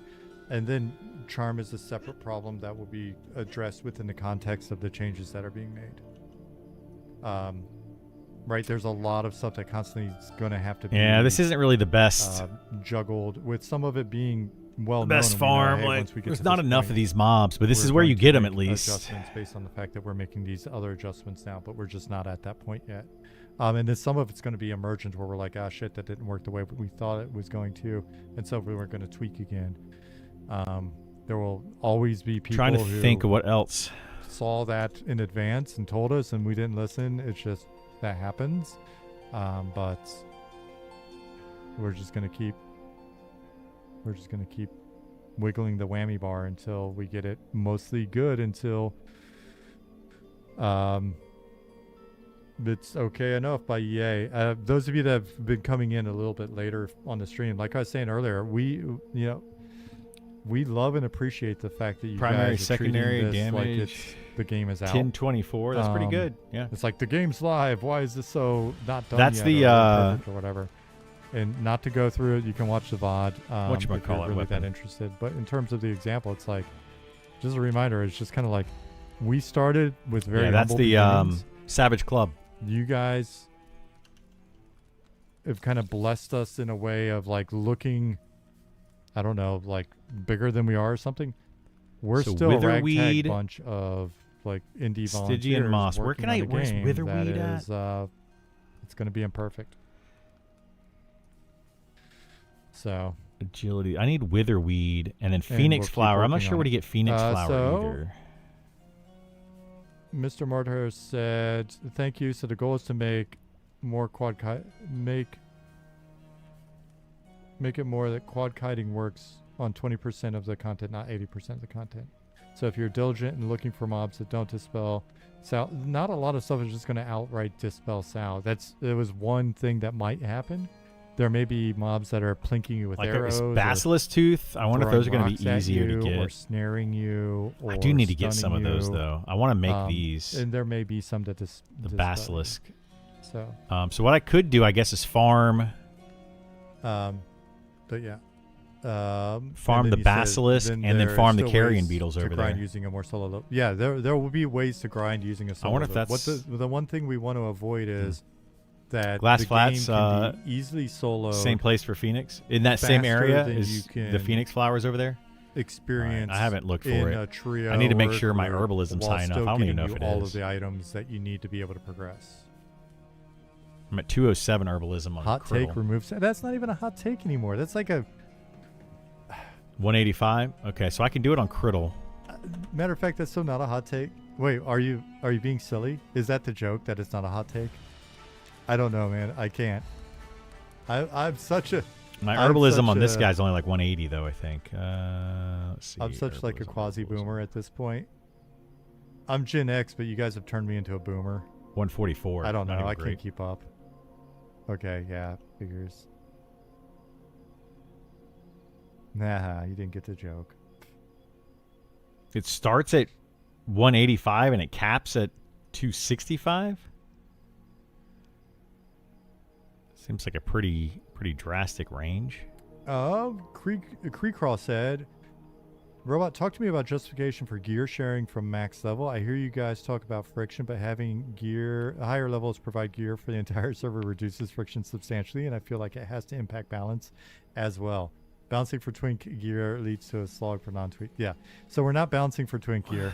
185 we're for making Withering, adjustments to the impact of 205 twink gear. I think even in this Phoenix. Okay. update, and then Phoenix is 205. we'll be discussing." Caps at 265. We'll be discussing Okay. gear and how much gear is supposed to be floating around and where it's supposed to go and what gear should be bind on equip and what gear should be no drop and what gear should potentially have level recommended levels or level requirements. These are all tools. It's not like we have to go in the database and just go, everything works this way now. If I remember correctly, even in my old guild, we had a few, like, all the way back when it was Blades of Carnage and Scepters of Destruction were kind of heirloom twink items. I'm sure there's more that I can't think of at the moment. But there were those items that for people that were just kind of being carried by the guild, not mentioning any names, but for people that were being carried by the guild, there were like these items that's like, hey, here's this and here's that other thing. And we would have like a whole, wall locker full of shit that we would pass out to like, all right, here's your catch-up gear, because they weren't on the raids and they weren't looting no drop stuff. And you know what I mean? Fungi, yeah. Right, so I think approaching this with a less like all or nothing approach, there was some disagreement just within the ranks previously on like whether or not we should be using some of this and how much of it and all that other stuff. So we're gonna look at the problem. Got to hit these a little bit more. I might need to hit these with a full 5 blast and then nuke. if I want to try to farm these. I want to try to see about farming these and farming. Tsunami-san, I don't think we have addressed it, but at the moment that almost sounds like an okay problem for now. Anyone that learned how to type on a typewriter is a boomer now? Okay, well then I'm definitely guilty. What's up, Wicked Sloth?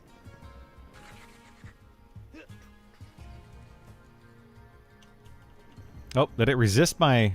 Must have resisted my... Yeah, so we'll look at it. We'll look at it. Yeah, we'll have to see how much these drop. Like if they're was that an okay enough 40%, 50% drop rate, that'd be great.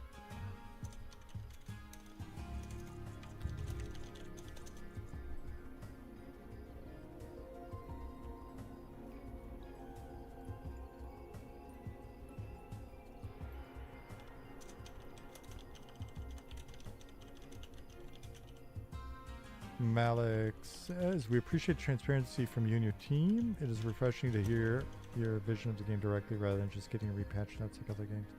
I mean, there's pros and cons, right?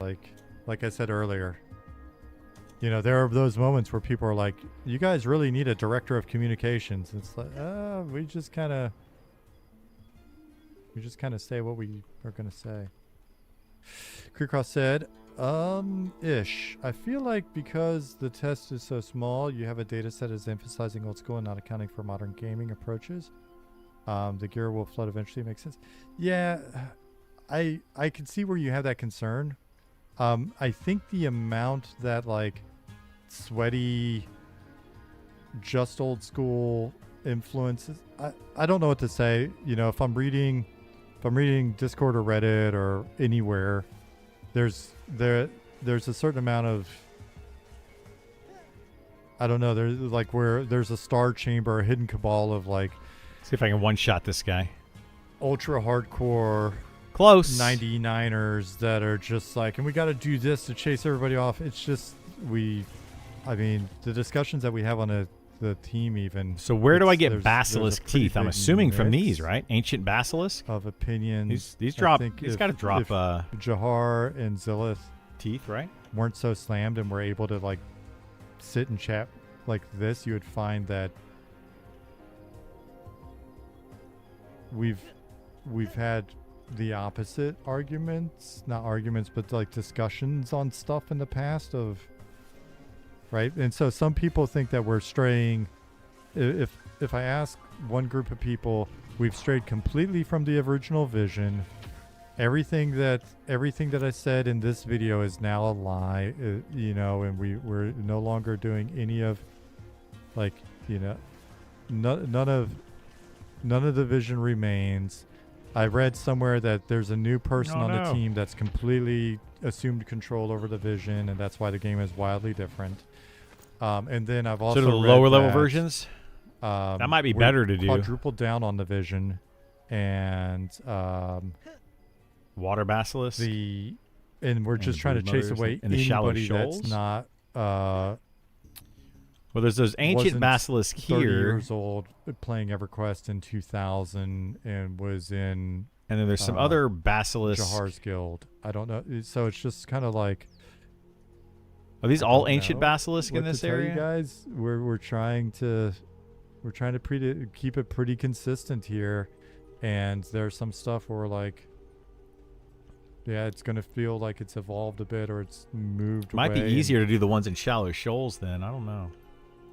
Yeah, there's a beach area. Keeper's honestly, Bite. It's got a lot of basilisks too. I don't know what Keeper's to say. Bite. But we're trying to stay consistent. Look at that 2021 Babyface. Oh, innocent. Beach area and Keeper's Bite. Okay. Innocent summer child. Go try that real quick. It's the same exact.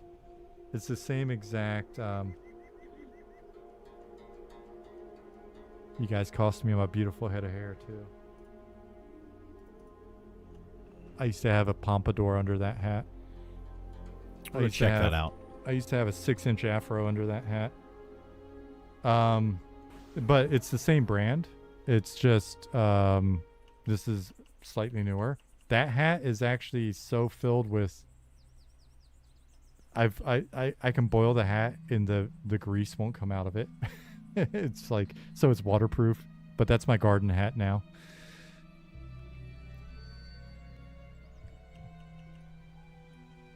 It's both clean and disgusting at the same time.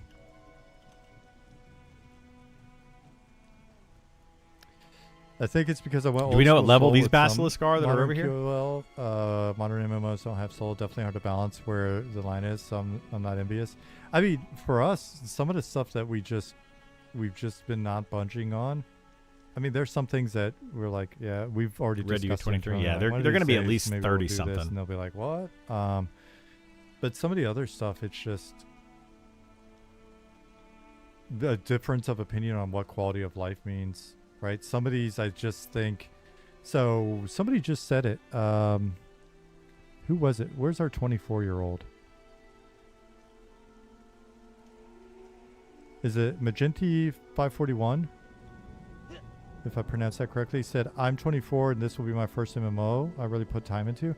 I read a fair number of comments. We get messages from people that are, hey, I've never played a game like this. I've never played this. A lot of the notes that we see in our See what level they are on the wiki? requests, Yeah, I don't like know. our Let's go find out. rationale. Well, let's go see what People they are are saying, to a "I've level only 60. ever They're played probably going to be Classic WoW." green. I've You can kind of base it off of and so how much damage they take. People are coming in and they're I just posted here, I'll read it. Actually, somebody posted a comment, and I know it's self-serving. I know there's selection bias here or whatever. Like, I get it. Echo chamber, yada yada. But essentially, I'm going to read this one. It's not going to dox Okay, anybody. where are I they don't think. at? There's nope. This I person think they're a little said, farther this way. I jumped into the open beta test without prior experience on EverQuest or any genuinely old school designed MMORPG, expecting to leave quickly from the lack of WoW/Final Fantasy XIV like quality of life features. But the game quickly sucked me in, and I ended up playing a lot. Finding that the lack of clear direction, yellow lights and markings outside of the interaction with the guards and NPCs invited me to seek Work my own outpost with a answers. tiny guard Or tower. ask the helpful player base for answers There we go. when they eluded me. You've got something special So here. and cold I'd like to water be able to further basilisk. explore the lower level zones, etc. Right? All right, we can one-shot those. Guys, I know it sounds like bullshit, and everybody, it's just easy to default to, oh, they're just ripping this off because there's definitely been some stuff in game where certain things were derivative and maybe too derivative, and like, oh, we should change that or whatever. Somebody got a little silly, but we've tried to deconstruct what we think the friction points are that lead to social interaction or Basilisk certain scale. dependencies or unlock the I don't- opportunity for I don't know if I certain need abilities those. in the future, or those- create those don't certain stack. mini That's milestones awful. for the player. And the thing is, some people will churn because if you really wanted to play this beta, that is what you're right. That is true. That's how you sucker people in. That's how you fool me. So watch, that's gonna flood in now. Man, damn it, Darius. But if you take the time to actually write up an interesting, I wonder if I can do a interesting different rationale. nuke, still I do try to one-shot skim them and get sometimes. more mana back. There's 16,760 again or something like that. So it's, We'll do I'm a- not gonna a read 'em all. One We're not gonna lower read 'em level all. nuke here. That's what the lottery's for. But it's nice to kind of get a feel for some of what people are, where they're coming from and stuff. And we see it in different sources. But we've tried to look at One it and go, shot, this is 274 creating an mana. opportunity for someone to feel like they learned something. Okay, and then conflagrate Um, would be 1,200 damage. And some of that may sound like bullshit, but I don't know, man. When I go to a new Let's try that neighborhood and I find my way around and I start to remember where stuff's at and I don't have to look at my phone or whatever, I feel that's a bit of accomplishment. This is and the best one there are so a lot of far. those moments. This costs Hell, me learning how to 350 use mana to Blender cast, and I or get learning how to use 318 mana Unity, back. and it's a you one get shot. These Perfect. little tricks that come up, right? Where you're like, okay, enable zone spawners. This is maybe a really goofy example, but bear with Pristine me. basilisk scale. So when you grab an entity in Unity. Let's grab one of these guys. All right, so I can drag them around, and then you learn. All right, well, I can, depending on what it is, I might change my pivot. I'm going to go down or this one guy's more kind of rank. at an angle. If I use global, then Next that rank is down is actually going to be too lined up low, better probably. for what I may want to do. Because that would be But Firestorm, if I'm and moving that's this going to be guy 700 around, damage. I may want to move him around, but if I hit Shift and Control, it's a gray box, and I can grab this gray box, and now he's bouncing off the collision. I might be Because able otherwise, to, it'd but this go is like fine. this. And it's like, oh shit! Like, I this is learned not costing me something. much mana at all. I learned a new thing. That's a little, pro tip. And we built a lot of that into the friction, right? Like just No little, teeth here so how do far. I even do this? How do I talk to something or whatever? And So I'm guessing I this is not a good watched, spot for teeth. a professional game designer who was doing analysis of our game, and not picking on the individual, Yeah. but there's a lot of stuff where it's like you just don't do this, or hey, they're doing this, no, and it's like we're making a different game, and the approach, the mentality that I saw there is it is not wrong. The feedback is not wrong. It is wrong for what we are trying to do. And what we're trying to Okay, do. so yeah, this has probably inherent doesn't risks to work. it. Let's go to It Shallow has Shoals. downsides. And Where are the so Basilisk we and Shallow churn Shoals a lot at? of people on the front end. Those are near. We churn a lot of people in the first hour, the first 30 minutes. By a lot of people, I'd say we easily churn 20 I know to those are. Those are near 30% the, of people that try the game. the lighthouse. Right there, yeah. 30% churn within the new user Yeah, experience. from Zayden's Landing. Yeah. But the reality is, if you're looking at metrics, and if you're product managers out there or producers at other companies, Hey, it's a shark. You can let me know if I'm wrong. But depending on the type Megalodon. of product that you're making, Where'd the a shark go? 70% retention here, beyond Sharky. that point's not bad. So we hard churn 30% of the people that come in. Great bite shark. That number could go up to 40%. That number could go up to 50%. The question I have is, given what we are, what is the retention like on the other 50% or 60% of 70%? You tame one of those on your And we see in Beastmaster? our metrics, Nice. We have Make a little really land solid shark. retention, and it's not just day 1 retention or D7 retention. Over the course of 3 months, we see how many of those uniques come back, and then how Sean is many streaming a lot longer today of than I the- expected him to. Like what hours they're putting in. And people are putting in significant hours on a beta. And that's not just the 20% or so of the beta that has 500 hours or more in the last 3 months.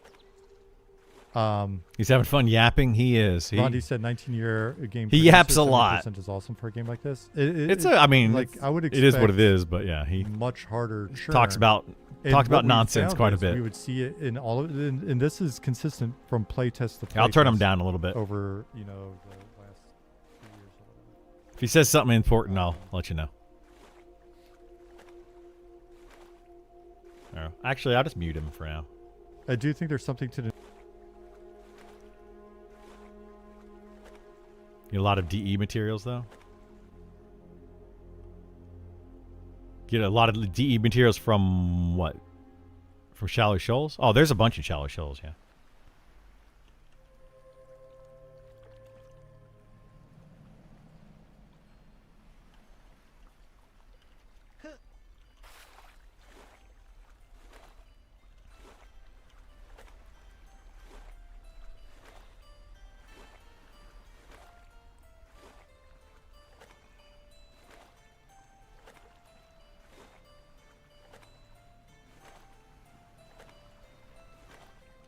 The Crocs drop bio-covered artifacts? And those are disenchantable? What level?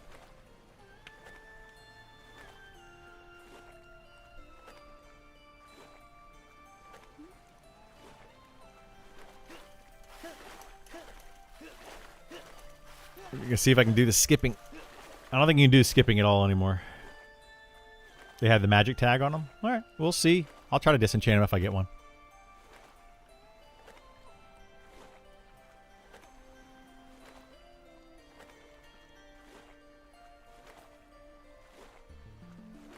You did the skipping yesterday on your ogre.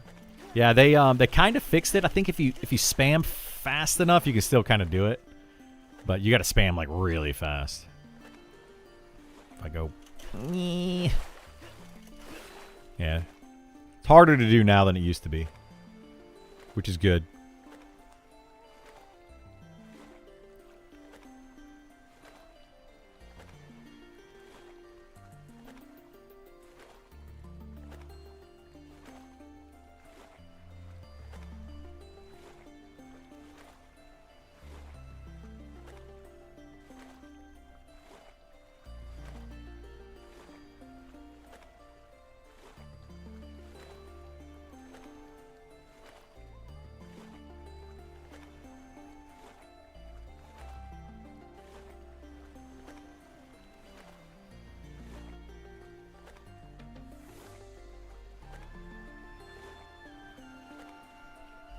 Uh-oh.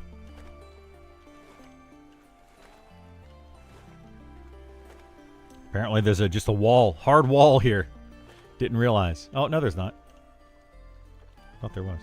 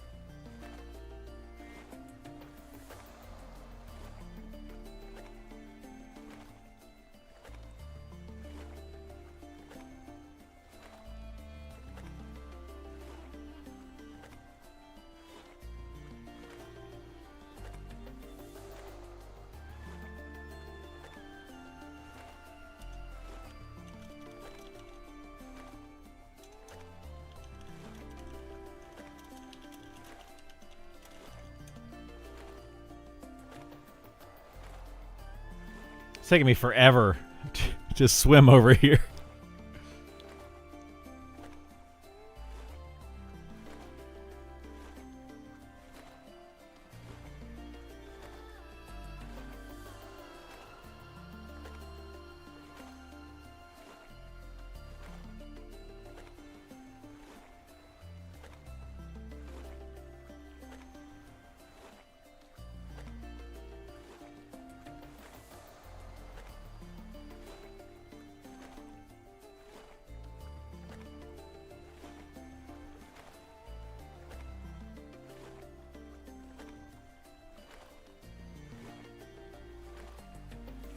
I believe this is the island right here in front of me that's got basilisks all over it. So we're going to try this island. I need to figure out what this pristine basilisk scale, though, is for. I bet you that's got to be for something, some quest or something, right?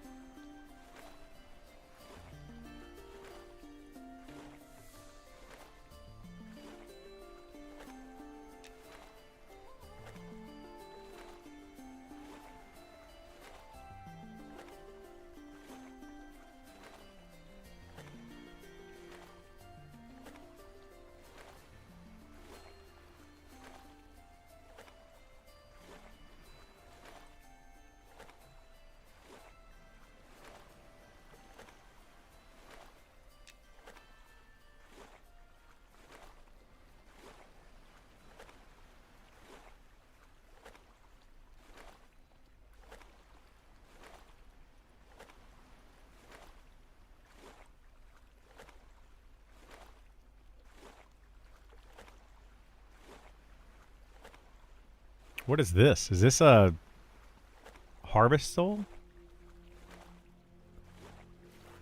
Yeah, that's a harvestable of some sort. Is that the int tongue, or I don't remember what that is.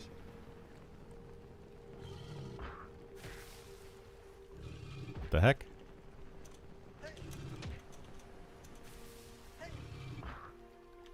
Okay, so these are higher level. They take 2 nukes. But let's go up to the top one here. This might only take 1 nuke. Because this is 1200. Wait, I was doing the 1200. This is going to be 400 more. We'll see.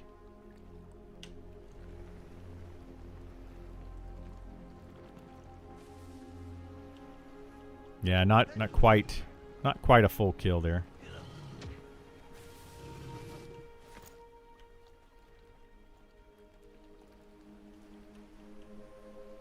Oh, wrong button. I was trying to get out of here.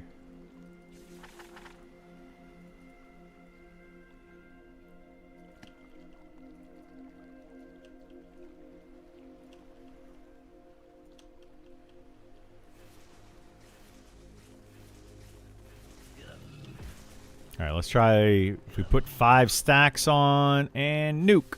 Oh, so close.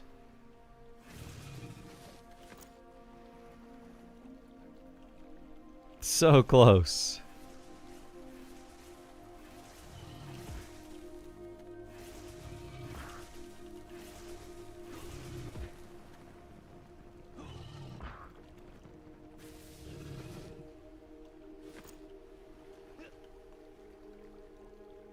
I would like to kill those other ones. Those would be perfect because I can kill them in 1 shot. But they didn't seem to drop the thing.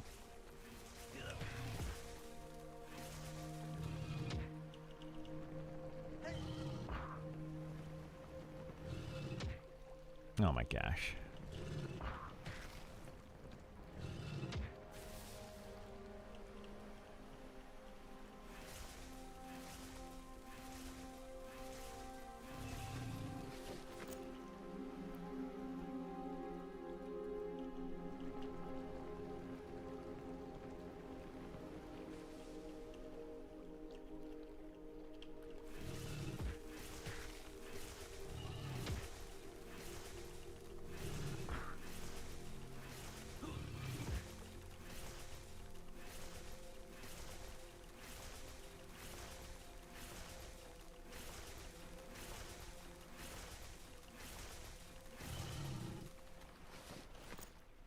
The better thing to do might be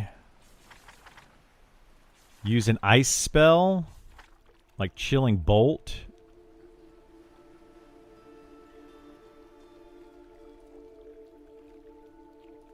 And then follow it up with the, let's see.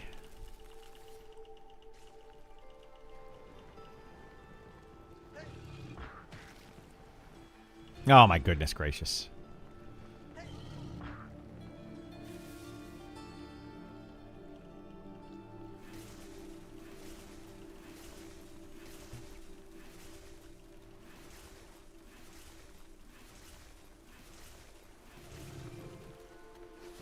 I'm not seeing any, what the heck is this thing for? What the heck is this?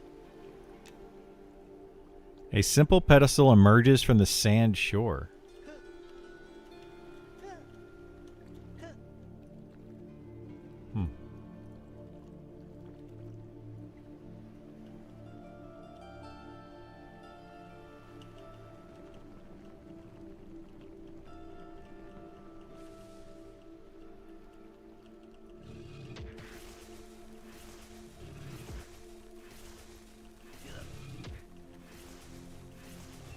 So are we sure that these drop basilisk teeth? It seems really rare.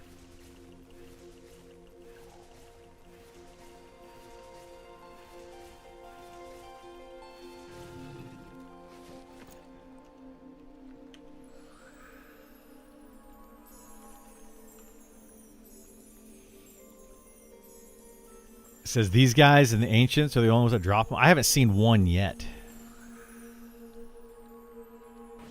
I have not seen one yet.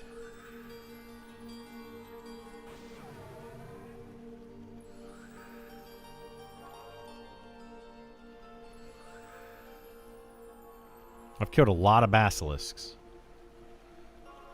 So,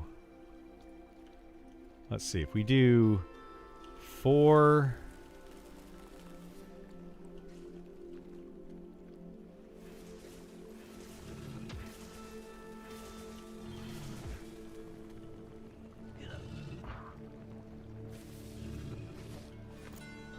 I wonder if they took them out.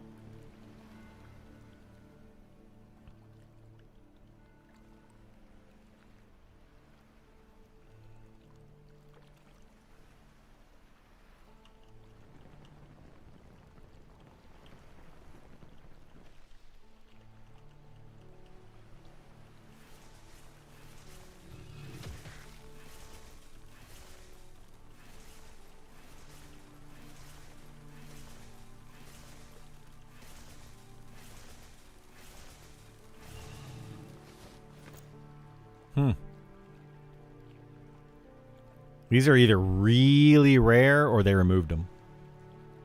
Or I'm getting really unlucky. This is where I need a pet class. They just send in the pet, kill these mobs.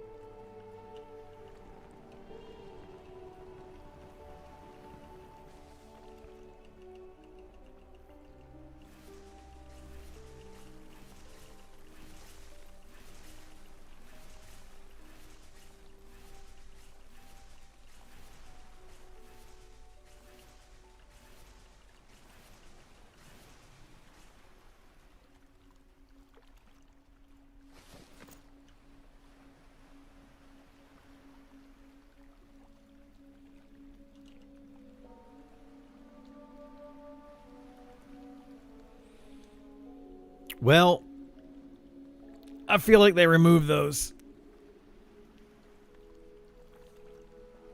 I don't know.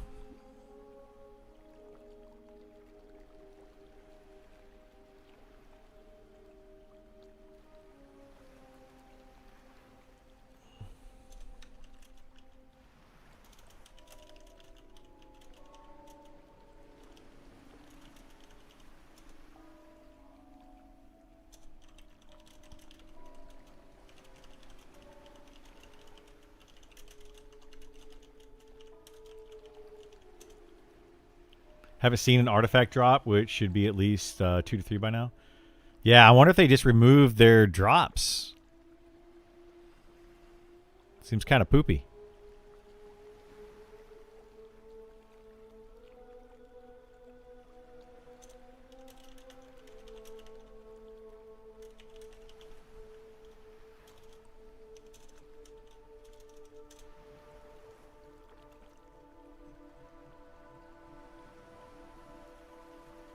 Is this thing unique?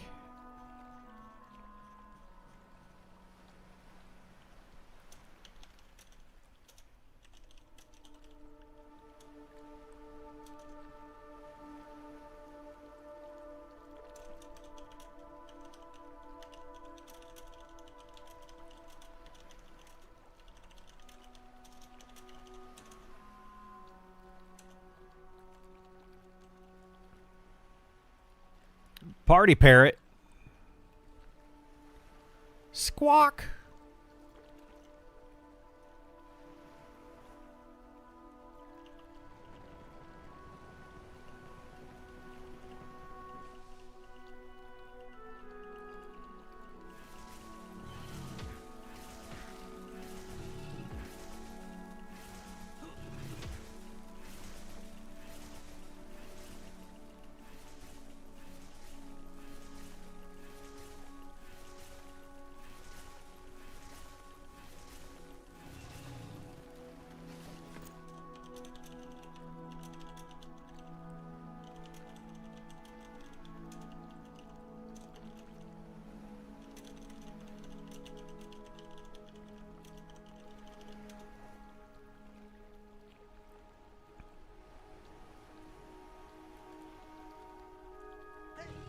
Oh no.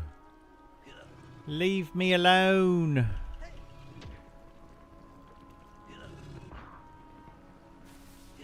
Rude.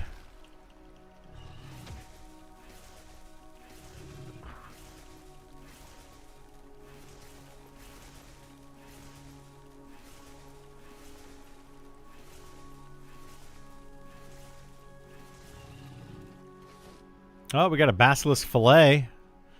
Finally got something off of these.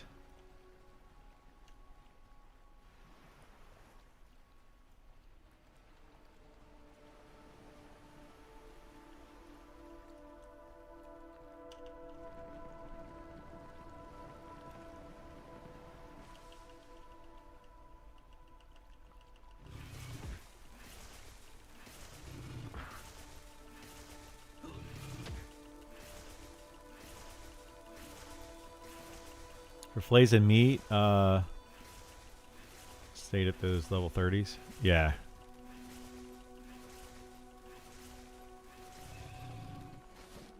Yeah, I don't think these are dropping them anymore. Those lower level ones were much easier. I could just slaughter those. But they don't seem to be dropping. So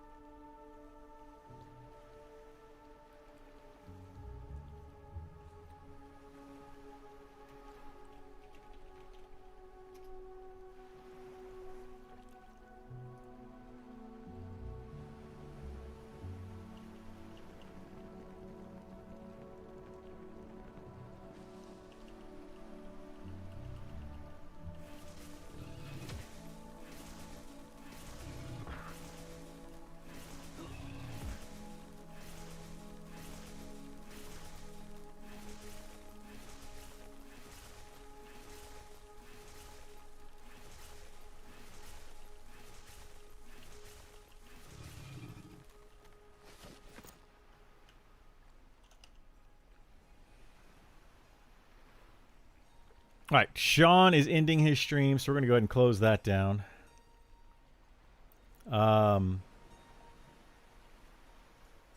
Get rid of that. He streamed for 3 hours. He did. He streamed for a long time today, longer than I expected him to. I actually won't be on much longer myself. I've got some things that I got to do today, like make some money, work. So I'm going to be going to do that here in a little bit. But I was hoping to be able to find basilisk teeth. I haven't found a single basilisk tooth yet. Kind of feels bad.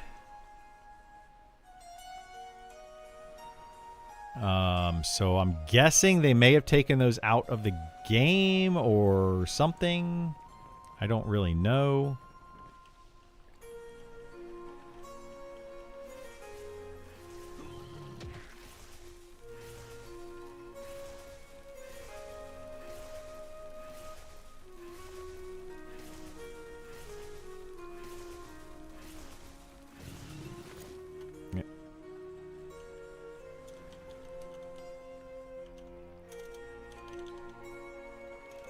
Show corpse. There we go.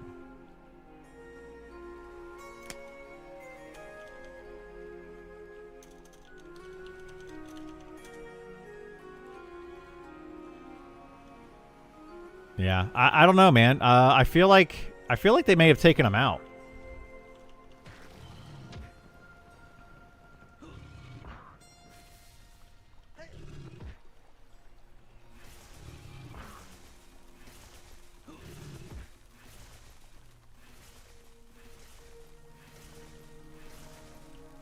Have to check the ancients, kill a dozen or so if they drop. Yeah, I killed a couple of the ancients. I didn't kill a bunch of them, but I killed a few. But yeah, it just seems like they may have taken them out. Hey, thank you so much for the sub. I appreciate it. Glad to have you back.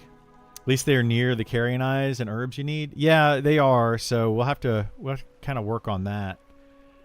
Maybe camp those some.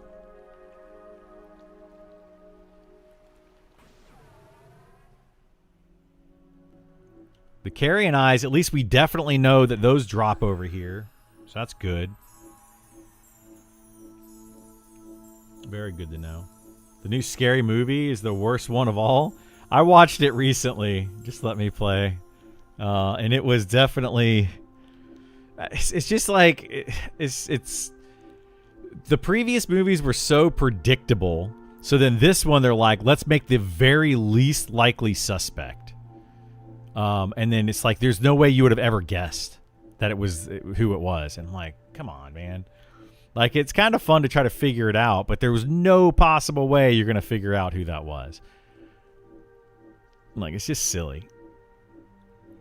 They kind of go off in a weird place with it, but whatever. All right, let's go kill a few more of the ancient basilisk and see if we can get them to drop their basilisk teeth. Their basilisk toofuses.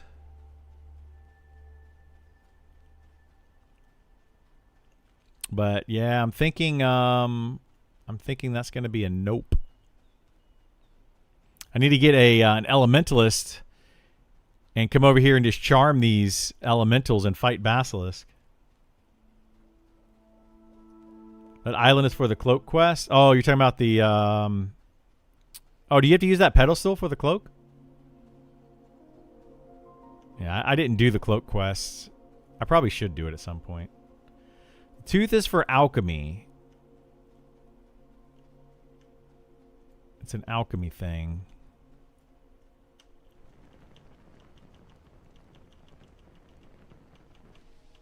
Oh my goodness, it resisted me.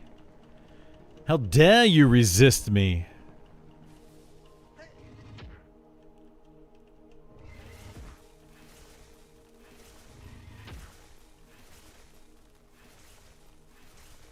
So these are basically the exact same level. These ancient basilisks are.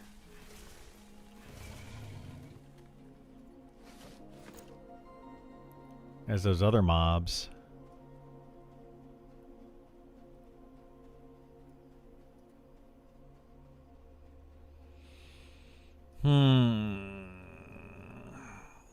I don't know, man. I don't want to sit here all day trying to farm these. Like, I could have gotten a lot of other materials by now.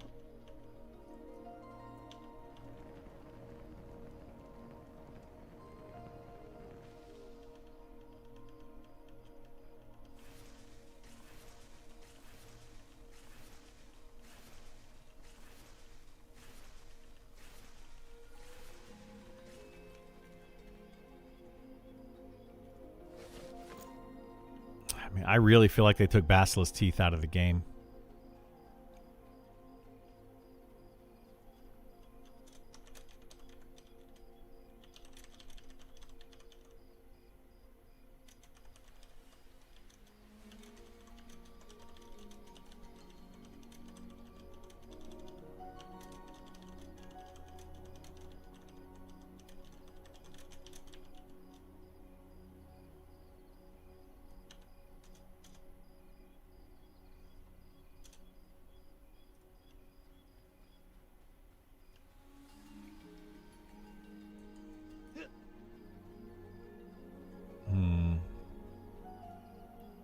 Well.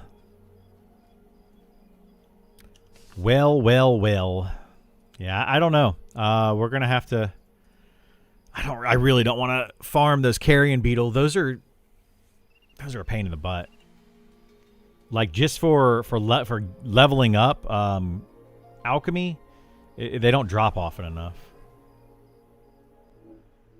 Come get your bow. You're throwing it away. Don't throw it away. Ah. Give me a second. I can come over there now. Where are you at? I don't even know where that mob spawns.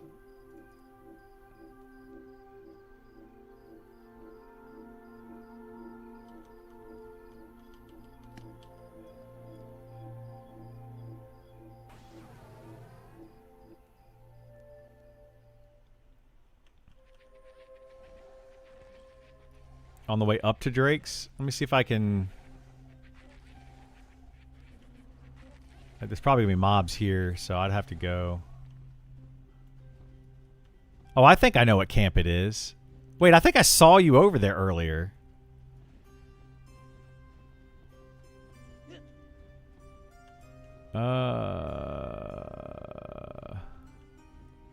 That's a pretty long drop. I don't think I'm going to make that. Yeah, I'm gonna have to come up from below. Oops, wrong button. I can't get to the cave. I don't have an invis to get to the cave. I have to come up this way. With my super slow self.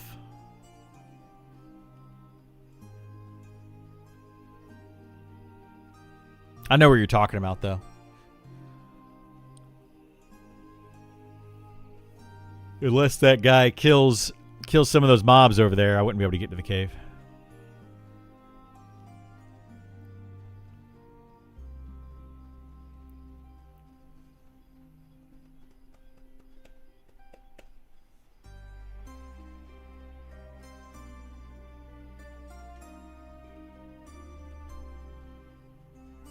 I feel like I didn't do anything today. Like, I got some XP. I finished getting to level 60, so we did do that. But I feel like I didn't really do much else today. I guess we found out where the carrion beetle eyes drop. We found out, I think, that the basilisk teeth do not seem to drop, so we need to check that a little bit more. Excuse me, a little bit more. Man, I just don't feel like we did much today. Got 60 and just talked? Pretty much. That's pretty much all I've done. I haven't done much else. I feel very, I feel like we didn't do much at all. Unproductive, that's the word I was looking for. When are you going to make loot in this game exciting? I mean, there's some exciting loot out there, but it's not super exciting yet. There's a few items that are decent though, that are fun to go after. But yeah, to answer your question, I don't know. Soon. But there's some fun clicky effect items and things like that.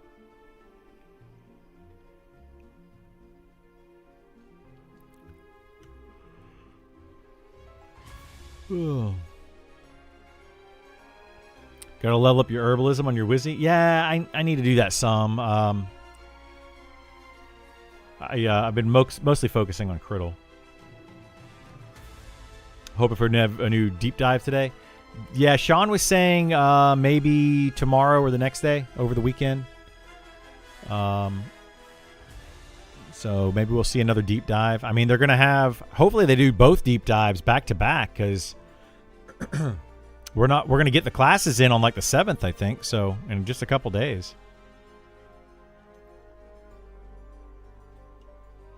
And you can heal carrions, collect herbs, pretty much max out herb and alchemy at the same spot.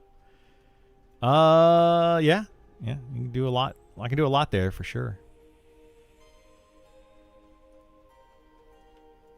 What is this? It's not bad. 3 int. What are my shoulders? 5 int? Okay, so mine's better.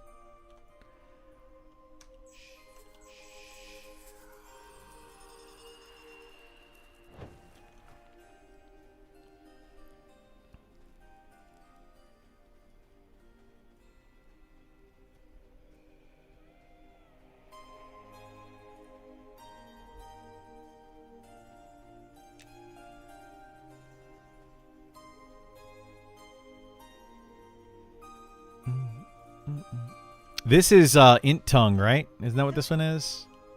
I forget what that one's called. There are items in the game that have clicky effects. Oh yeah. Or they actually do stuff other than just give stats. Yeah. Yeah, there's items with clicky effects. There's illusion items and then buffs that do give stats. There's a damage shield cloak. That one's Phoenix Flower. Is that what that one was? Okay. I did clip when Code talked about MnM earlier, if you want to see that. You won't be able to post it here. I'll have to check it out, though. Yeah, I don't watch Co, like, closely, so. But I'm glad he's talking about it still.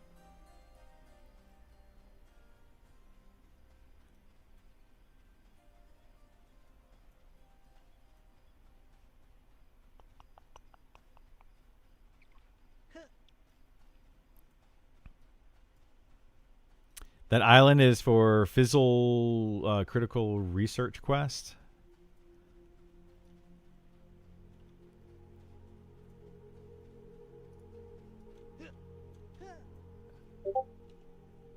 I made it. I made it. I did it.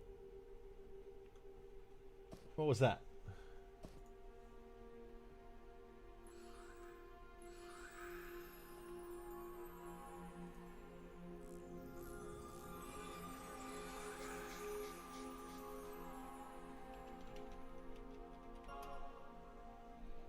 Oop.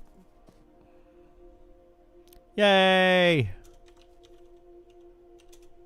Thank you. Here, I'm going to give you some mental alacrity. That's all I can give you. That's all I got. See a giant's handkerchief? Yeah, I've seen that. All right, let's go.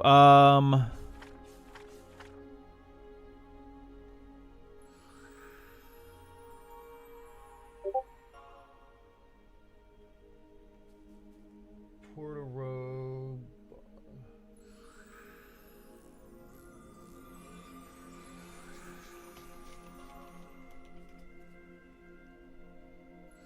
Post it in your Discord if you want to watch it later. Yeah, I'll definitely check it out later in the Discord. Thank you for putting it there. That's awesome. It's a perfect place to put it. For me, anyway. I don't use my Discord a lot. I would like to use it more often, but I don't use it a lot.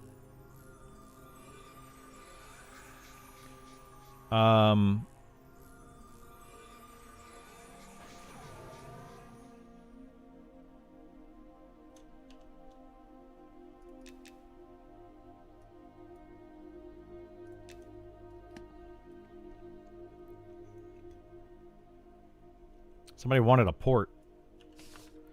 And I don't know where they went.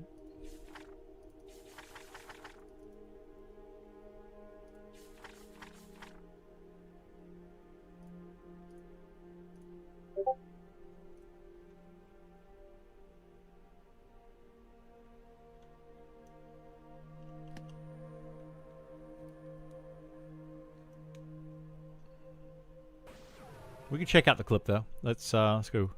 Let's go take a look-see. A quick look-see. Here it is. What's he playing? Path of Exile? Yeah, he is.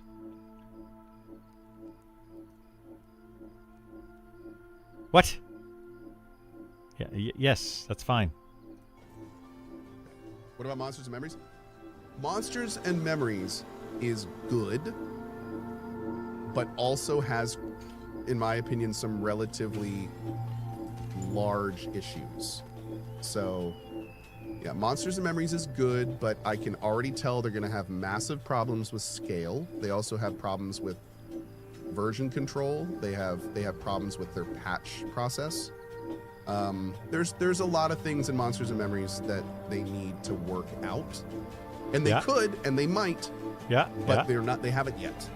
Yeah, I would agree. So, they you know. But Monsters and Memories is honestly right now probably has the highest chance of being out and successful of all the classic MMOs right now. I would argue, yeah. Even though it has some pretty significant infrastructural issues. Yeah. Yeah, I agree. I don't disagree with what he said. I mean, I've been kind of saying the same thing. Just got in an argument with a friend about detail in your wizard deep dive video. Can you clear something up for us? Uh-oh, I didn't see this.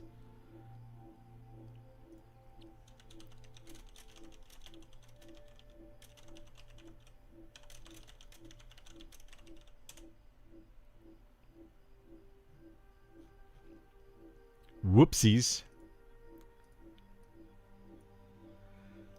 Scaling up a full-size MMO would be a major issue. He isn't wrong. He's not wrong. That's an investor in Pantheon saying MnM would be the most successful. Well, yeah, he kind of gave up on Pantheon though. I'm pretty sure. Like Pantheon is like a kind of out.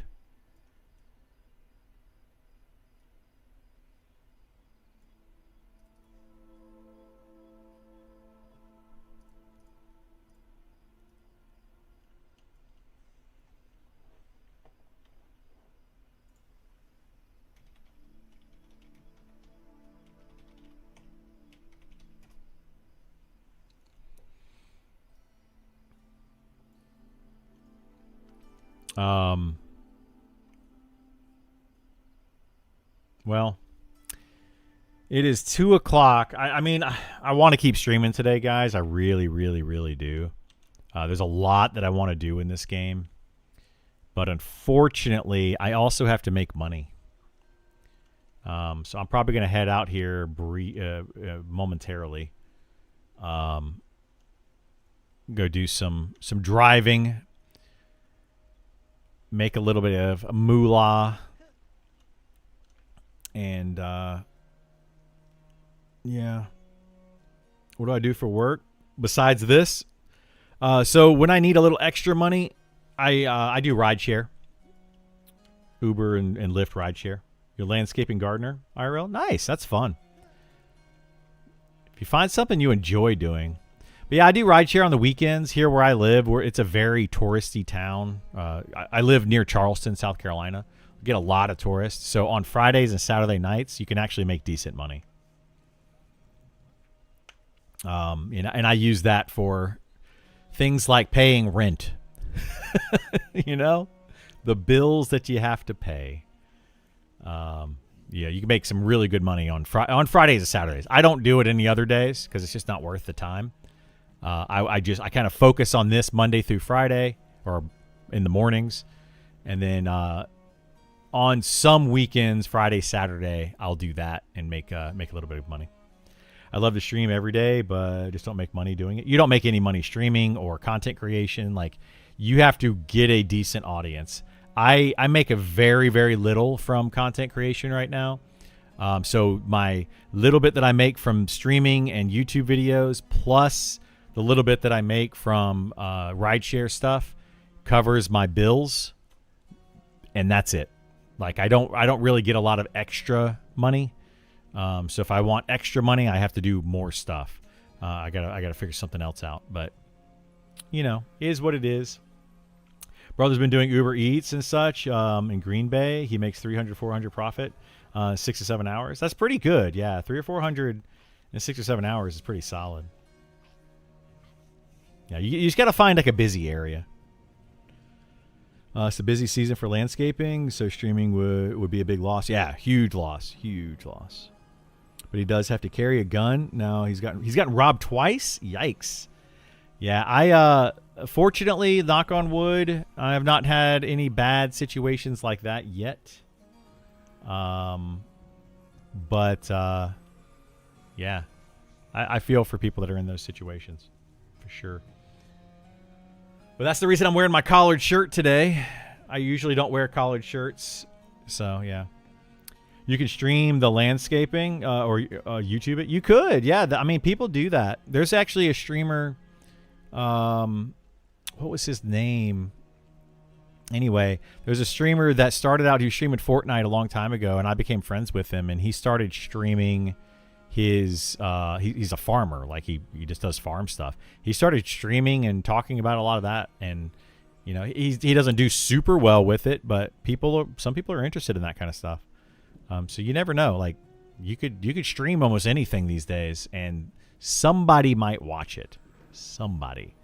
You do need to find your niche, though. Know a guy who streams his lawn mowing jobs for free, uses a solar panel and Starlink. I mean, yeah. So people like that kind of stuff. I don't know. It's weird. I don't personally like to watch it, but you can. I streamed walking around Dragon Con before. Just literally live stream it as I'm walking around using my phone hotspot and stuff. Like, you can stream from just about anywhere these days. Gets a lot of tips because he does it for the elderly vets and such for free. That's awesome. Yeah, that's fantastic. Just kind of goes and mows their lawn. I mean, if you have like a riding mower and you just like to be outside riding, just like to do that, I mean, yeah, why not? Why not do that? More power to him. I love that kind of stuff. I was hoping to get into streaming with the hospital when I did a lot of volunteering at the children's hospital. We never actually got to that point. There's a lot of legal issues and stuff. You can't stream the kids and blah blah blah blah blah. It's a whole thing. But I was really trying to push and try to figure out a way to make that happen, because I think a lot of people would really enjoy that. And then parents and family members that can't come and visit these kids in the hospital would love to see that. But AT&T mobile hotspot is the biggest internet connection I've ever seen. No cap. Oh yeah, or the best internet connection. Yeah, I'd have to check that one out. I use T-Mobile, but yeah, can't stream in medical facilities either. Yeah, it's a whole thing. It has to be like very highly regulated. So you can do it, but you can't do it. Like it's very, very special situations. But yeah, we were trying to work on that for a long time. Anyway, I was supposed to be doing a teleport, but they kind of disappeared. I don't know where they went.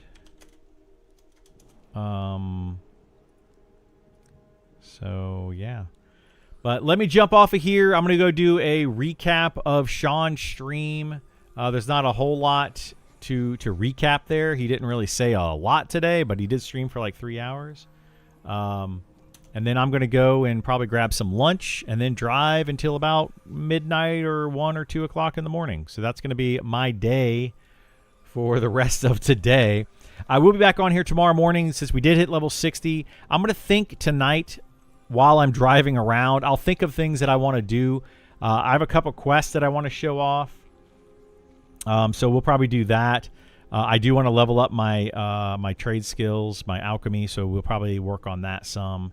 But yeah, I'm just glad that we're done getting the wizard to level 60.